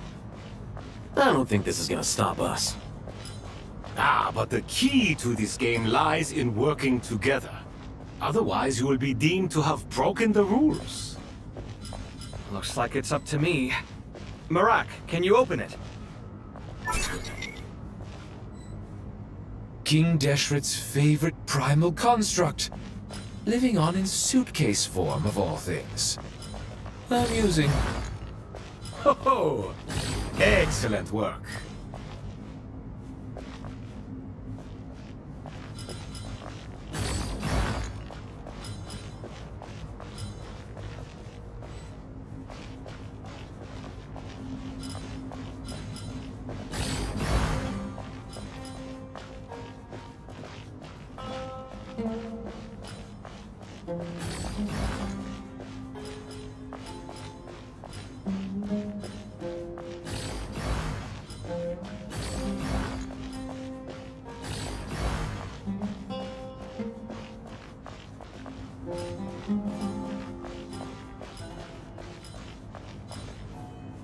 Strange time to catch up on sleep.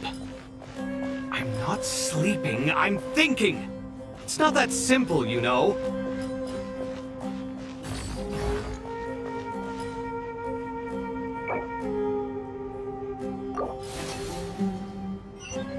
The first trial is posed by me. I don't think this is gonna stop us. Ah, but the key to this game lies in working... I don't know. The first trial is posed by me. I don't think this is gonna stop us. Ah, but the key to this game lies in working together. Otherwise, you will be deemed to have broken the rules. Looks like it's up to me. Marak, can you open it? King Deshret's favorite primal construct, living on in suitcase form of all things. Amusing. Ho ho! Excellent work.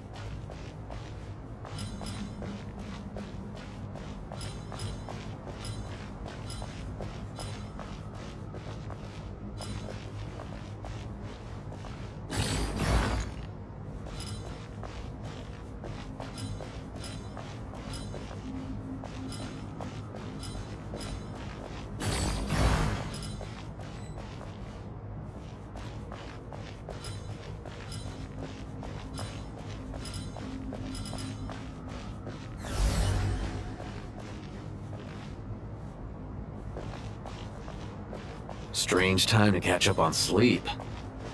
I'm not sleeping, I'm thinking! It's not that simple, you know. ये क्या chess है यार, कुछ समझ ही ना है।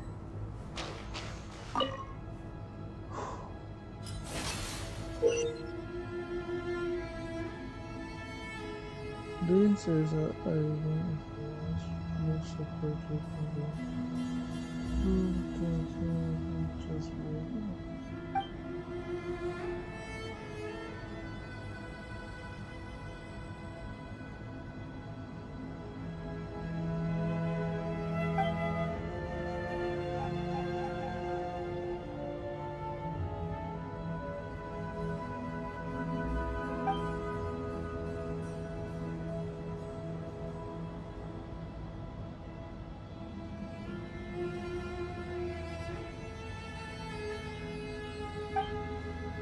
The first trial is posed by me.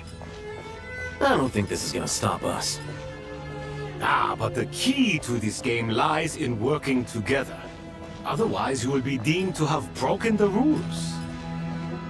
Looks like it's up to me. Marak, can you open it?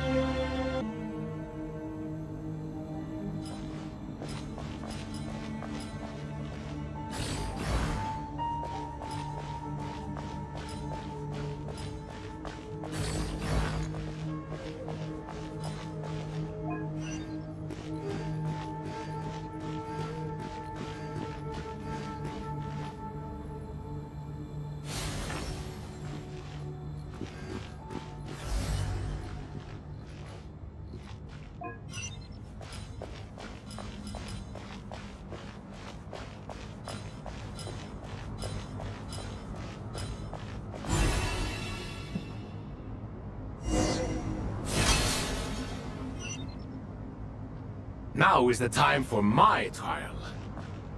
Now, don't be nervous.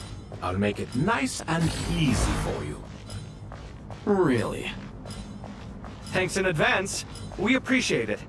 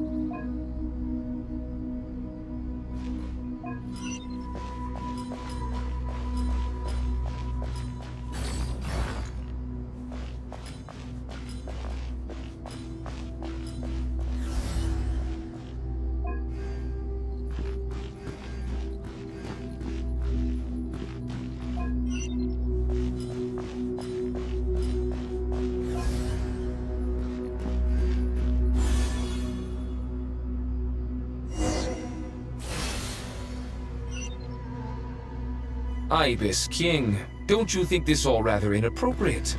You may as well be handing them victory on a silver platter. Do not expect me to follow your lead. Ha! Suit yourself.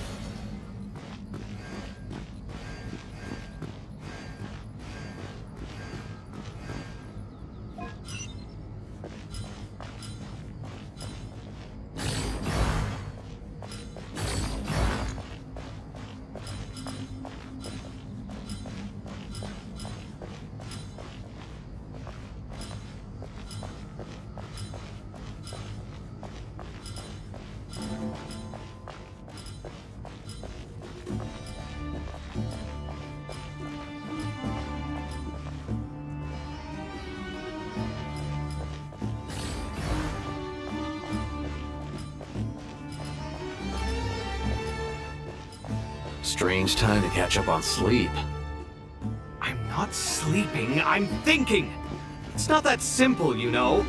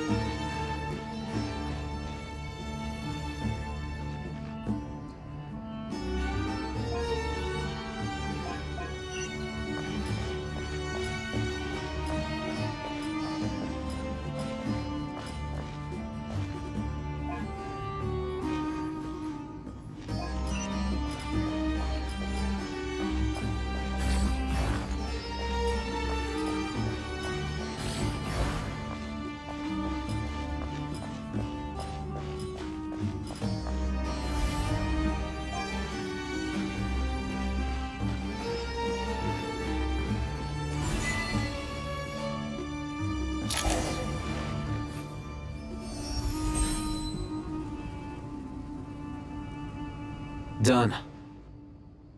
Finally. It's over. But seriously, that was incredible! Standing on the chessboard felt completely different from standing on solid ground. And also...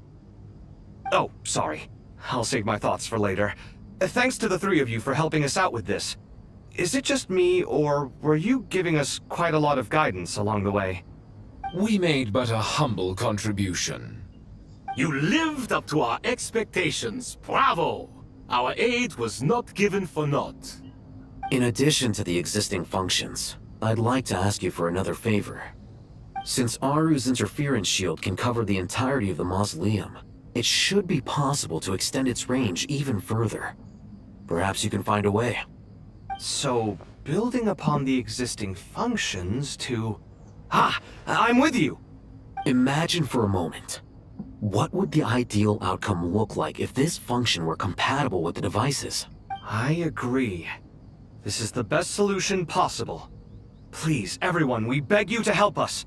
Me, oh my! Well, since you ask so very nicely, I suppose... Goti? Kroko? What do you say? Naturally.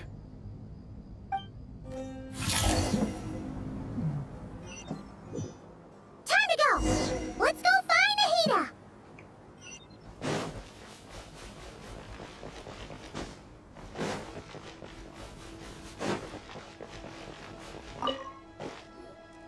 There you are.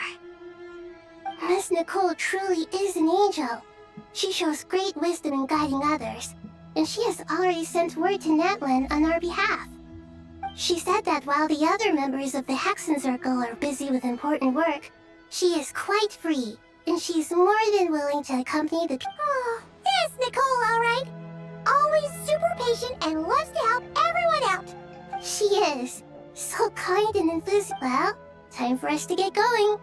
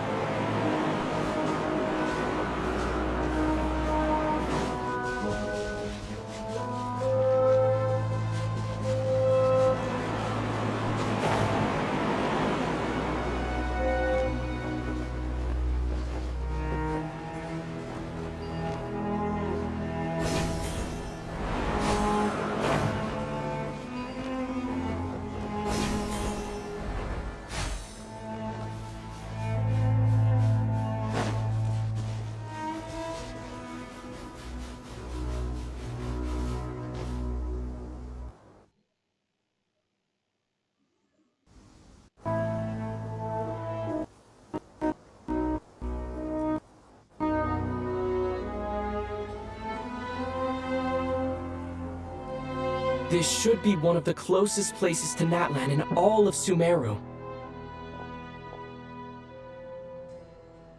There's the barrier Nicole and Nefer mentioned. It completely cuts this nation off from the others. But why? Why separate you from the rest of the world now, specifically? And if I'm not mistaken, Irminsul was polluted once before.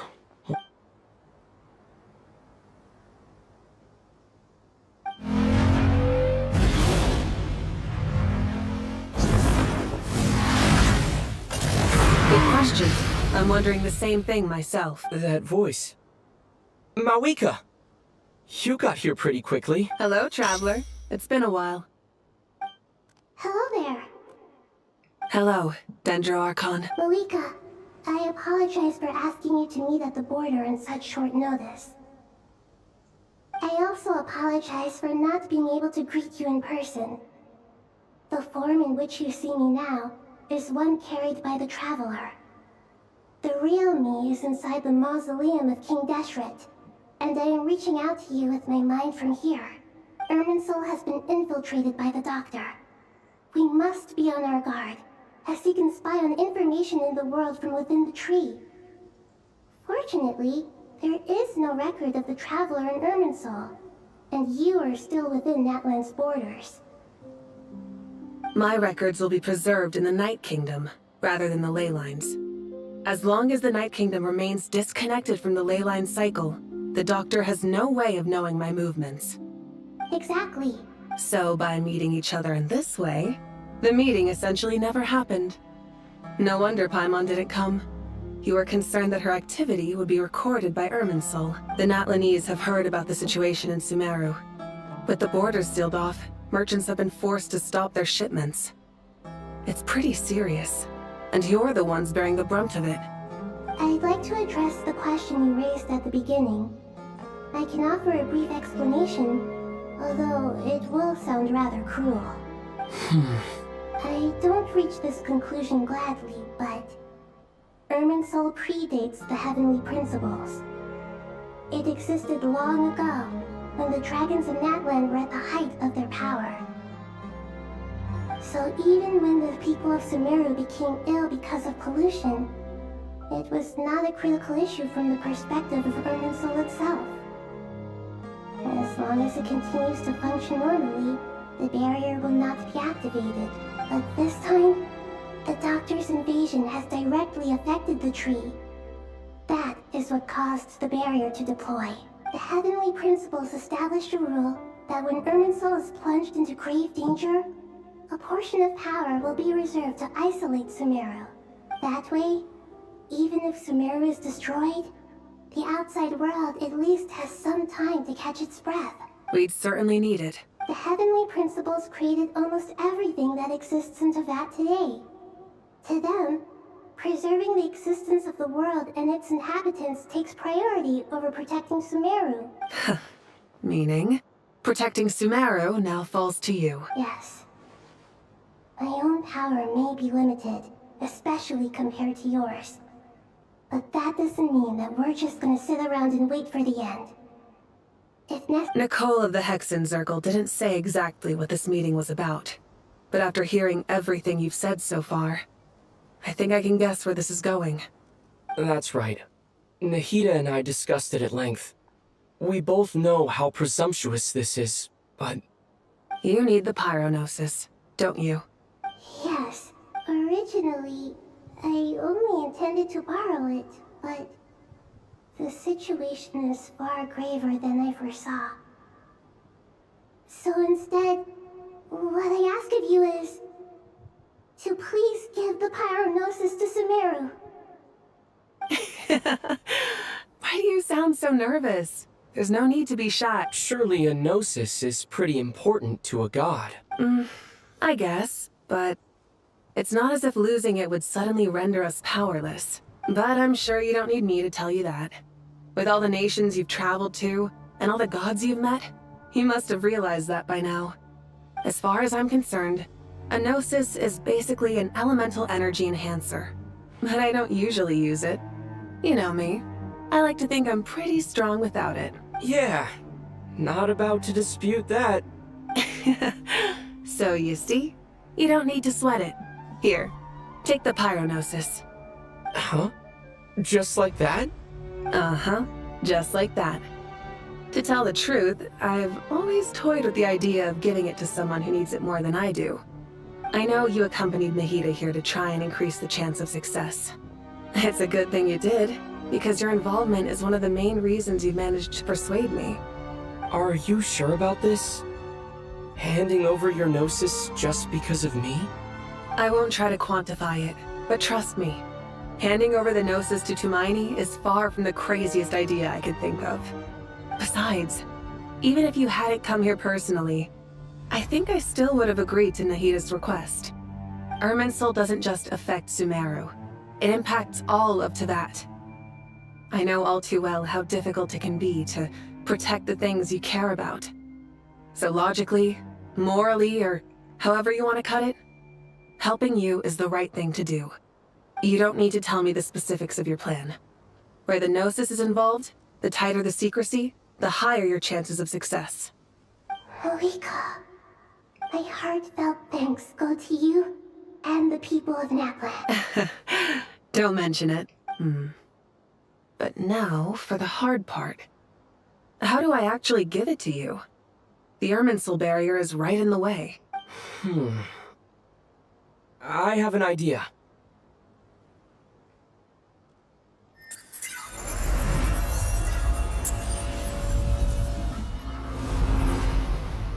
Just as I thought. Incredible. What did you do? Just made a lucky guess. This seems to happen quite a lot.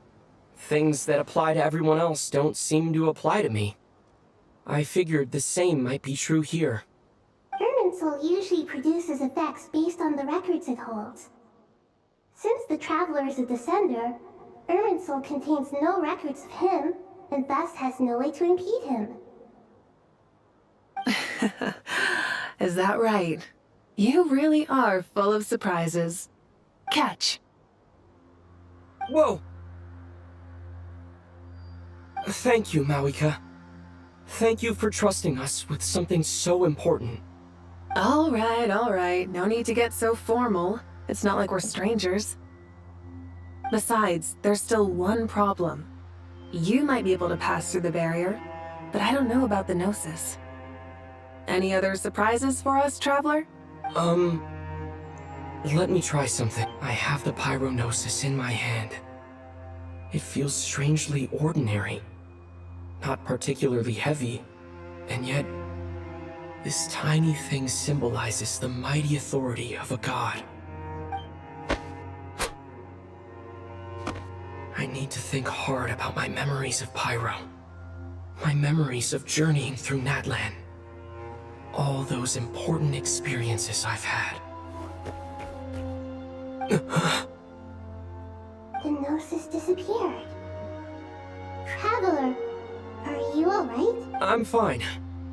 The Pyrognosis disappeared into my body. Just like phlogiston. Maybe it resonates with you because you've mastered the power of phlogiston.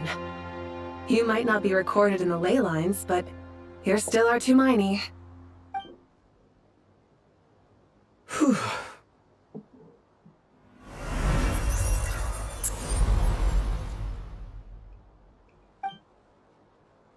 Please allow me to express my gratitude once again, Marika. Pleasure. Well, I've given you all the help I can. The rest is up to you. We won't let you down. Yeah. We aren't about to lose.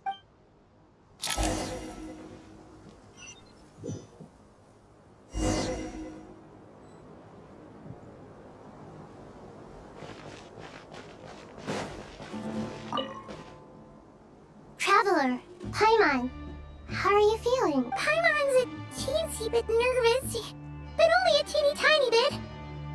Seems like she's gotten way braver over the last few years, huh? Of course. After all the adventures you've had with the Traveler, I'm sure you've gained a lot of experience and grown as a person. I'm doing alright. What about you, Nahida? With the negative effects of Irminsul, I am a bit like a piece of fruit that's been burrowed into by hungry insects and left to rot. But please don't worry. We all know what we're getting into, and we've prepared as well as we can. I believe in everyone. I believe in you. And I believe in myself. Stoking the fire inside oneself is certainly one way to live, but knowing when to rely on one's companions is also a form of great wisdom. I've been quietly learning little things from everyone, like plucking tufts of fur from a sumpter beast. Me too. With the constant traveling, I'm always learning and growing. That's the journey of life. I think there's someone else here who would share that sentiment. Don't worry about what I think. I was just passing by and happened to overhear your conversation. What are you talking about, hat guy? This is the top floor. No one passes by the top floor. Says who? You can fly just like I can. I would have thought it makes sense to you of all people. I don't know why, but I feel a little more relaxed now. It shows that you feel comfortable laying down your burdens in our presence. It means that Sumeru is a place you can trust, where you know we have your back. And we feel exactly the same way around you. That's what it means to be friends.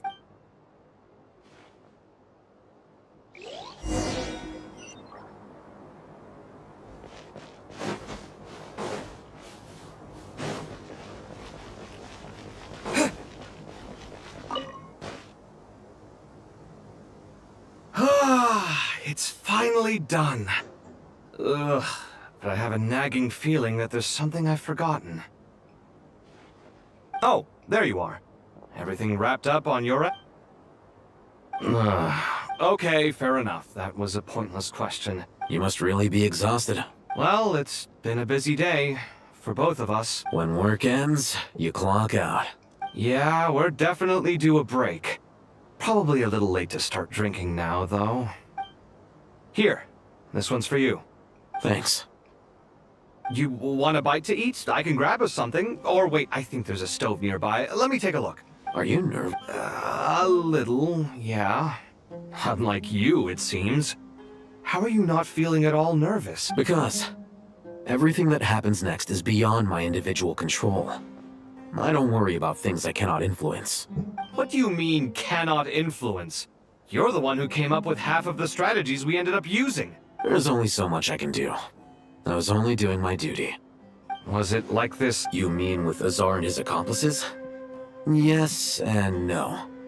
The situation back then was easier to control, but... So the enemy is stronger, but so are we. I still vividly remember the way you interrogated me in the library after the fact.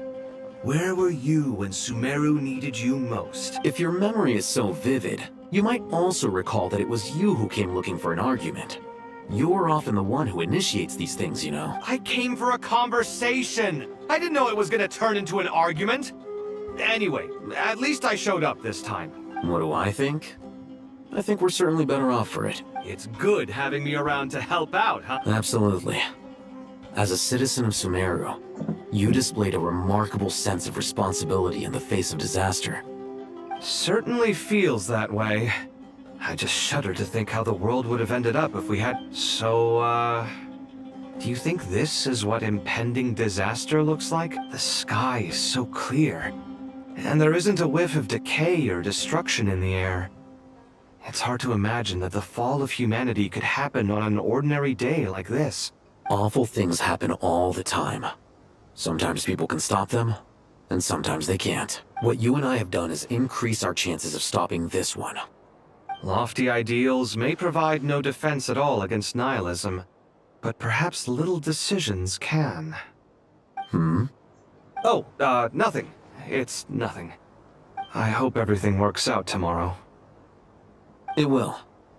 As long as we stick to the plan, our chances of success are good. It's really strange.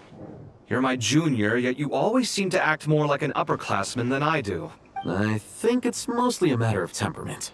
Ugh. Walked right into that one, didn't I?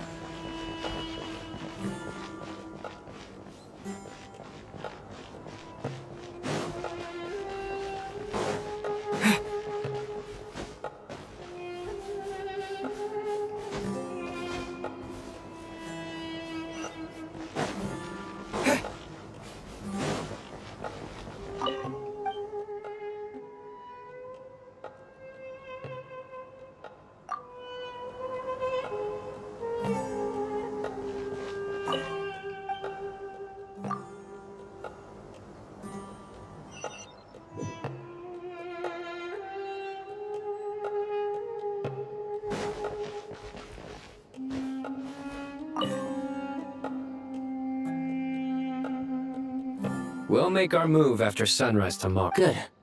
As much as possible. That'll be enough. Don't let the pressure get to you. We'll take things one step at a time. Master Tainari! Mr. Sino! So this is where I brought some juice and some water. I know how easily you get dehydrated in the desert, so you should definitely have some water.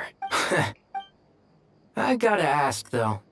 Who's on juice-making duty at a time like this? Madame Farazan said she was feeling a little nervous, so I told her about the automatic juicer my friend invented. A juicer?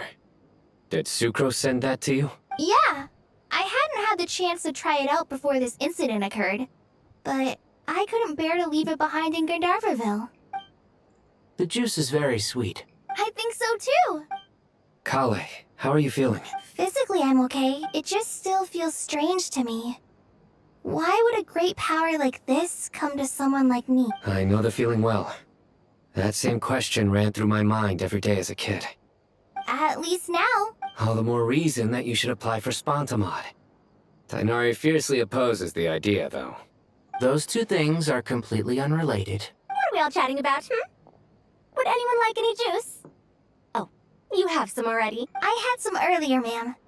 Maybe give the extra to someone else? Very well, very well. I shall be off then. There's this enormous power, and then there's little old you. You feel like there's no connection between the two. And that sense of dissonance is difficult to get used to. Yeah. But after all this time, I can't believe this stuff still gets to me sometimes. Makes me feel a little childish. Kale, just because we normally keep the conversation light doesn't mean we can't discuss deeper issues. I don't think it's childish at all. You were the victim of a terrible crime. It's normal to struggle with the fallout from it. You have absolutely nothing to be ashamed of. My professor once told me that no incident can be considered truly resolved until the victim says it's over. Your rage and your pain are completely justified. Thanks. Miss Nicole said that the same god remains which were once used to inflict so much pain upon me have now become a weapon with which I can protect everyone. It's like my own personal kind of evolution. Every innocent person who's been hurt needs time to realize that it wasn't their fault. I was the same. But it's all about to be over. Tomorrow, it ends for good. I don't know if you've noticed, but you rarely stumble over your words anymore, and your outlook has become much more positive. It's a big change from how you used to be. And since this isn't over, you can settle the matter on your own terms. It's time you seized back control. I believe in you. Yeah. Sumeru is my home. And it's so important to me. I have to protect it. And once you're done, how about you come back and apply for Spontamod? Stop it with the sales. Hey, excuse me. There are still 3 unclaimed cups of juice here. Why don't you take one each? My arms are getting sore from carrying them around everywhere. Madame Farazan, why are you... Here. Thank you, Madame Farazan. Drink up and enjoy my handiwork. I think I'm going to make something else now instead. Please, try to relax, Madame Farazan. Your nerves are starting to get the better of you. I know, I know.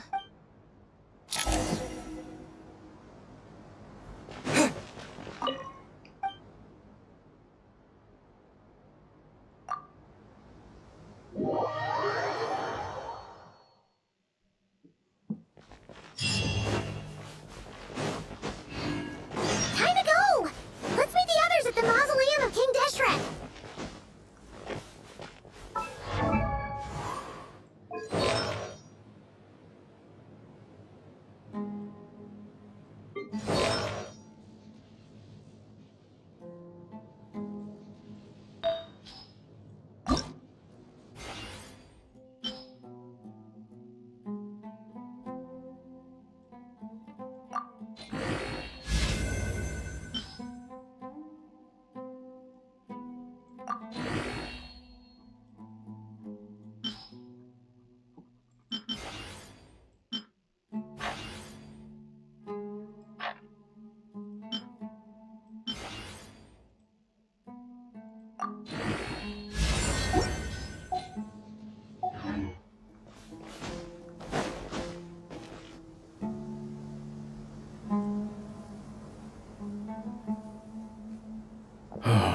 not felt this way in standing up high, gazing out at the rolling dunes.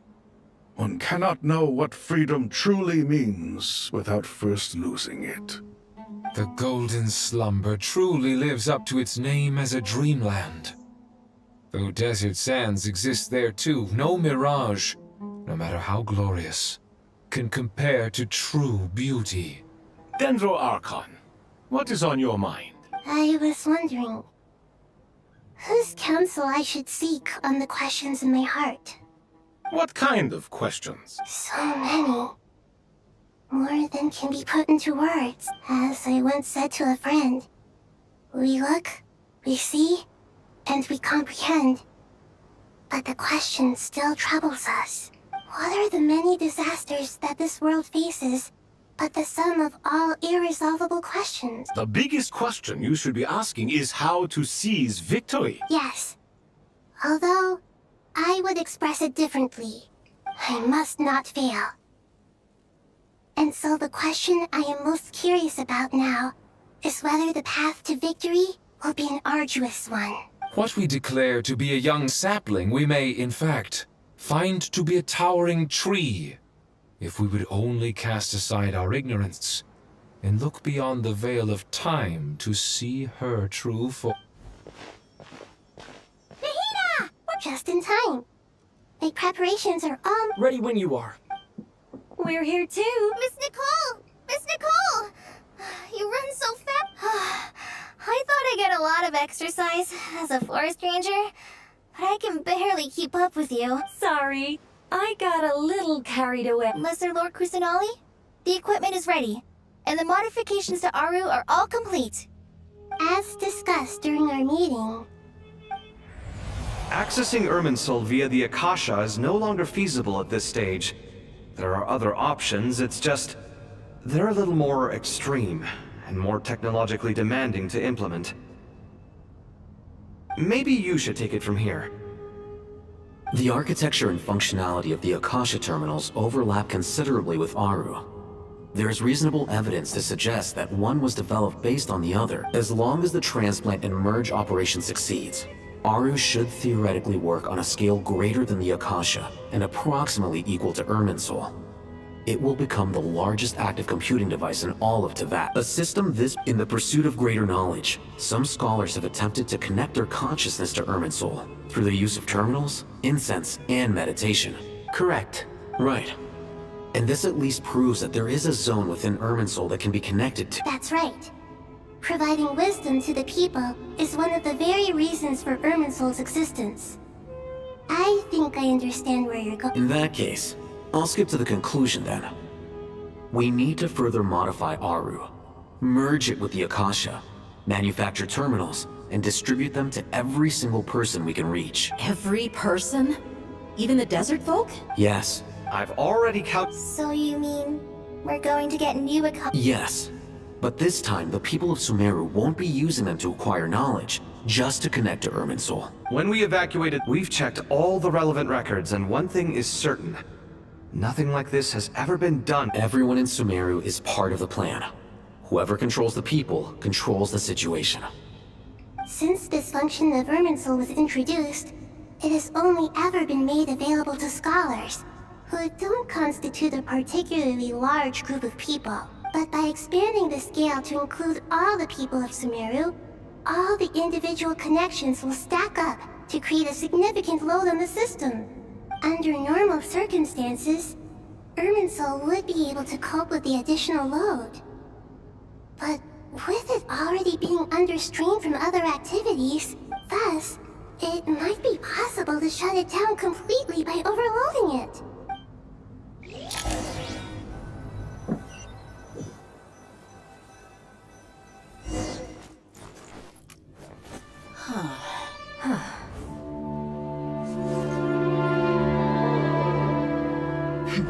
Counting down. 3, 2, 1. Are you ready? Ready.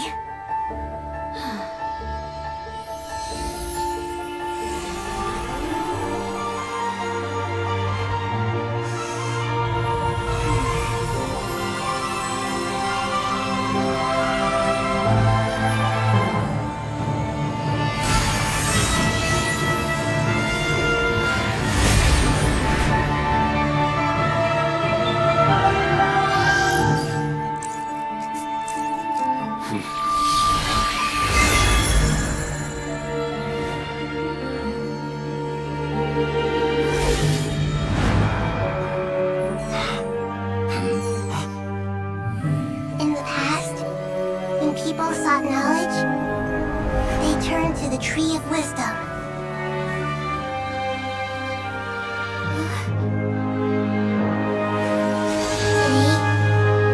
We use it to save Sumeru and the whole world. These boughs that nurtured learning must not become tools for destroying the world.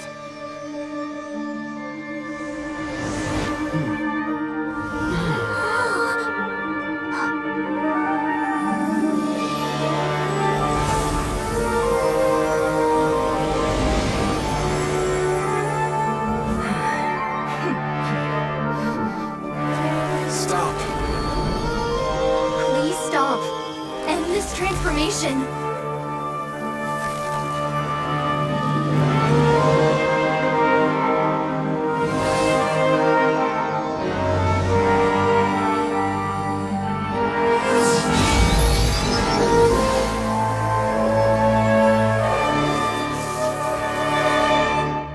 You would shut down Irminsul just to stop me? You fools. I have all the time in the world.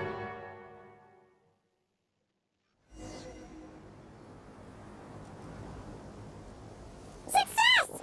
The evil Irminsul tree is stepped growing! Great!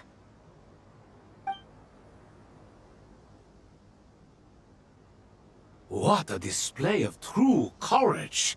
The courage to think and the courage to act! I never thought I would witness the shutdown of Irminsul with my own eyes. Perhaps this is human wisdom in action? Indeed, only humans could do such a thing. Gods are few and far between. What was once created for spreading knowledge is now used for another purpose. A rather ingenious plan. I am grateful to you three for your help. Only thanks to you were we able to extend ARU's interference capabilities to cover all terminals. Now, nobody who wears a terminal will have their activity accurately tracked by Irminsul. No matter how many eyes Dottore possesses, he will not be able to see us clearly. Now for the next step. I will need the help of your supreme powers once again. How might we be of service, Lord of Dendro? I need to reach the Eternal Oasis immediately. Right now? In that case, Ibis King, would you agree that this is a fine opportunity to dust off our old tricks? Never. I assume you have that chess set with you? You mean the one you gave to me as a gift? How could I? You misjudge me. I just wanted to show you another way you can use it. Connect to Safei Shatranj. Safei Shatranj? You mean that place in the desert? Thoth's chess set gains its power from the chessboard laid out in the desert by King Deshret and ourselves. All ceremonies conducted using the chess set must be activated via Safei Shatranj. In other words, the chess set is an extension of the chessboard. In the past, moving a chess piece was a sacred and momentous act. Transfer initiated. Entering live combat mode.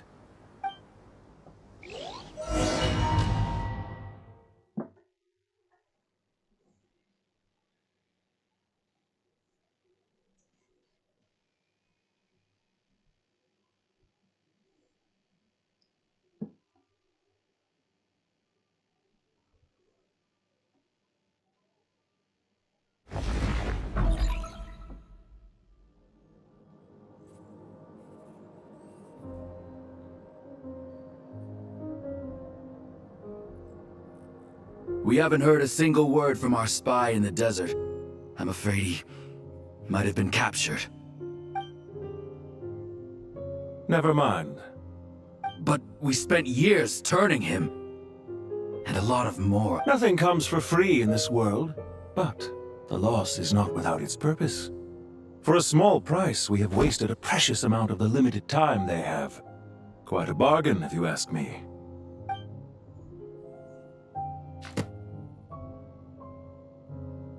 Understood.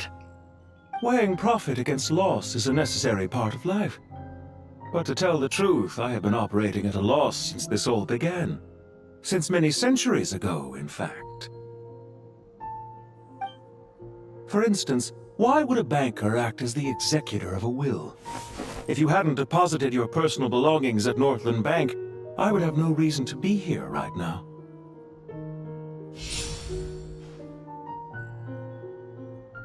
Dottore, I've placed your final data backup into the ley lines as per our contract. I trust we are now square for the safe deposit fees you paid. Is it not a little petty to split hairs like this, given our amicable relationship? I consider sound bookkeeping a matter of principle. Do not forget that you only live to see this day thanks to me. In fact, every day of your life since you met me, you've been living on borrowed time. Why, that's hardly a fair assessment. I will concede that my survival was perhaps at your whim, but I became a harbinger on my own merits. Managing money is not like other professions. Mine is not a role I could have acquired based on your recommendation alone, and certainly not one I could have lasted so long in without genuine... The information stored in the ley lines is quite comprehensive. Rest assured, I have not forgotten how strong your pride is. Well, I presume you have no sense of fragmentation while talking with me? How could anything possibly go wrong with such strict measures in place? The remainder of your soul was split in two, with one half sent to Nodcry and the other stored in the most secure vault of the Northland Bank.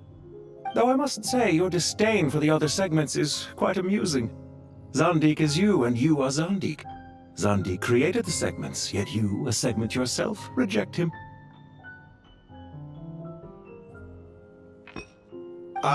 That is, Zandik, created segments of various ages in his later years. To achieve this, he had to freeze time and part with a portion of his soul. But as constructive as it sounds, it erases my uniqueness.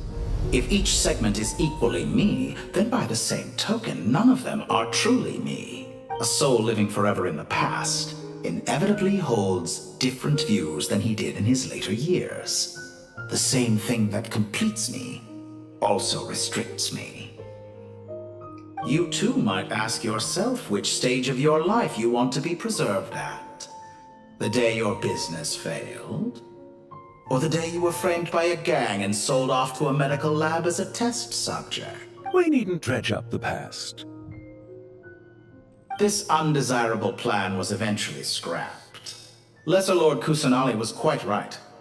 I needed an opportunity to eliminate myself. And after that, I concluded that there was no more effective plan than directly splitting the soul. Once the soul is transferred out, you will find that creating a physical body is far simpler than creating a puppet. The other half of your soul suffered a crushing defeat in Nodcry, you know. And yet in the process, I obtained the information I always wanted, did I not? I once thought your ultimate goal was to ascend to godhood. But as it turns out, that was merely one of your experiments. Experiments take many forms. Most people are too eager for success, too fixated on the end goal. They forget that the experimental process itself is just as important. A suspiciously vacant seat, a new face. I trust you can put two and two together. The reason it doesn't exist is because someone tampered with the record. What can I say? After all your efforts, you really did uncover the world's secrets. So, is the new world you promised a lie? No, it never was. I am glad to be able to control Irmin's soul from within. Now I shall attempt to create a new world inside the existing one. Almost everyone faces the prospect of death, but not a single person has ever been able to experiment unrestrained in the afterlife through sheer force of... I am the only one to have overcome this enormous challenge. Would I not be letting the world down if I didn't make the most of the opportunity to experiment? Clearly, the dividing of your soul did not affect the magnitude of your ego. Out of all the versions of you that have ever existed, this you is the most insane and the most radical. Is that why you chose to work with me? Which was it then? My insanity? Or my radicalism? Could I call myself a venture capitalist without a suitably ambitious plan to invest in? Yours happen to fit the bill quite perfectly. Well then, I must say, while I am surprised enough that you showed up at all, what surprises me more is that you chose to present yourself as my former subordinate, and not as the banker Pantalone. Why make things harder than they need to be? Exposing my true identity in a situation like this would only serve to destroy diplomatic relations between Snezhnaya and Sumeru. I daren't imagine the consequences. Showing up in the name of the original antagonist gives you the recognition you rightly deserve, while also being sensitive to Snezhnaya's predicament. It was an easy win. As for why I'm here, if you're suggesting that your credit is in the negative, I won't argue with that. Many people say that about you. I'd argue that a significant factor in your willingness to cooperate is the fact that you have but a few years of life left after my death. Is it not true that a relationship should be judged by both the positive and negative returns it yields? So some of what I said actually made it into your head after all. It's true that I hope you don't die too soon, but don't you find that a strange thing for me to say? After all, you've already had quite a long life, especially for a human being. Let's not pretend that you're any more innocent than I am. Are we not the same in this regard? We both despise the existing laws of this world, and neither of us enjoy being under anyone else's control. Is it really so greedy to want the world to operate by a new set of rules? Of course not, my dear friend.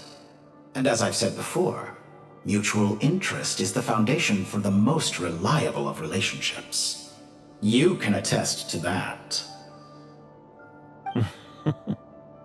I just hope there never comes a day when I have to work too hard to prove that. Regreater, sir. People have been spotted approaching Sumeru City. How strange. Despite your access to Irminsol's data, it appears the soldiers noticed before you did. They must have found a workaround. Well, Dottore, I trust you know what this means.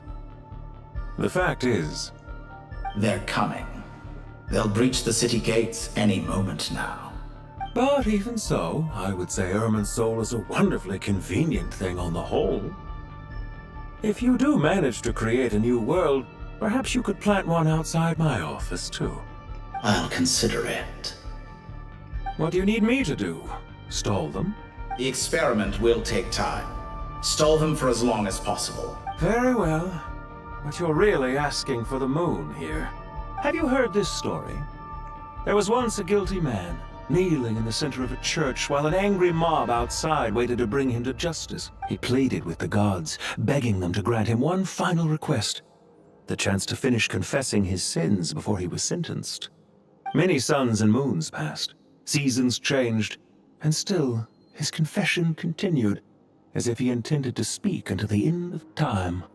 Are you suggesting I worship you as a god? Or were you hoping that I might confess my sins to? Certainly not the latter. That would make my life miserable indeed.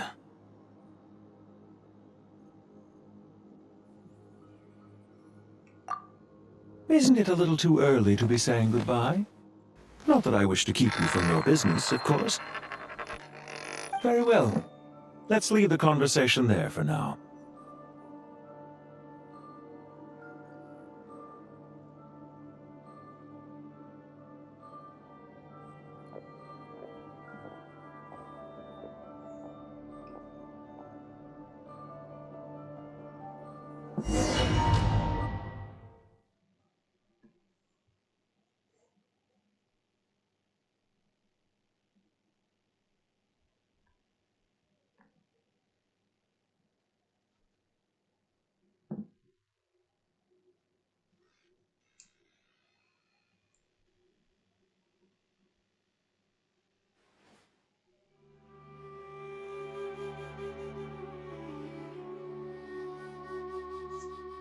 The power of King Deshret's 7 pillars is truly remarkable.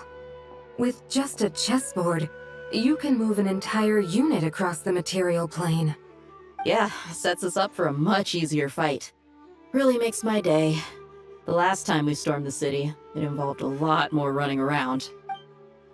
I wonder how many people can say they stormed the city twice in their lifetime. I was just thinking that. I've definitely had more than my fair share of unusual experiences in my life. This is my first time here, actually. We never usually leave Gandharvaville. I hope this will be my last time. Does everyone have to chime in? Can't we just fight? What an amusing comment, my dear lady. Whoa! Why is Candace's shield? Because the image on her shield is one of me. And I, of course, can appear wherever I wish to. Huh. Well, la-dee-da. Isn't that fancy? Could I get in on this? You wish for your gauntlet to speak? Why, Ahem. I think you'll find that it is I whose image is carved hereupon. Thanks. Definitely feel stronger now. You're welcome, my lady. I am glad to lend you my power. Sino, what's the situation? There are troops stationed at every entrance. As we expected. A frontal assault will suffice. Everyone, stick to the plan. We'll take the main entrance. You head for the House of... Move out!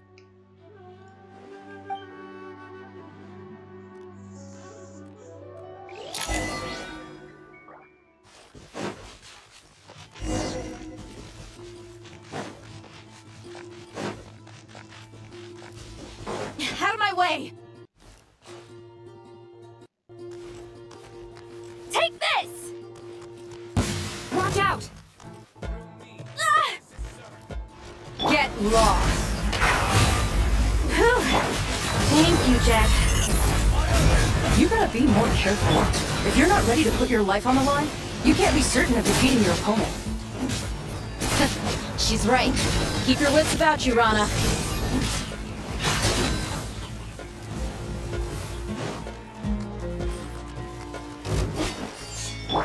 Let's get it on!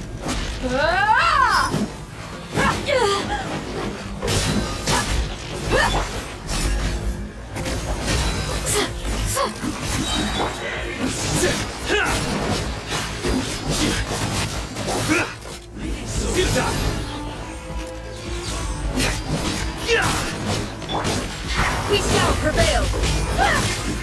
Yield!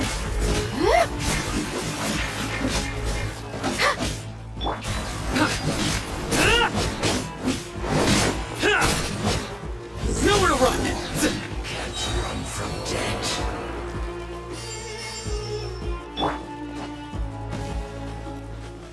Take them out and secure the harbor. Reinforcements will arrive by water. Consider it done. Show no mercy! Your sins weigh upon your soul!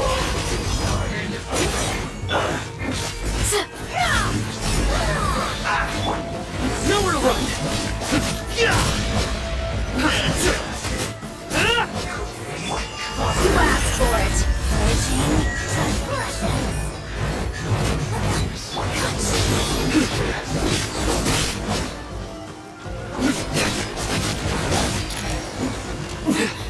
Winter shall eventually come.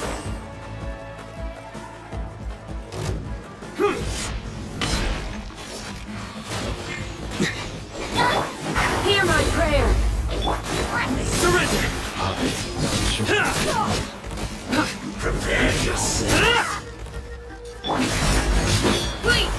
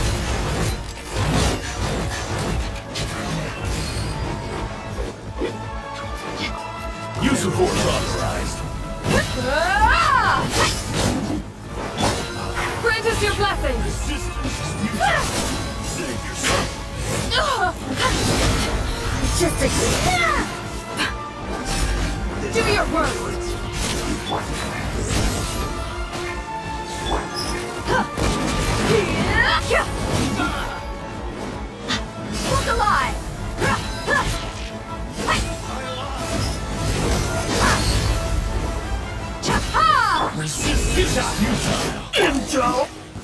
Send!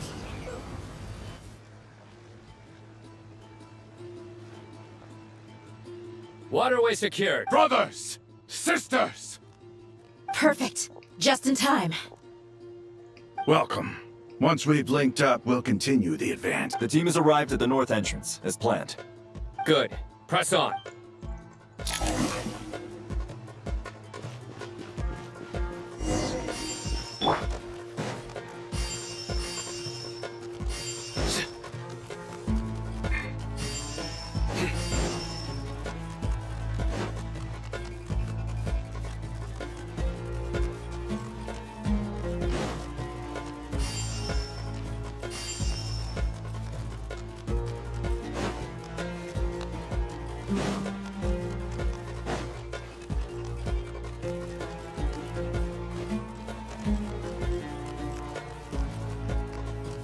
We got ourselves a trap.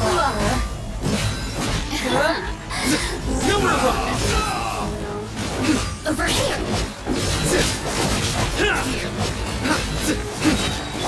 We shall prevail. Hit them down. You asked for it.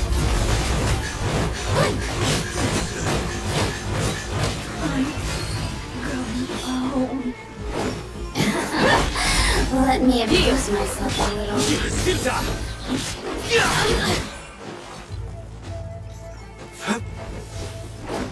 Oh, now you Judgment is upon us. look at me. Just Grant us your blessing. Surrender!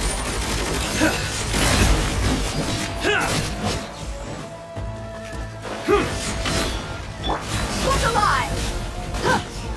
Here. Run while you still can.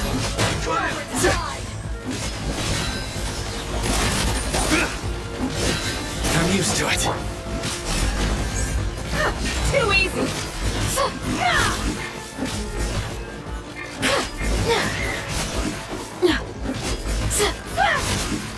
Do your work. We shall prevail. Nowhere to run! Did it take too long?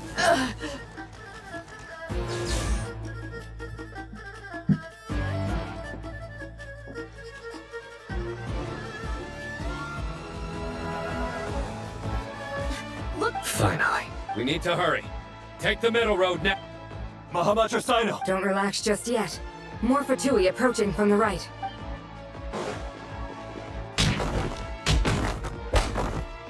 Irminsul cannot track our movements.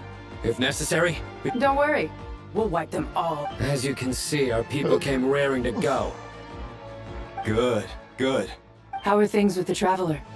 Can Tainari keep... Don't underestimate Tainari just because he's a forest watcher. He can handle it.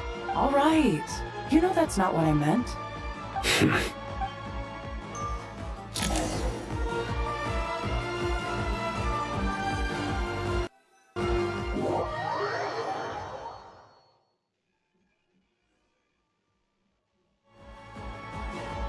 Sino and the reinforcements have drawn the Fatui's fire. By using a cluster leaf of cultivation, we can pass through certain terrains. Good luck with that.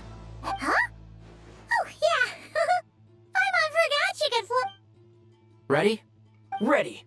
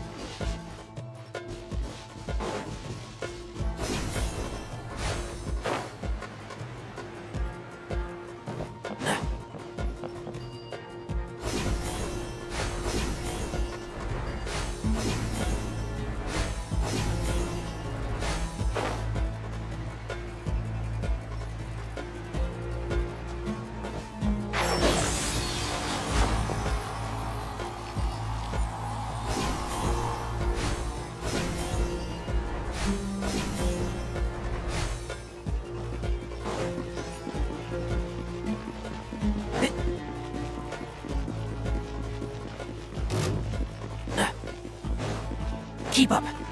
And shroud! Let's nip that in the bud. Swarm Fury. Know your place.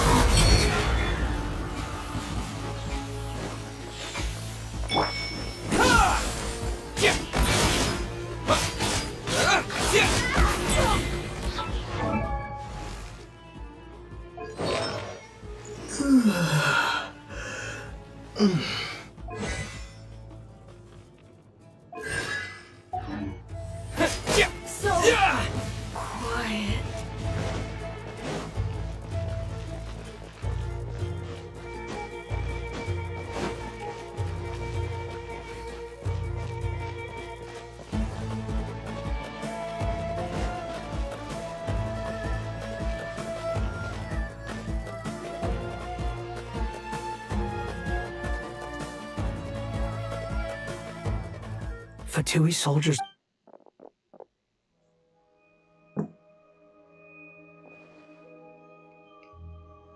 Careful. Prepare for battle. Hey! There's people over there. You have some nerve showing your face.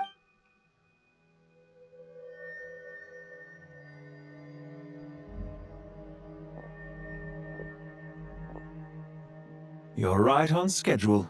Well, this guy sure as heck isn't your average They've stationed quite a few people nearby. It definitely looks like they were waiting for us. Everything about this guy feels too deliberate. I highly doubt he's just a subordinate of Dottore's. And he's no mere sergeant. Whatever his rank is, it's high. So you've been waiting for us. But it looks like you're geared up for a conversation, rather than a battle. Very clever, General Mahamatra Sino. I know you're the one in charge of this siege, and I look forward to making a deal with you. A siege? Historically, yes. But things can always change. We have quite a sizable force with us, you know. For instance... There's a Fatui ambush at the north gate. Can you handle him? We can for now. Yes, I'm quite sure both sides can hold their ground for the time being. The battle has not yet reached its climax. But what happens next? Do you enjoy watching bloodshed? Surely some of those here are people you count as friends. Once a war begins, some people must die. I doubt you wish that fate upon anyone you know. Wait a second. It's a trick. He's not even there. Silence! He disappeared. What was that? A ghost? Curses! He was never there to begin with. That was just a shadow projected there to lure us in. Enough talk. I apologize for being unable to accompany you at this crucial moment, but I am compelled to leave for reasons beyond my control. Sumeru's General Mahamatra is quite ruthless. It's a good thing I wasn't there in person. Your illusion held them up for a time just fine. But now that they have seen through it, they will realize you were just a decoy. Decoy or not, what matters now is that they will be heading your way imminently. Not imminently.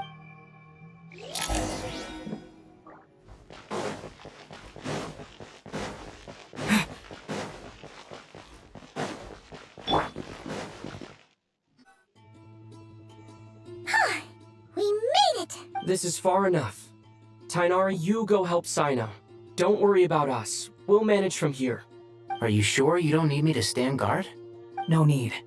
Once the connection is established, we'll disappear from the sanctuary of Sursthana. All right. Goodbye for now, then. Please tread carefully.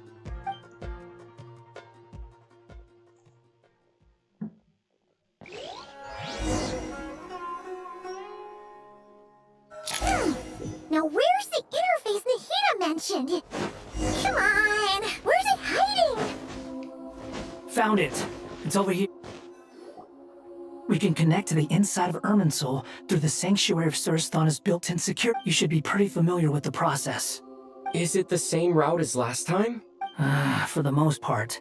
We don't need to adjust any of the parameters. Then I should be fine. And Paimon? Once you're both ready, we'll set off.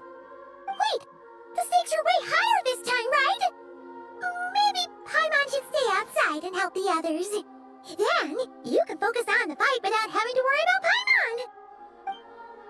Huh? Why are you staring at me like that? It's nothing. I just suddenly realized how much you've grown. Hey, you've grown quite a lot yourself. Don't you two start getting into it again. Well, anyway, Paimon thinks she's pretty knowledgeable. Who's the best guide in Tibet again? And don't forget, Paimon's a college student now. If we say Alhatham's not a weirdo, it's hard to explain how he came up with the idea of you applying to the academia. But for all that he counts, you're doing surprisingly well in your studies. She just goes to show how important it is to have someone supporting you. And Paimon's not the only one. Let's not forget that you only became a student because of Nahita's personal recommendation. That's fair. I have learned a lot in Sumeru. Oh yeah. Did you ever come up with that ugly nickname you promised me? What? No way! We're friends now! Paimon gave up on giving you one ages ago. Anyway, isn't Hat Guy enough of a nickname for you? Fine. Suit yourself. We need to go. Paimon, if you're staying, look after yourself. Will do. Paimon's gonna link up with Tainari and Sino. You guys are the ones who need to be careful. We will be.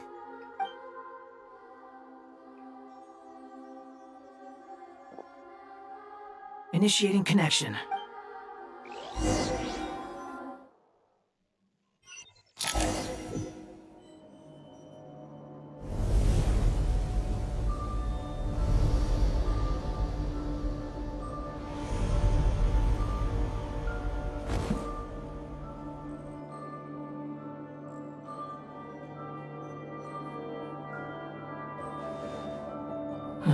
Well, here we are again.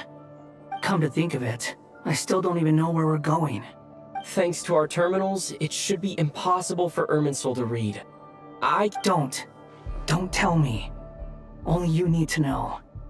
That way, whatever happens to me next, it won't affect your progress. Listen to me. Your safety is just as important as mine. Don't even think about sacrificing yourself for the greater good.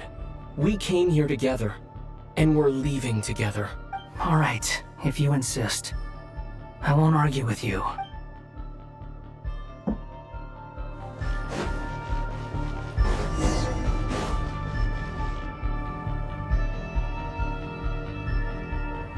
This place looks so different from how I remember. It's unrecognizable. It's a complete mess. Like someone's turned the place upside down. Must be Dottore's doing. Either he's searching for some information he needs, or... It's still changing. He has to know we've entered Irminsul. But luckily for us, he can't pinpoint our location. Be on your guard. Don't let him find us. The red parts have probably been corrupted by Dottore's power. Don't touch them, or you might alert him.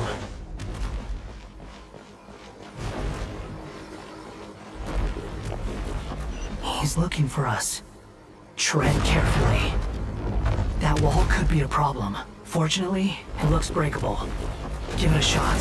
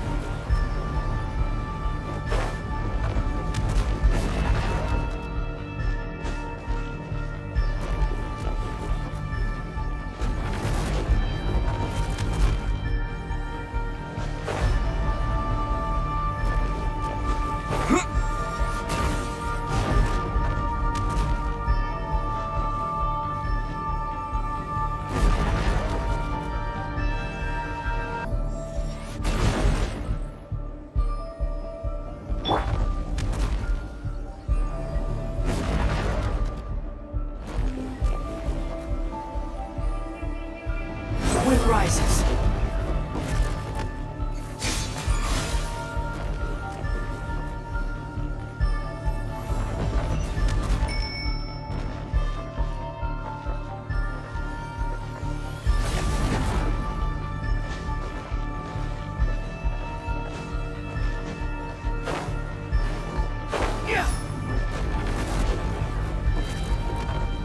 Behold!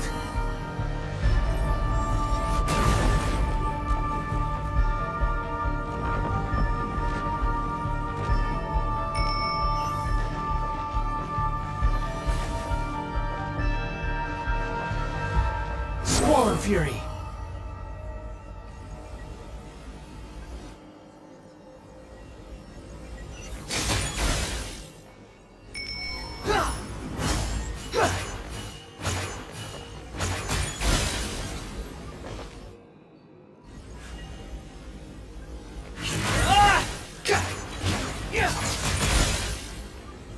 The wind rises.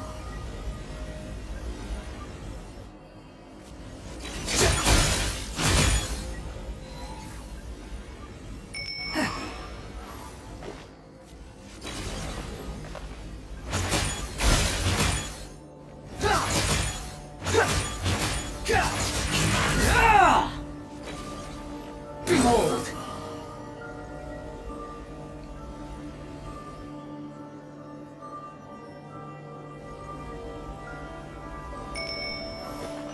The same old trick again? Are you kidding me? Let's handle it just like we did before. This cheap trick isn't gonna stop us.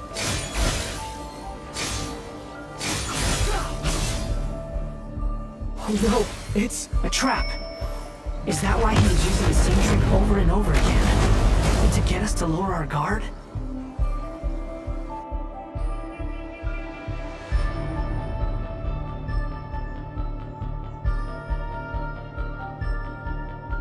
I'm trapped!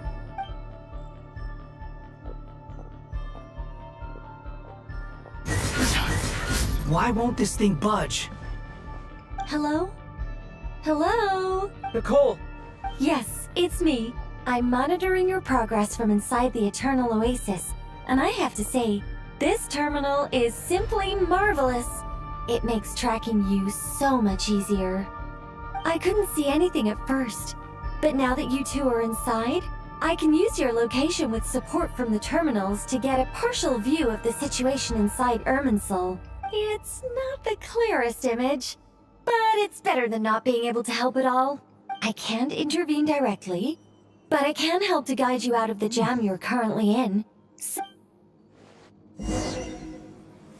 Dottore in his current form is a blight upon both Irminsul and the ley lines. Pay attention to your surroundings. There must be sources of his contamination nearby. The corrupted information is his means of... Is that one of them? Precisely. Good work. But we're not done yet. Stay close, and let's see if we can find any others like it nearby.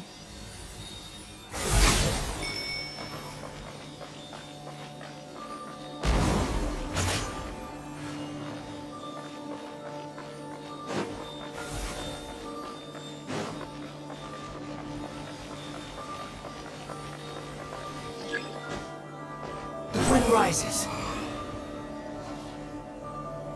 This must be another one. Agreed. Now... Oh, wait! Watch out! It's Dottore. I think he's found us. The seal is broken. Quick! Get out of there!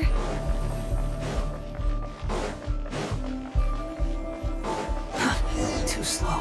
And where exactly do you think you can run to? Wait, what is that? Pursuers! That's gotta be it! Run! Don't let that thing touch you! Dodge that attack!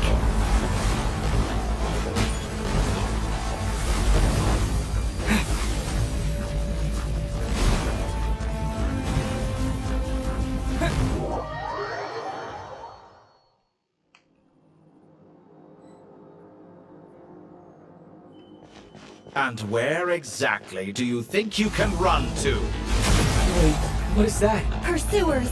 That's gotta be it! Run! Don't let that thing touch you! Dodge that attack!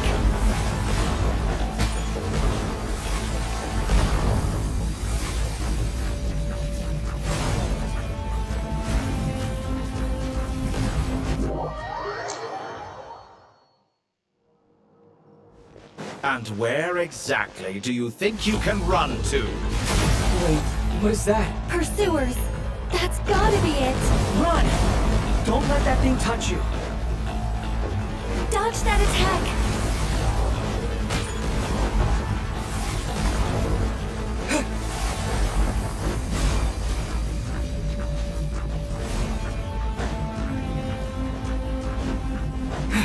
There's more than one path. Which way do we go? To the left! Trust me!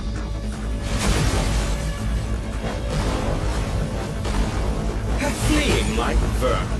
What a pathetic sight. Hey! Watch yourself! Stay focused! There's a cliff ahead. Jump! More of those corruption sources. Destroy them as you did before, and open the exit as quickly as possible. They're relentless. Is he trying to wear us down? You'll just have to destroy these two. I think the pursuit is over. Hard to say. Stay alert. Hold! Quit following me. Whew. I think we've made it to relative safety. Phew, goodness. That was tough. You doing okay? I'll be fine. Take a short rest, and then... Nicole? The connection's been cut. But that means... Look at you supporting one another. How very touching.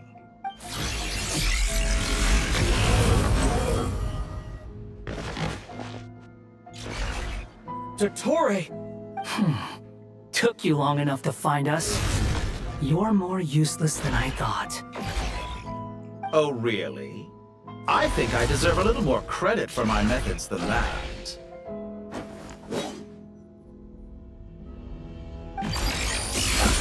Rather than hunting you down, I chose to let you roam free. I indulged your presumption that I was unable to track your movements. Played along with your clever little plan. Fleeing is for animals, but I rather enjoy watching you flee. Some things lose the will to run altogether as soon as you put them in a cage. If that's true, then why did you come looking for us? Because I wanted to observe you up close, of course. Don't misunderstand me, I'm not here for a fight. Is it so unusual that I wish to greet my old acquaintances in person? After all, it's been a while. Scaramouche. Why are you so afraid? I have done nothing unprecedented in discovering the truth. Nor did I go to any great lengths to uncover your story. You made a bold series of moves in deciding to erase yourself. And with the power of this great chronicling device called Irmin's Soul, you were able to achieve something quite remarkable. Once most people form an opinion about someone, it tends to imprison their mind. Yet you managed to erase every trace of your existence.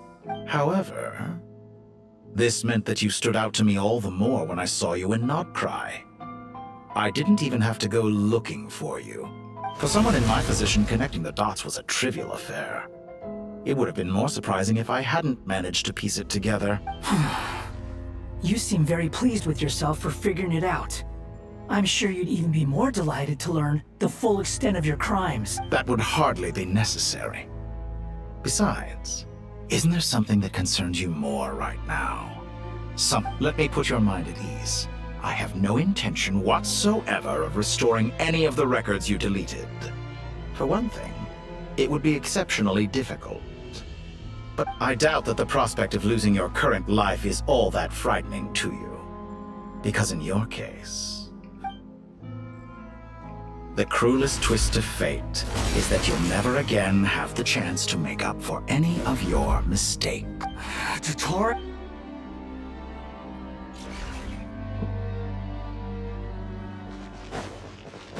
All here shall bend to my will.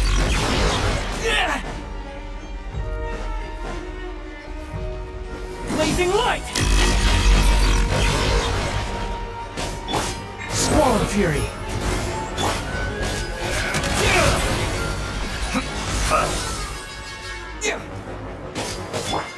Wind rises.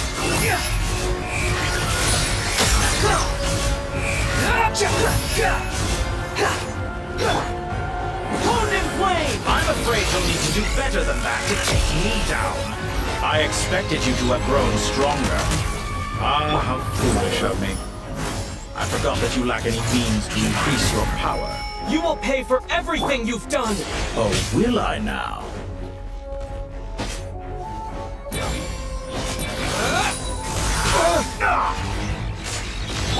Behold!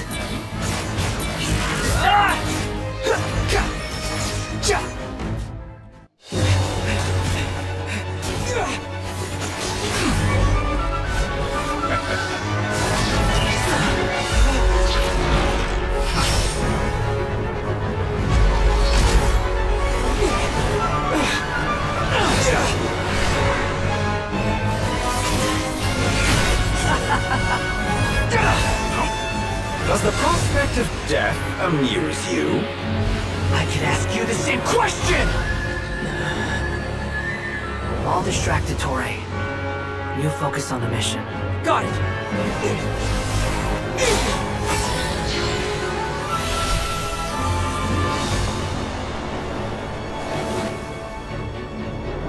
For the hopes and dreams of the masses. Open the secret door on this enchanting night. May wisdom's light eradicate ignorance and darkness, and hereby fulfill our ancient vow. Commence data extraction.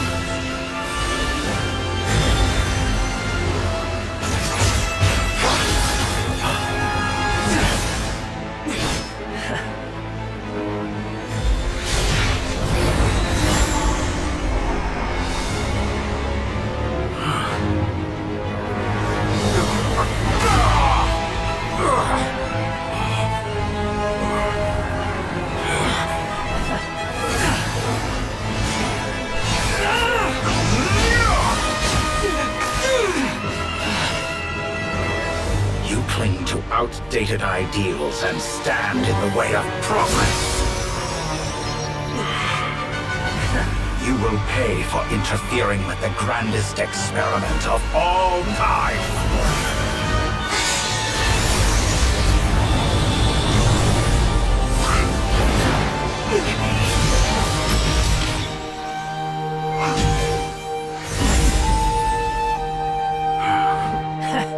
Good timing. Dottore, as clever as you are, you fail to understand wisdom. Wisdom takes many forms, but the path you have chosen eschews them all. Huh.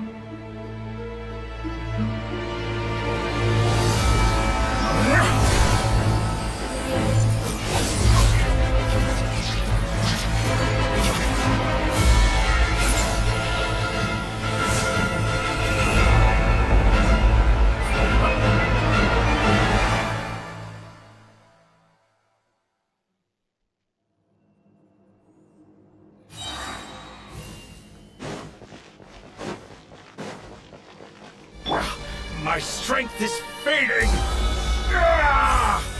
Since you are within Irminsul, it stands to reason that any power you wield comes from it. Extracting the information from Irminsul just to strip me of my power. I will find his weakness.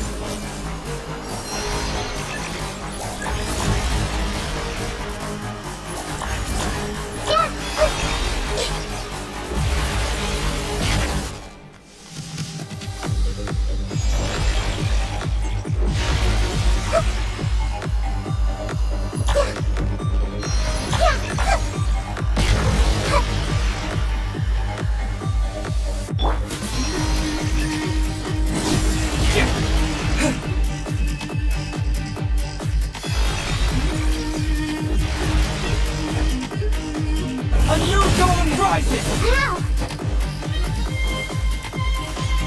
I admire your attempt to introduce a new variant, but it's nowhere near enough. Like a little buzzing fly.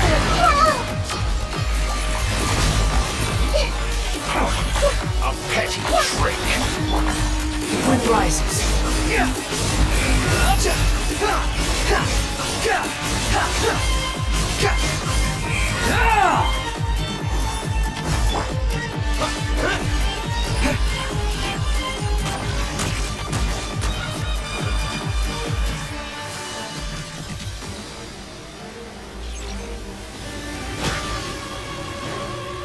Burn all before you! That's far enough!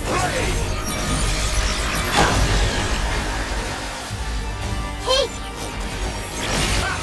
You won't distract! You're so close! Just hold her a little longer! I'll hold him up. Traveler, Hat Guy, the rest is up to you. We certainly have a knack for surprising each other, don't we? I'm just getting started.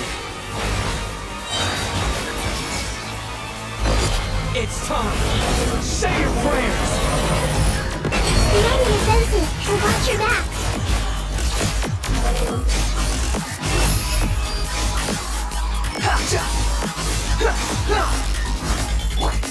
Honed in flame.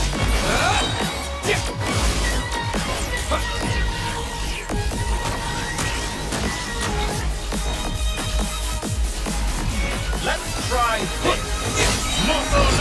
It's time. Say your prayers.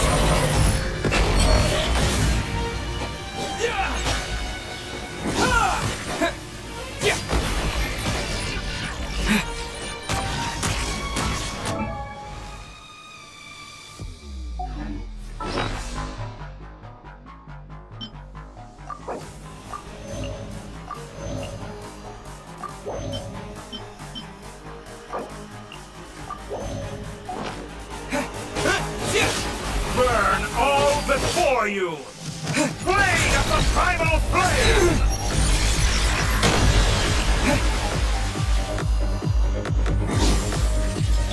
Wind rises.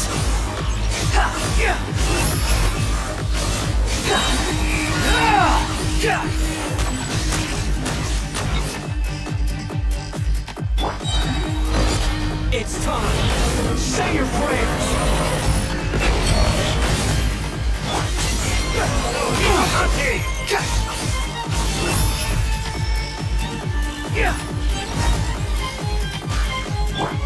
Honed in flame. Squall Fury.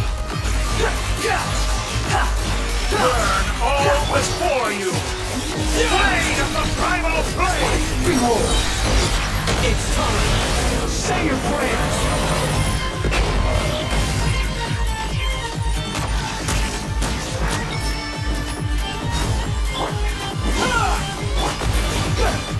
Squall Fury. Let's try this! Muso no Hitohachi! It's time. Say your prayers. Behold.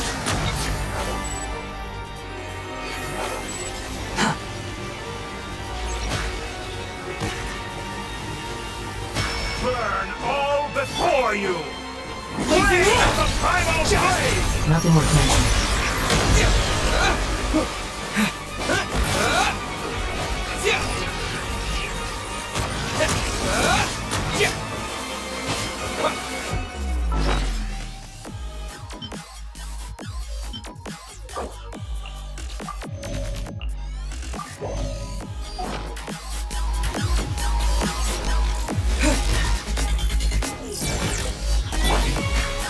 Squall Fury.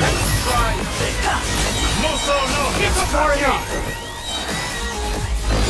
It's time. Say your prayers.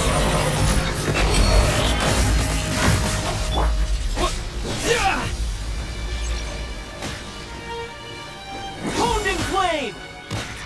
Behold. Burn all before you! Blade of the primal flame!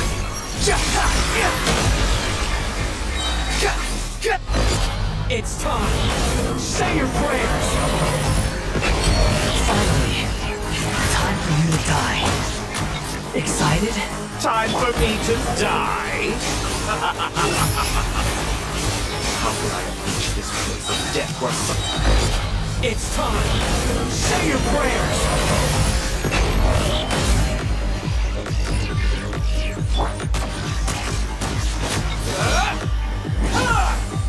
Behold!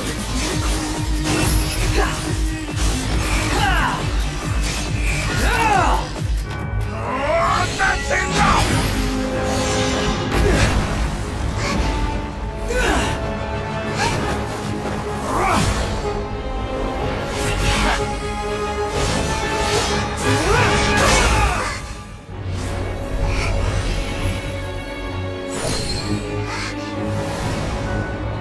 It's all yours. Do with it as you see fit.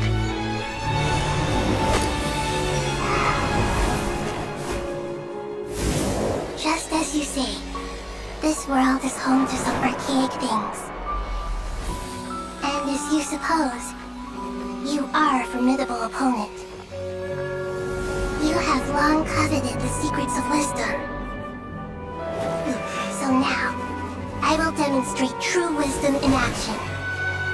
I invoke my supreme authority as the keeper of Irminsul. Command me or condemn me. And give your verdict now!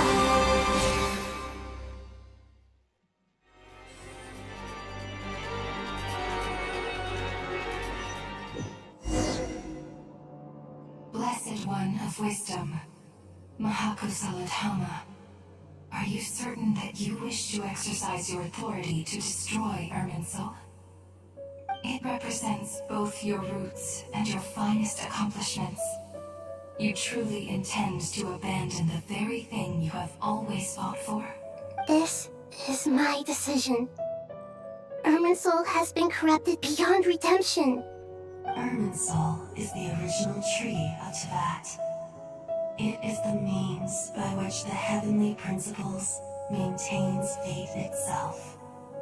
The 7 Archons should honor and revere it, for their authority was bestowed upon them by— It is precisely because I honor and revere it that I fight for the humanity it exists to protect. Wisdom is knowing how to weigh the options and make the right decision. If you truly care about the fortunes of this world, then it is me you should seek to preserve. Planting a seed begins the chain of cause and effect. Since you have become a great tree yourself, why should the loss of another tree be anything to fear till we meet again?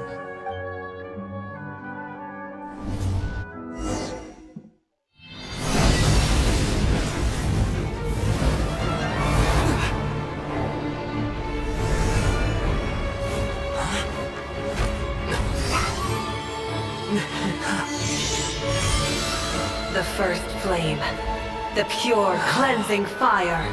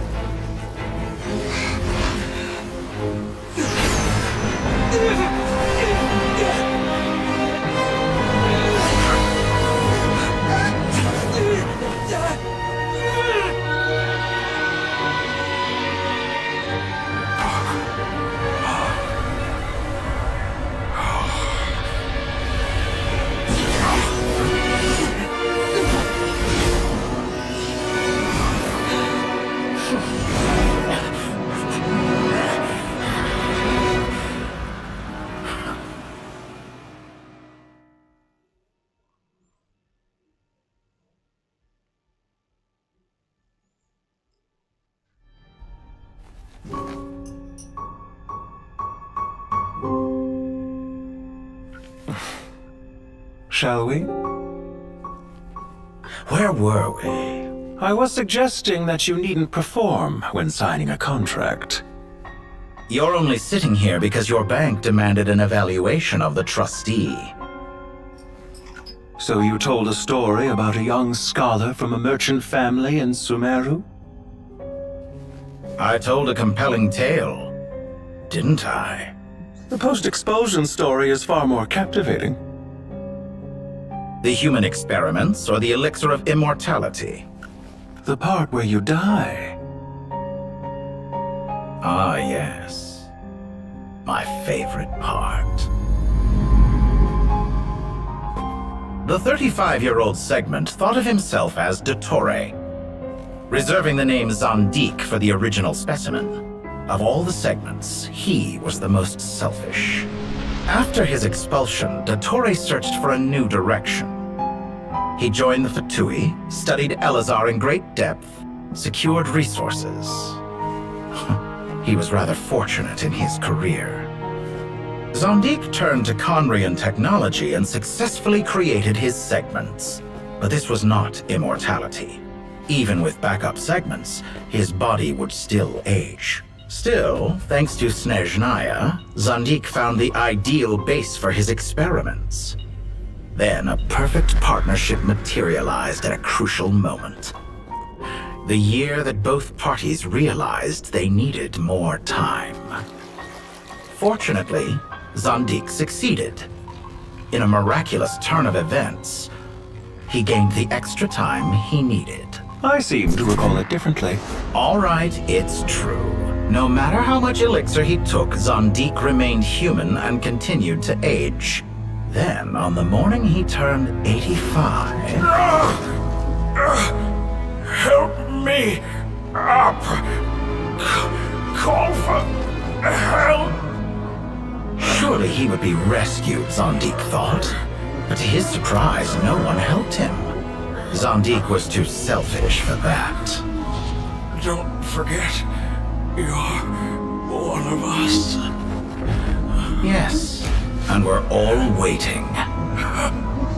Waiting for me to die. Pantalone arrived for a meeting and happened to witness what followed. He found it unsettling. I never said that. But the Zandiks were unfazed. It was a rare opportunity for self-dissection.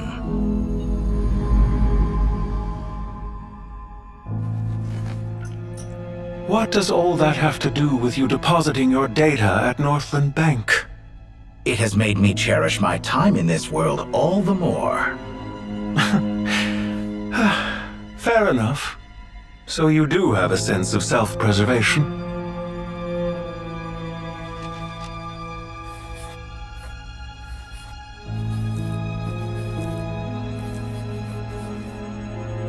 What do you mean?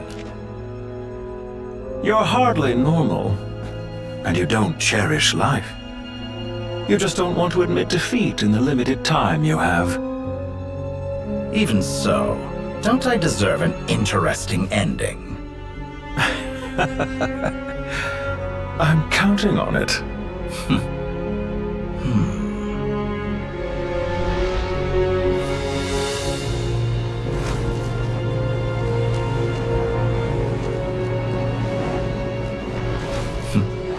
If nothing else, I expect my funeral will be a grand affair indeed.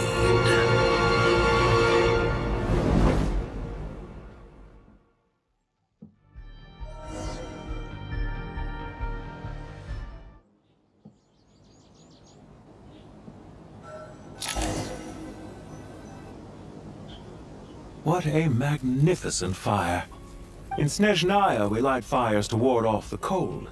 Fire, it seems, is antithetical to ideas such as cold, frozen, and unchanging. Perhaps it has always been that way. From the beginning, fire has been used to drive away wild beasts and warm the body and mind. You could say it's a form of treatment. One that cures the human heart of mortal fear. Mortal fear? Something you haven't been acquainted with in a long time, by the sounds of it. Whereas you, I'm sure, must know the feeling quite well indeed. I remember when we first discussed the elixir of immortality. You claimed that extending your lifespan was about buying more time. But was that really the truth? You fear the prospect of dying a wretched end in this world, don't you? Of course I do. I'm only human after all.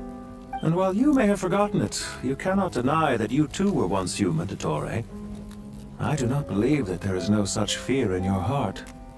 Perhaps you are right. But I abandoned it long ago and devoted myself to my experiments. I have felt no fear since.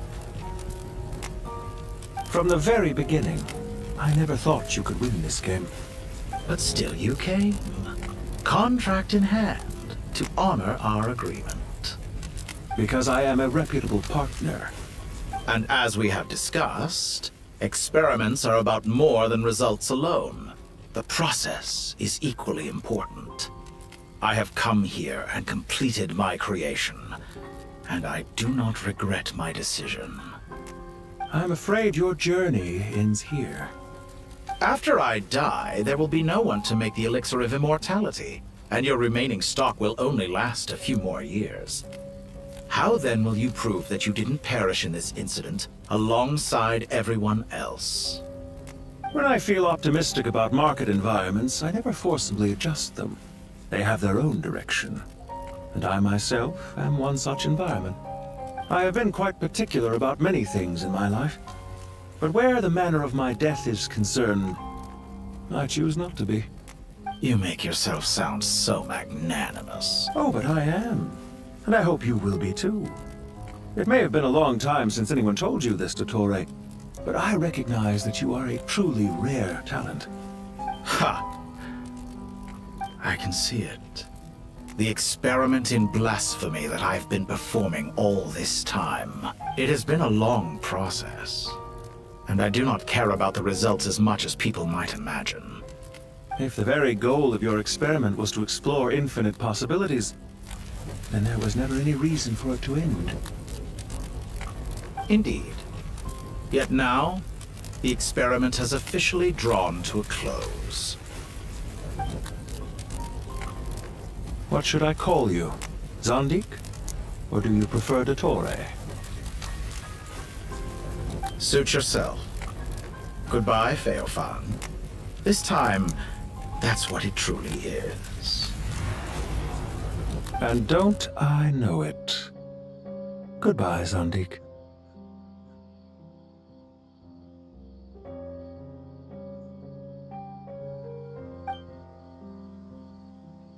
I could have carried out many more experiments, but to me, Lord of Dendro, this outcome is certainly not the worst. I believe you. But unfortunately, this is where it all ends for you.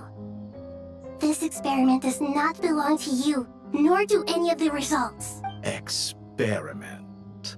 It sounds like you're trying to outdo me in my own field. Wisdom is conveying information in terms that people can clearly understand. You know exactly what I mean. Indeed. I can see no further outcomes. Ha. You have a formidable mind, and you are braver than I thought. Setting fire to the very thing your survival depends on. Your previous threat was empty, but this time, it is real. When necessary, wisdom can be as fierce as an inferno. Some of the flames that incinerate you come from within yourself. Perhaps you are right. You see what lies at the bottom of the human heart, and that is your wisdom. Here is where your journey comes to an end. All that is yet unknown belongs to those of us who will carry on living. It seems I have unwittingly been your arch-enemy all along. But now, it's all over. I do not deny your intelligence. But what you refer to as experiments, I would never describe in those terms. They are events that take place in the real world, and they are so much more than mere data. Goodbye. We will never meet again.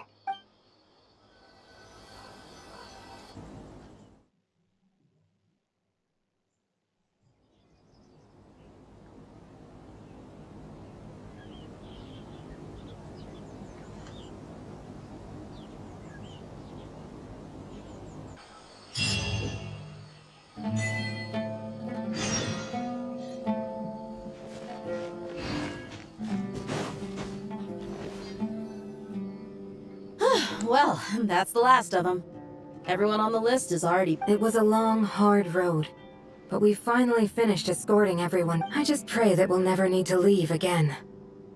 I hope we can stay here forever in this peaceful paradise of our own choosing. Paradise. In the annals of the Temple of Silence, that word carries great significance. I wouldn't think gods need such a place. People always think they're the only ones who can lose their homes. As the Goat King once said, "A god without his people shall cease to exist." Gods need their believers. Only we can truly understand how much the desert faith has faded over the centuries. But we still talk about the gods as though they're part of our lives. Given the myriad ways in which gods and humans interact, I'd say they really are. How else could Dunyarzad consider the Dendro Archon a friend? Well, that sounds about right to me. Describing them as friends sure makes us feel a whole lot closer. If you told me a few years back that I'd have this many friends, I'd have called you a liar. Belief is a choice, just like friendship. We've made our choices through battle. The right ones, wouldn't you say? I'll be heading back to the Temple of Silence. I heard the Goat King and the Ibis King decided to pay... It's back to Aru Village for us. Still plenty of Until next time, old friend. As long as you can find the time, you're always welcome to visit us in Aru Village. Right back at you. Make sure to drop by the Temple of Silence the next time you're free. Where it is that 2 of the other 7 pillars, Shezapang and Bennu, might also be dropping by. Since you're wearing the symbols of their power, it'd only be fitting if you came to see them for yourselves. Dropping by? That makes it sound like they're visiting a neighbor's home. Well, the temple was founded by Hermanubis, so I guess to them, that's exactly what it is. Guess that's true. All right. We'll make sure to find time to stop by. Stay safe on your journey home. I will.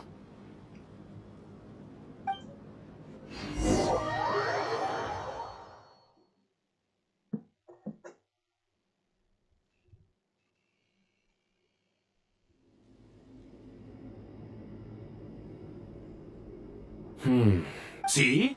Retirement has always been a problem, especially for old-timers like us who've been locked away all these years.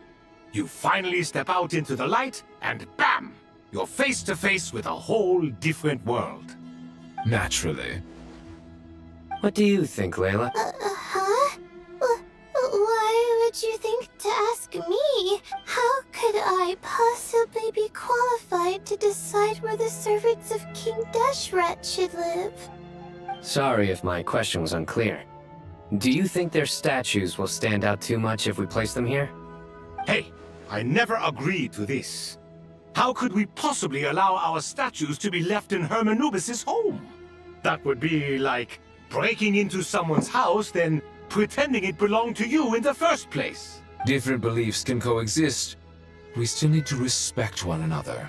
By which you mean, you two plan to stay at the Temple of Silence, for a while at least, but you have no intention of relocating your statues here. So, you see this as sort of a family visit? Is that correct? Family. You could say that. In a sense, Hermanubis would view this as his home. Just look at this place. Magnificent, is it not? The sad truth is, in the past, all 3 of us invested so much into misguided ventures. We failed to build what we should have, and wasted so much. And what do you... I mean that for the most part, time spent associating with the likes of Sobek, and, let's say, Thoth. Why does that not surprise me? Anyway, given how much time we'll all be spending together... Once Sethos, the current leader of the Temple of Silence, returns, but judging by the expressions of everyone here, I imagine you'll receive a This sacred ground houses untold knowledge after all. What better place for the servants of King Deshret to appear in the mortal world? How about we share a meal together first? I imagine it's been many years since you last tasted fresh food. Oh, that sounds wonderful! After so many hundreds of years, I can only surmise that desert cuisine has become a lot more... Are we having a get-together? If you'd like, I can help prepare some food. Oh, my, that would be wonderful. I'm touched that you still remember. How the times have changed. To the people of today, it seems the Ibis King has become a kind and passionate god. And you, Mr. Herreshoff? What kind of god do you wish to be? To be honest, I haven't given it much thought. How about you, Dendro Arcon? Me?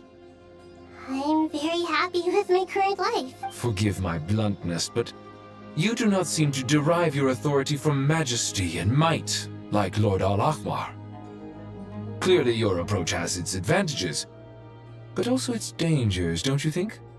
I do, but projecting a majestic front doesn't really suit me. Besides, my relationship with others isn't simply one of a god and her people. Not putting on airs might earn you more adoration.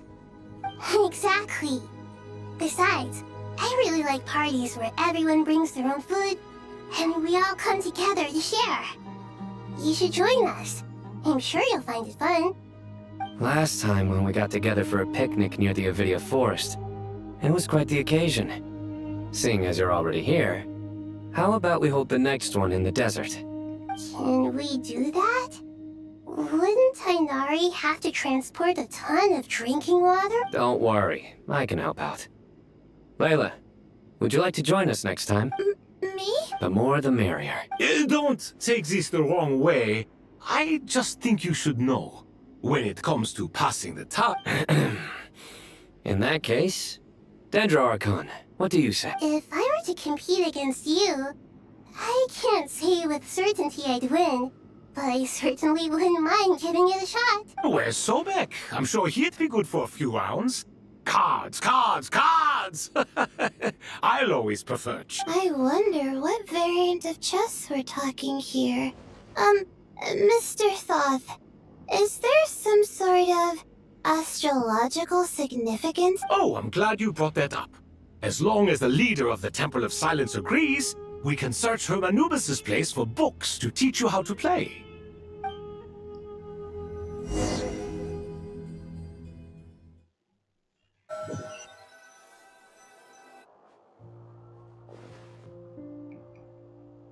Such devastation visited on Sumeru City.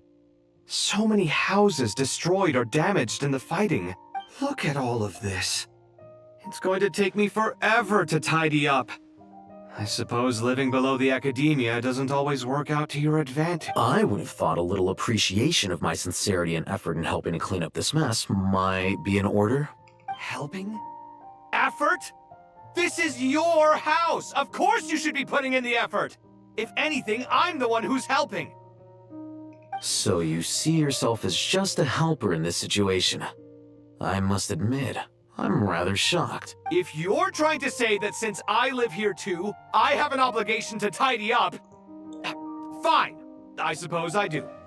Wait a second, stop changing the subject! Never. In the wake of a great storm, a missing roof is a predictable inconvenience. Can you stop making it seem like I care more about this house than you do? Doesn't it upset you at all to see your home in this state? I won't pretend it's ideal, but that's no reason to be upset. This is the roof over your head, your shelter from the cold. The furniture is scattered, the paintings have fallen off the walls, the windows are shattered. Don't you feel even a little disheartened? The way I see it, these problems are easily solved. Ugh, this is precisely why I hate talking to you about sentimental things. It's like banging my head against a wall. You simply don't understand just how much work goes into making a proper home. It sounds like this is causing you a lot of anguish. You mean the house or the paintings? I mean your sentimentality. Oh, well, yes. But I'd rather not dwell on such things right now. Generally speaking, when anguish becomes the norm, people usually make an attempt to improve their situation. But there are so many people and things in life that are difficult to change. It's not like you can force them. Besides, anguish can be a source of inspiration.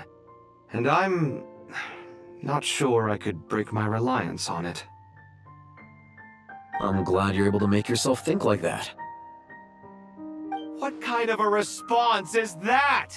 I was stating a profound truth about the very nature of art!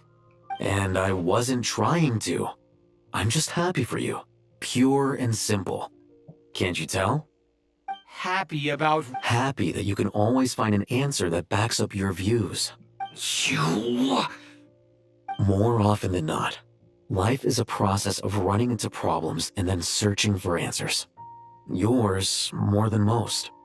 Not everyone's so good at justifying things to themselves. It's something that you've been steadily mastering. Huh. What about you, then? What skills have you been mastering lately? Pass me that box. Huh? Okay. You may consider this my progress on the path to master. What? Wait a second. Isn't that box mine? Hey, it is! It must have fallen off that shelf! I'll hate them! Those are my paints and inks! Would you like me to put it in your bedroom for you? Huh? What kind of progress is this? Does he think he can bribe me? Not that these books on the floor... They're a complete mess. And this one, didn't he say it was an out-of-print collectible? It's completely covered in dust, and some of its pages have even fallen out. Ugh, guess I should help him repair it.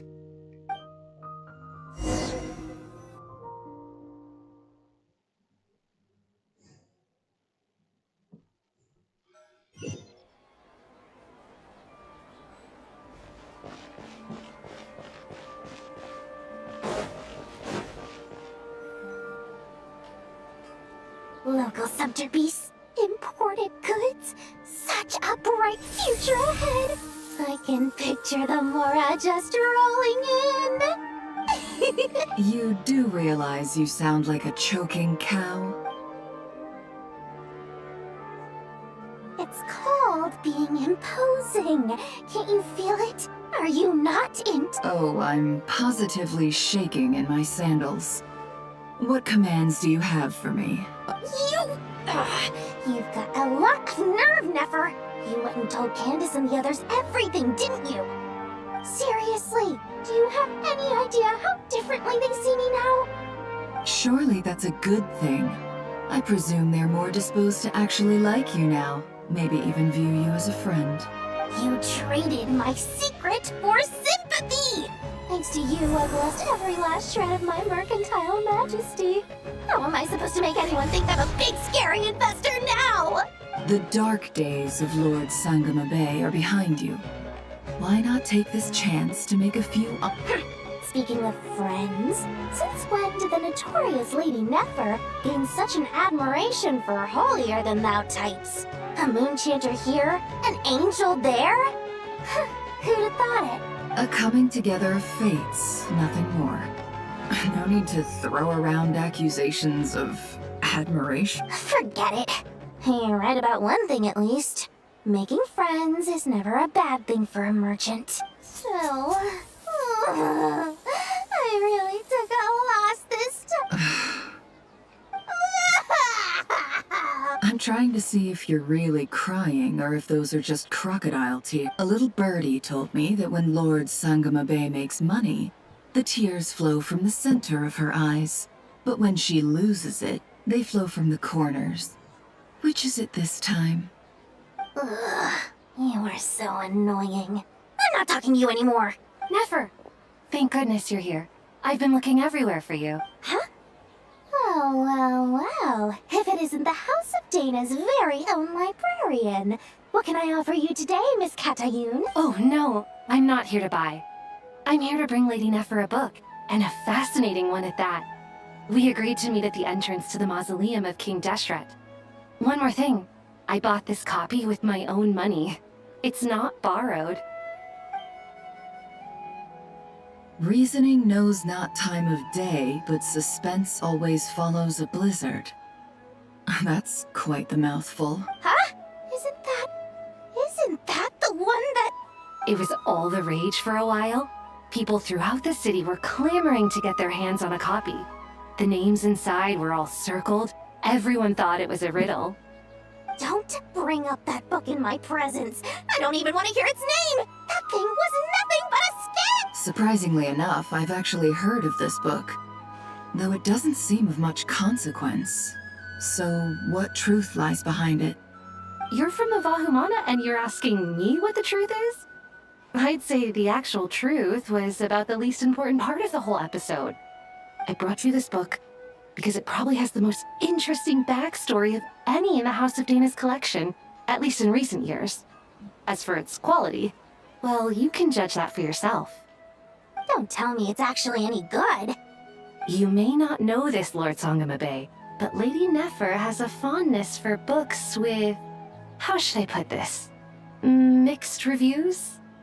No eye for good literature. Perhaps she feels that bad books hide interesting secrets? But I shouldn't put words in her mouth. It's probably fair to say she prefers the conversations that books can spark over the substance of the book. Suits my style as an intel broker. Very interesting, thank you. I'll return it to you once I'm done reading. And as it happens, I have something for you too. Incense? I imagine you've already used up the incense I gave you last time. Here's some more. This batch is from Nodcry, so the scent won't be quite the same. Well, actually, I've been saving the incense you gave me. I couldn't bring myself to waste it without a special occasion. But I'll gladly accept this too. And I promise I'll use it this time. Katayun, you haven't changed a bit.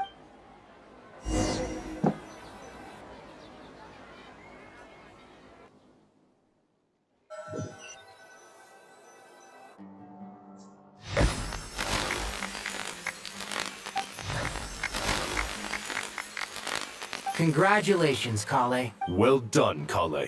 After studying for so long, you've finally become a full-fledged ranger. Sure hasn't been easy for you, huh?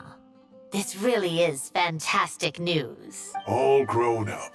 No longer a trainee, but an official forest ranger. Oh, the next step is to secure tenure in the academia. Thanks, everyone. It's true. I'm an official forest ranger now. Master Tainari, thank you for your guidance and support. I wish Mr. Sino were here so I could thank him too. Sino had a matter to attend to at the Temple of Silence. I don't imagine he'll be back for some time. But don't worry, we can celebrate together once he— I'm afraid the party will have to wait. Kale still has some matters to attend to. Kale? Is everything all right? No, it's not what you think. There's nothing wrong with my health. I just have a few things I need to deal with. I've made plans with the Traveler and Paimon to visit Mondstadt. Master Tainari and Mr. Sino will be accompanying us too. Well, that's a relief. Let's get together when everyone's back. I'm sure you'll be doing even better by then. Of course. I have a feeling you're right.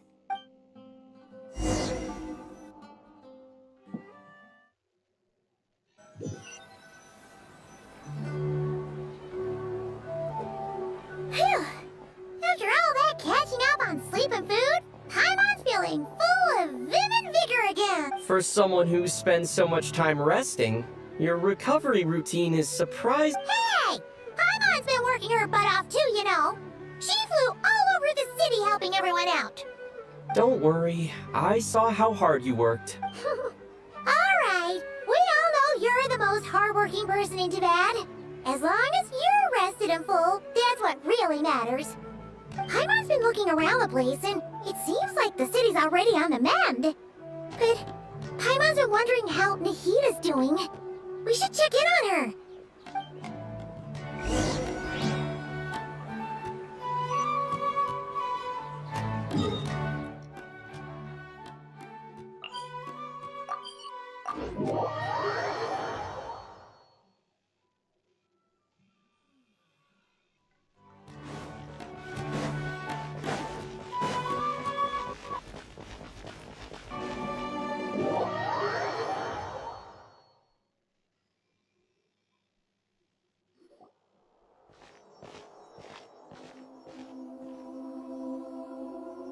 Hey, Nahida! And Hat Guy's here too! Traveler, Paimon! What's going on here? Nothing much. Nahida was just expressing concern for my physical and mental well-being. Oh, the Traveler told Paimon all about that. We've both been very worried about you. You make it sound like I'm on the brink of some kind of breakdown. Truth is, I'm doing much better than you might imagine. If we can just get to the bottom of Dottore's intentions, we can minimize his negative influence. That's the sort of thing I excel at. Just listen to that newfound optimism. It seems like having you enroll in the Vahumana was a truly inspired move. I can really see the positive influence. Observe, a classic Sumeru specialty. Chalking everything up to education and learning. To be honest, even I can sense the change in you. Everything Dottore said to you was a way to manipulate your mind. Fortunately, you're no longer under his sway. Can someone as old as me really continue to grow? If it helps, just think of yourself as a late bloomer. It's all a matter of phrasing, and it comes down to what standards you measure yourself by. For a puppet, developing at such an age is perfectly normal. But if you choose to call yourself a late bloomer, it sounds more like you consider yourself human. However you see yourself, well done. Alright, I see what you mean. Anyway, what's your next step? What else can I do but complete my current courses? Everything else can wait. Anyway, that's enough chit-chat. There are still things in the city I need to help out with. I'll be heading there now.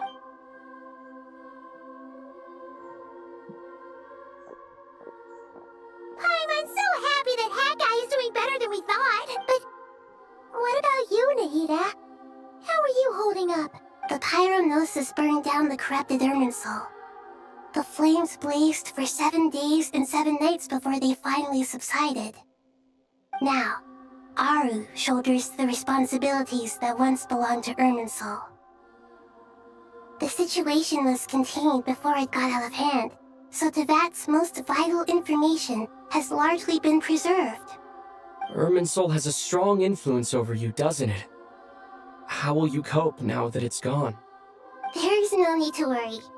Thanks to Nicole's extraordinary talents, my connection to Irminsul has been severed and transposed onto Aru. Angels can do things like that?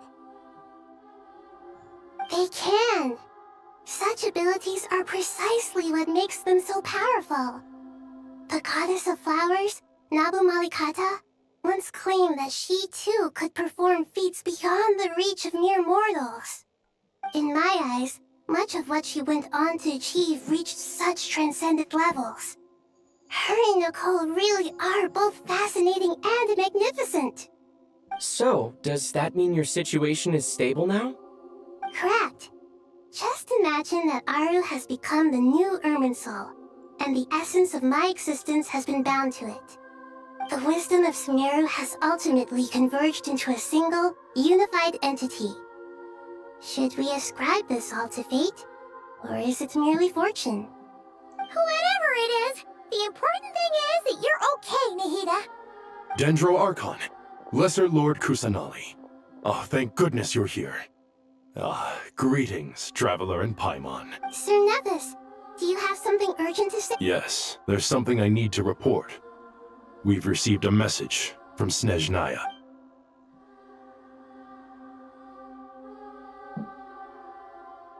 The Fatui Harbinger, the Rooster, sends us his sympathies, along with all the usual pleasantries. His stance is that, following the unrest in Nodcry, Dottore was subjected to internal censure.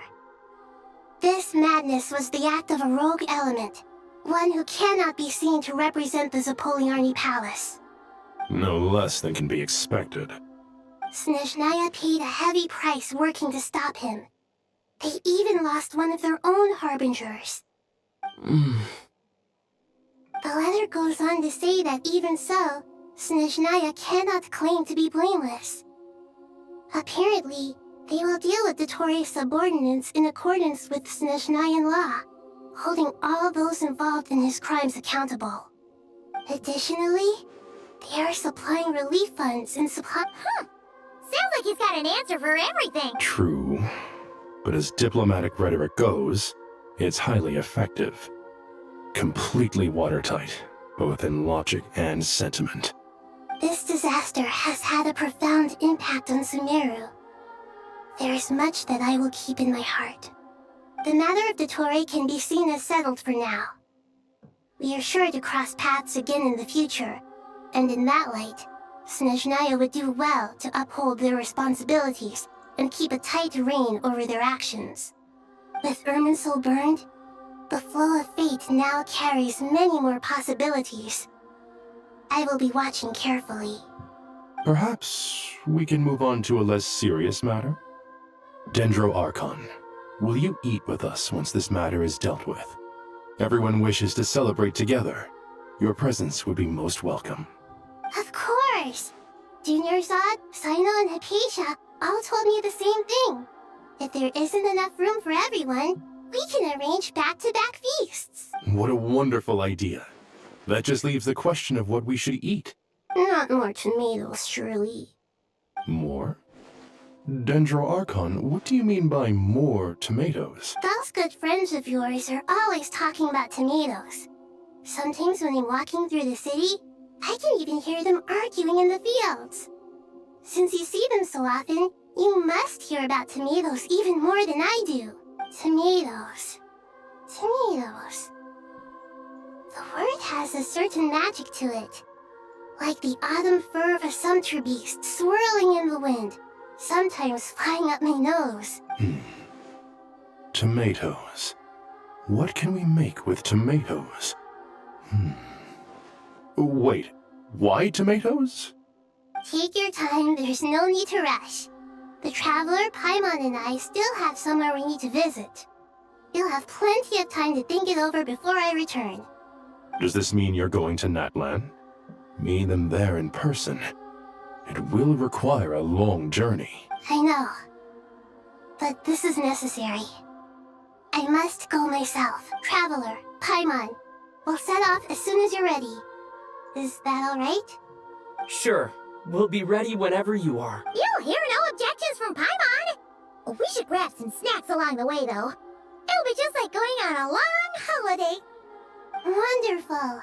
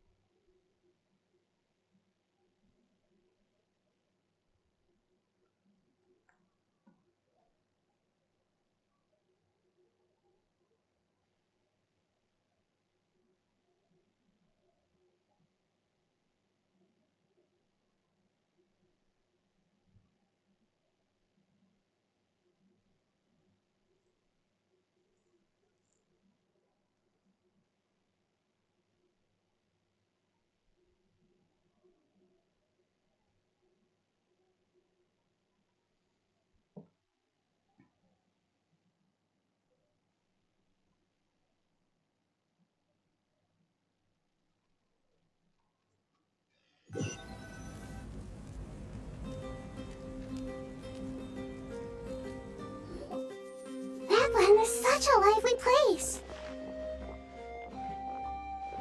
It's super cheerful and positive, too! I can see that. There are people outside exercising at all hours. You came. Welcome, welcome. You must be hungry from your journey. Would you like something to eat? Oh, thanks, but no thanks! We've been eating the whole way here. We had a mushroom platter, sap's meat stew, butter braised chicken, hot sour pudding. Paimon's positively stuffed. All right. No need for all that detail. I'm starting to get hungry myself. Maybe later then. We can wait till everyone's got an appetite, then all head out for a meal together. Sounds like a plan. Let's find somewhere to sit down.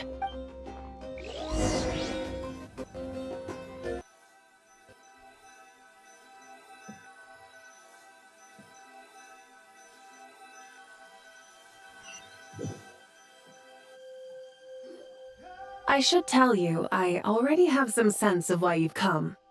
Why's that, Malika? To say thank you. Your senses are spot on. But on top of that, we also feel guilty. Because the pyronosis has vanished? I sensed its loss. Despite scouring through the remnants of Irminsul, we couldn't find any sign of the pyronosis. Not even any trace of it burning to ash. That's certainly unusual. Still, the potential fallout from Irminsul's loss is significant, to say the least. Perhaps the pyronosis's disappearance is simply a knock-on effect of the impact it's had on a certain strand of fate. There's no need to feel guilty. We were clear that this time, there was to be no returning, only giving. Pure and simple. Thank you really is a fascinating phrase. We use it to express gratitude for the smallest of things. Yet, when faced with a kindness too immense to describe, we use exactly the same words. It's not that we lack other means of expression. It's that when we truly need to express our feelings, the simplest and purest words are always the most powerful. You're right. In that land, we prefer simple expressions too. Companionship, friendship, support. They might not sound fancy, but the sentiment behind them is sincere. That's wonderful to hear. Sincere feelings are often a vehicle for the deepest wisdom of all. Irminsul's destruction doesn't seem to have done you much harm. I'm glad to see you're doing well. There's still a lot of work to do, but before we begin, we felt it was important to come here and speak with you. Partly to express our gratitude, but also because we felt that seeing you, in a sense, is like basking in warm sunlight. That's a nice way of putting it. I like that. To tell you the truth, though, I'm not a fan of somber meetings. So, since there's nothing more to say, why don't we go bask in some actual sunlight? The weather's beautiful today. What a great idea!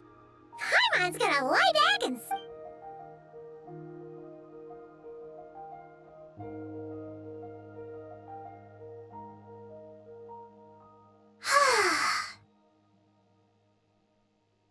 In that case, I think I'll lie down for a bit too before we head to our next stop. And where might that be? Mondstadt. Paimon and I are gonna head back there with Kale and the gang. Long ago, I sensed that the god remains inside Kale had come from the goddess of flowers, but I kept it a secret. Those remains weren't hurting Kale, not as she is now. They simply exist. A yearning for an ordinary life. A yearning to hold on to the hard-won happiness she now enjoys. With someone like her, I have a responsibility to keep her secret. She should be ready to face the truth by now. Whenever people meet, there is always the potential to create warmth and kindness. Every child grows up, but even as adults, they are still children in the eyes of certain people. Oh, just like how Paimon sometimes sees Nahida as a little kid. Is that so? Well, anyone who's friends with a kid is probably a kid themselves. Of course! And there's nothing wrong with that. When we get back, we'll actually be hanging out with another of our friends who happens to be a kid. Or more like looking after, in her case. Anyway, we'll always be there to watch out for our friends. Dear Sucrose, when you receive this letter, I'll probably be as busy as always. But busy with wonderful things. That's because I'm no longer a trainee. I'm now an official forest ranger. Impressive, right? Sino said that official rangers sound much tougher than trainees. Though he did say it was already pretty tough to start out with. You probably heard that something big happened in Sumeru recently. Don't worry, it's all been taken care of. We're heading to Mondstadt soon, so if you're free, maybe we could meet up? Plus, it's not just me. A few of us are going. Hey, you used to remember that time we all got together? You know, when we all went to the Windbloom Festival? It'll be just like that.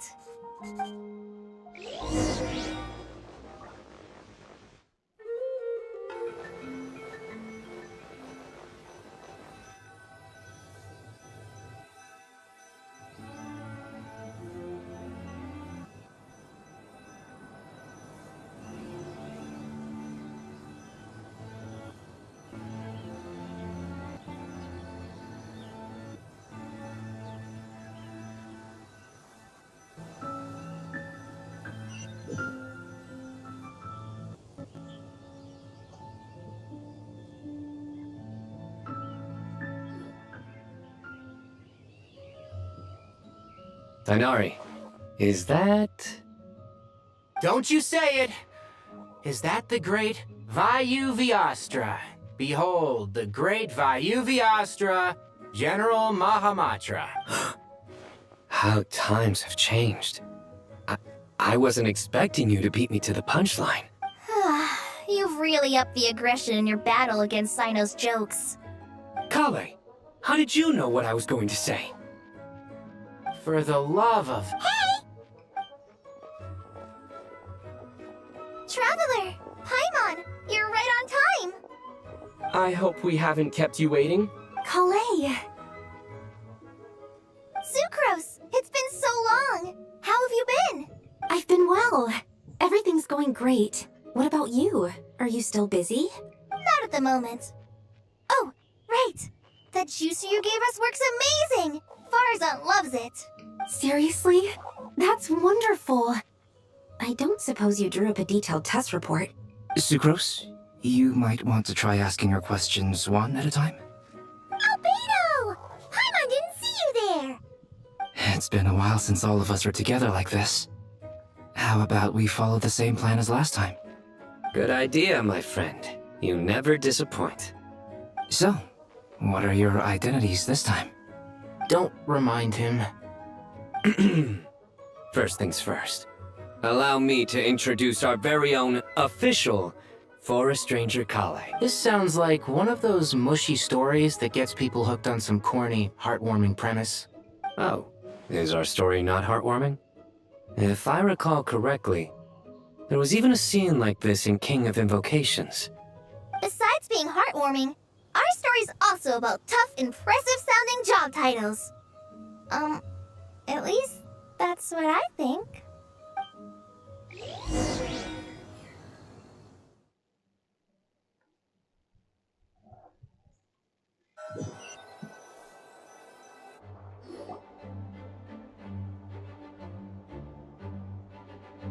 Oh, you're here already?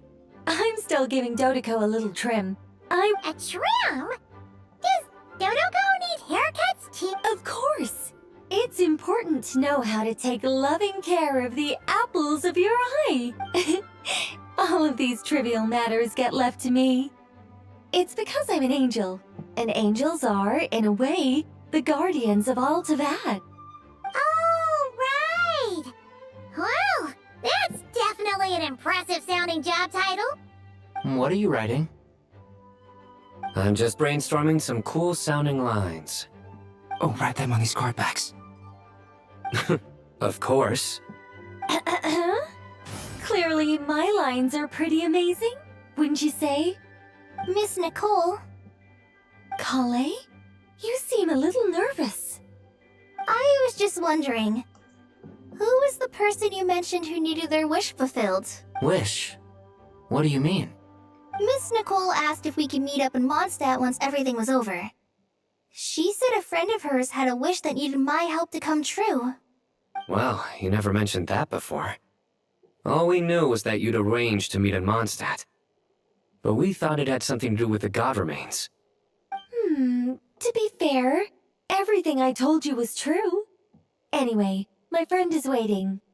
Come on, let's pay her a visit.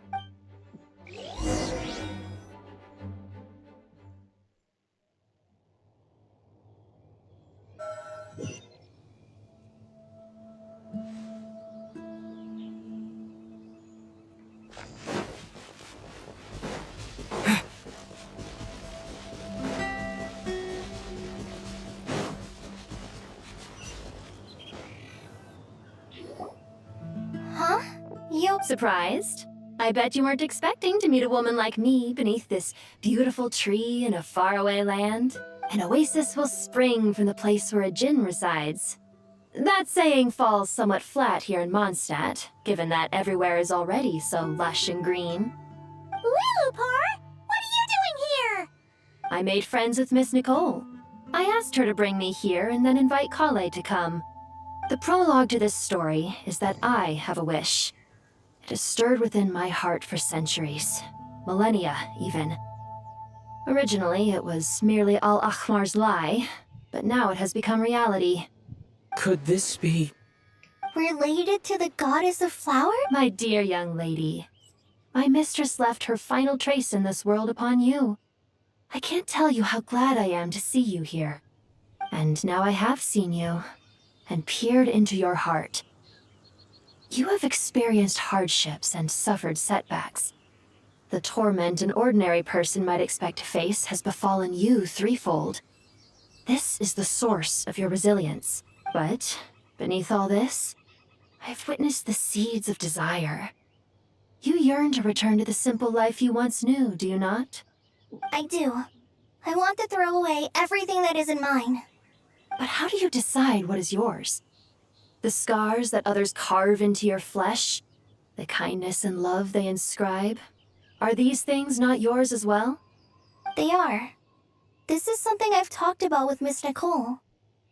Miss Nicole said I should learn how to adjust my standards. I just want to live as an ordinary human. Anything beyond that isn't mine. Don't you want anything from the remains of the goddess of flowers? She gave me a revelation once. I think that's already more than enough. In the past, you would not have possessed such a rich heart. Your brief life has taught you to hold on to everything good, to home in on kindness. How fascinating. You're nothing like Nabu Malikata, and you're certainly not her. Of course not. I'm not some great and powerful being, Miss Lilopar. Yet I am a Jinn. We exist because of the Lord of Flowers. We revere and love her. My wish is to see her one last time. To give everything for her. Kale, can you do this for me? But her remains won't be easy to remove. Are you sure this is what you want? That's beside the point. First, I need to know. Are you willing to do something for the soul of this lonely, wandering woman? But look, you know nothing about me. Even if you have heard the stories about me, all you would know is that I was rightly punished for the many evil deeds I committed. Ah, so you do know. Your lips are quivering, your eyes trembling.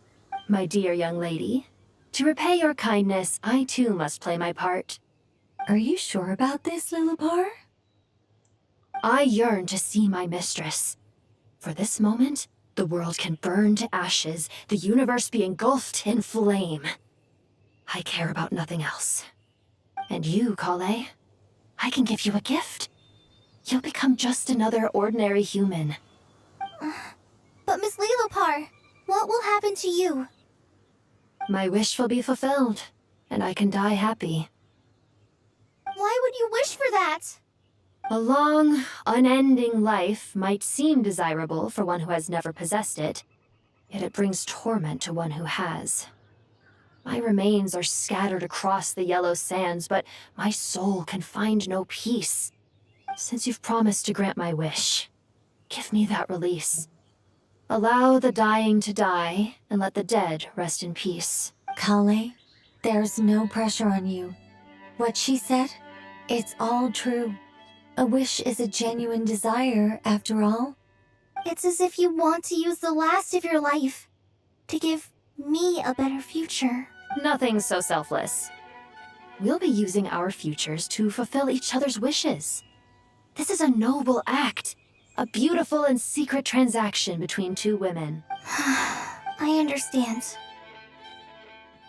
Close your eyes, Kale. Then open your soul. From there, I will embrace my mistress. The downpour of flowers is your touch. Like returning to the very beginning. Like surrendering to your grace, my mistress. People say that devotion is beautiful, yet filled with pain. How foolish of them. For me, devotion is beautiful, pure and painless. Devotion is my love. Thank you.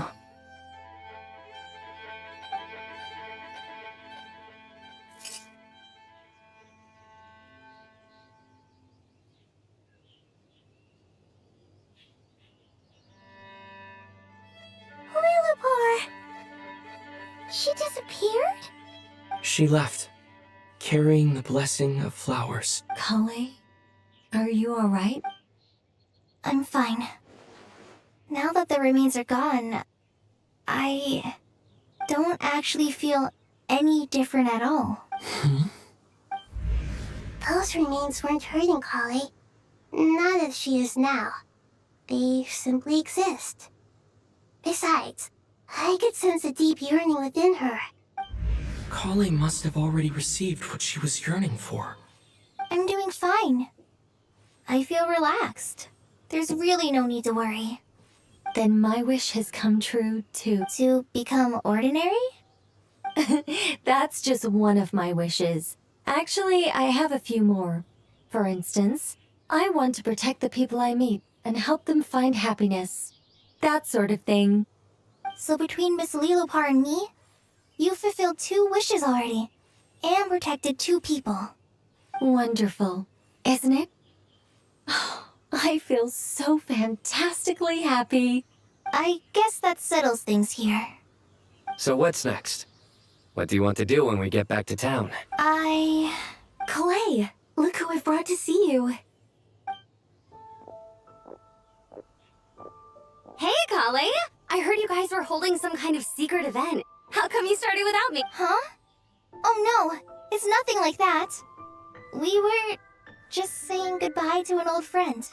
Really? Who? Me. The old me. So that's what this is all about. Did you come all the way to Mondstadt for that? Because we knew the old you so we could witness the change? Exactly. The old me is gone. I puffed her into the air, and she became a fluffy pink cloud, floating into the sky, before disappearing forever. Do you think, maybe up in the sky, she has friends waiting for her with test tubes, flasks, and bows? Oh, when you put it like that, it doesn't sound so bad after all. What do you think, Miss Nicole? I think maybe that's right. At least, if it were up to me, I'd consider that a happy ending. Dear Sucrose, even though my childhood ended long ago, these past few days have really felt like growing up again. I've become stronger, and I feel like I can finally accomplish things by myself. Surely someone as mysterious as you will find a friend like this fascinating? Always growing, always thriving like a plant. I came to say goodbye to my old self. I know that after this, she'll be gone. Thinking about it makes me feel a little lonely. I know the weakness that kept me company will one day leave me too. But somewhere in my heart, I feel a great sense of joy. It feels like I've always wanted to take this step, to walk towards the new me.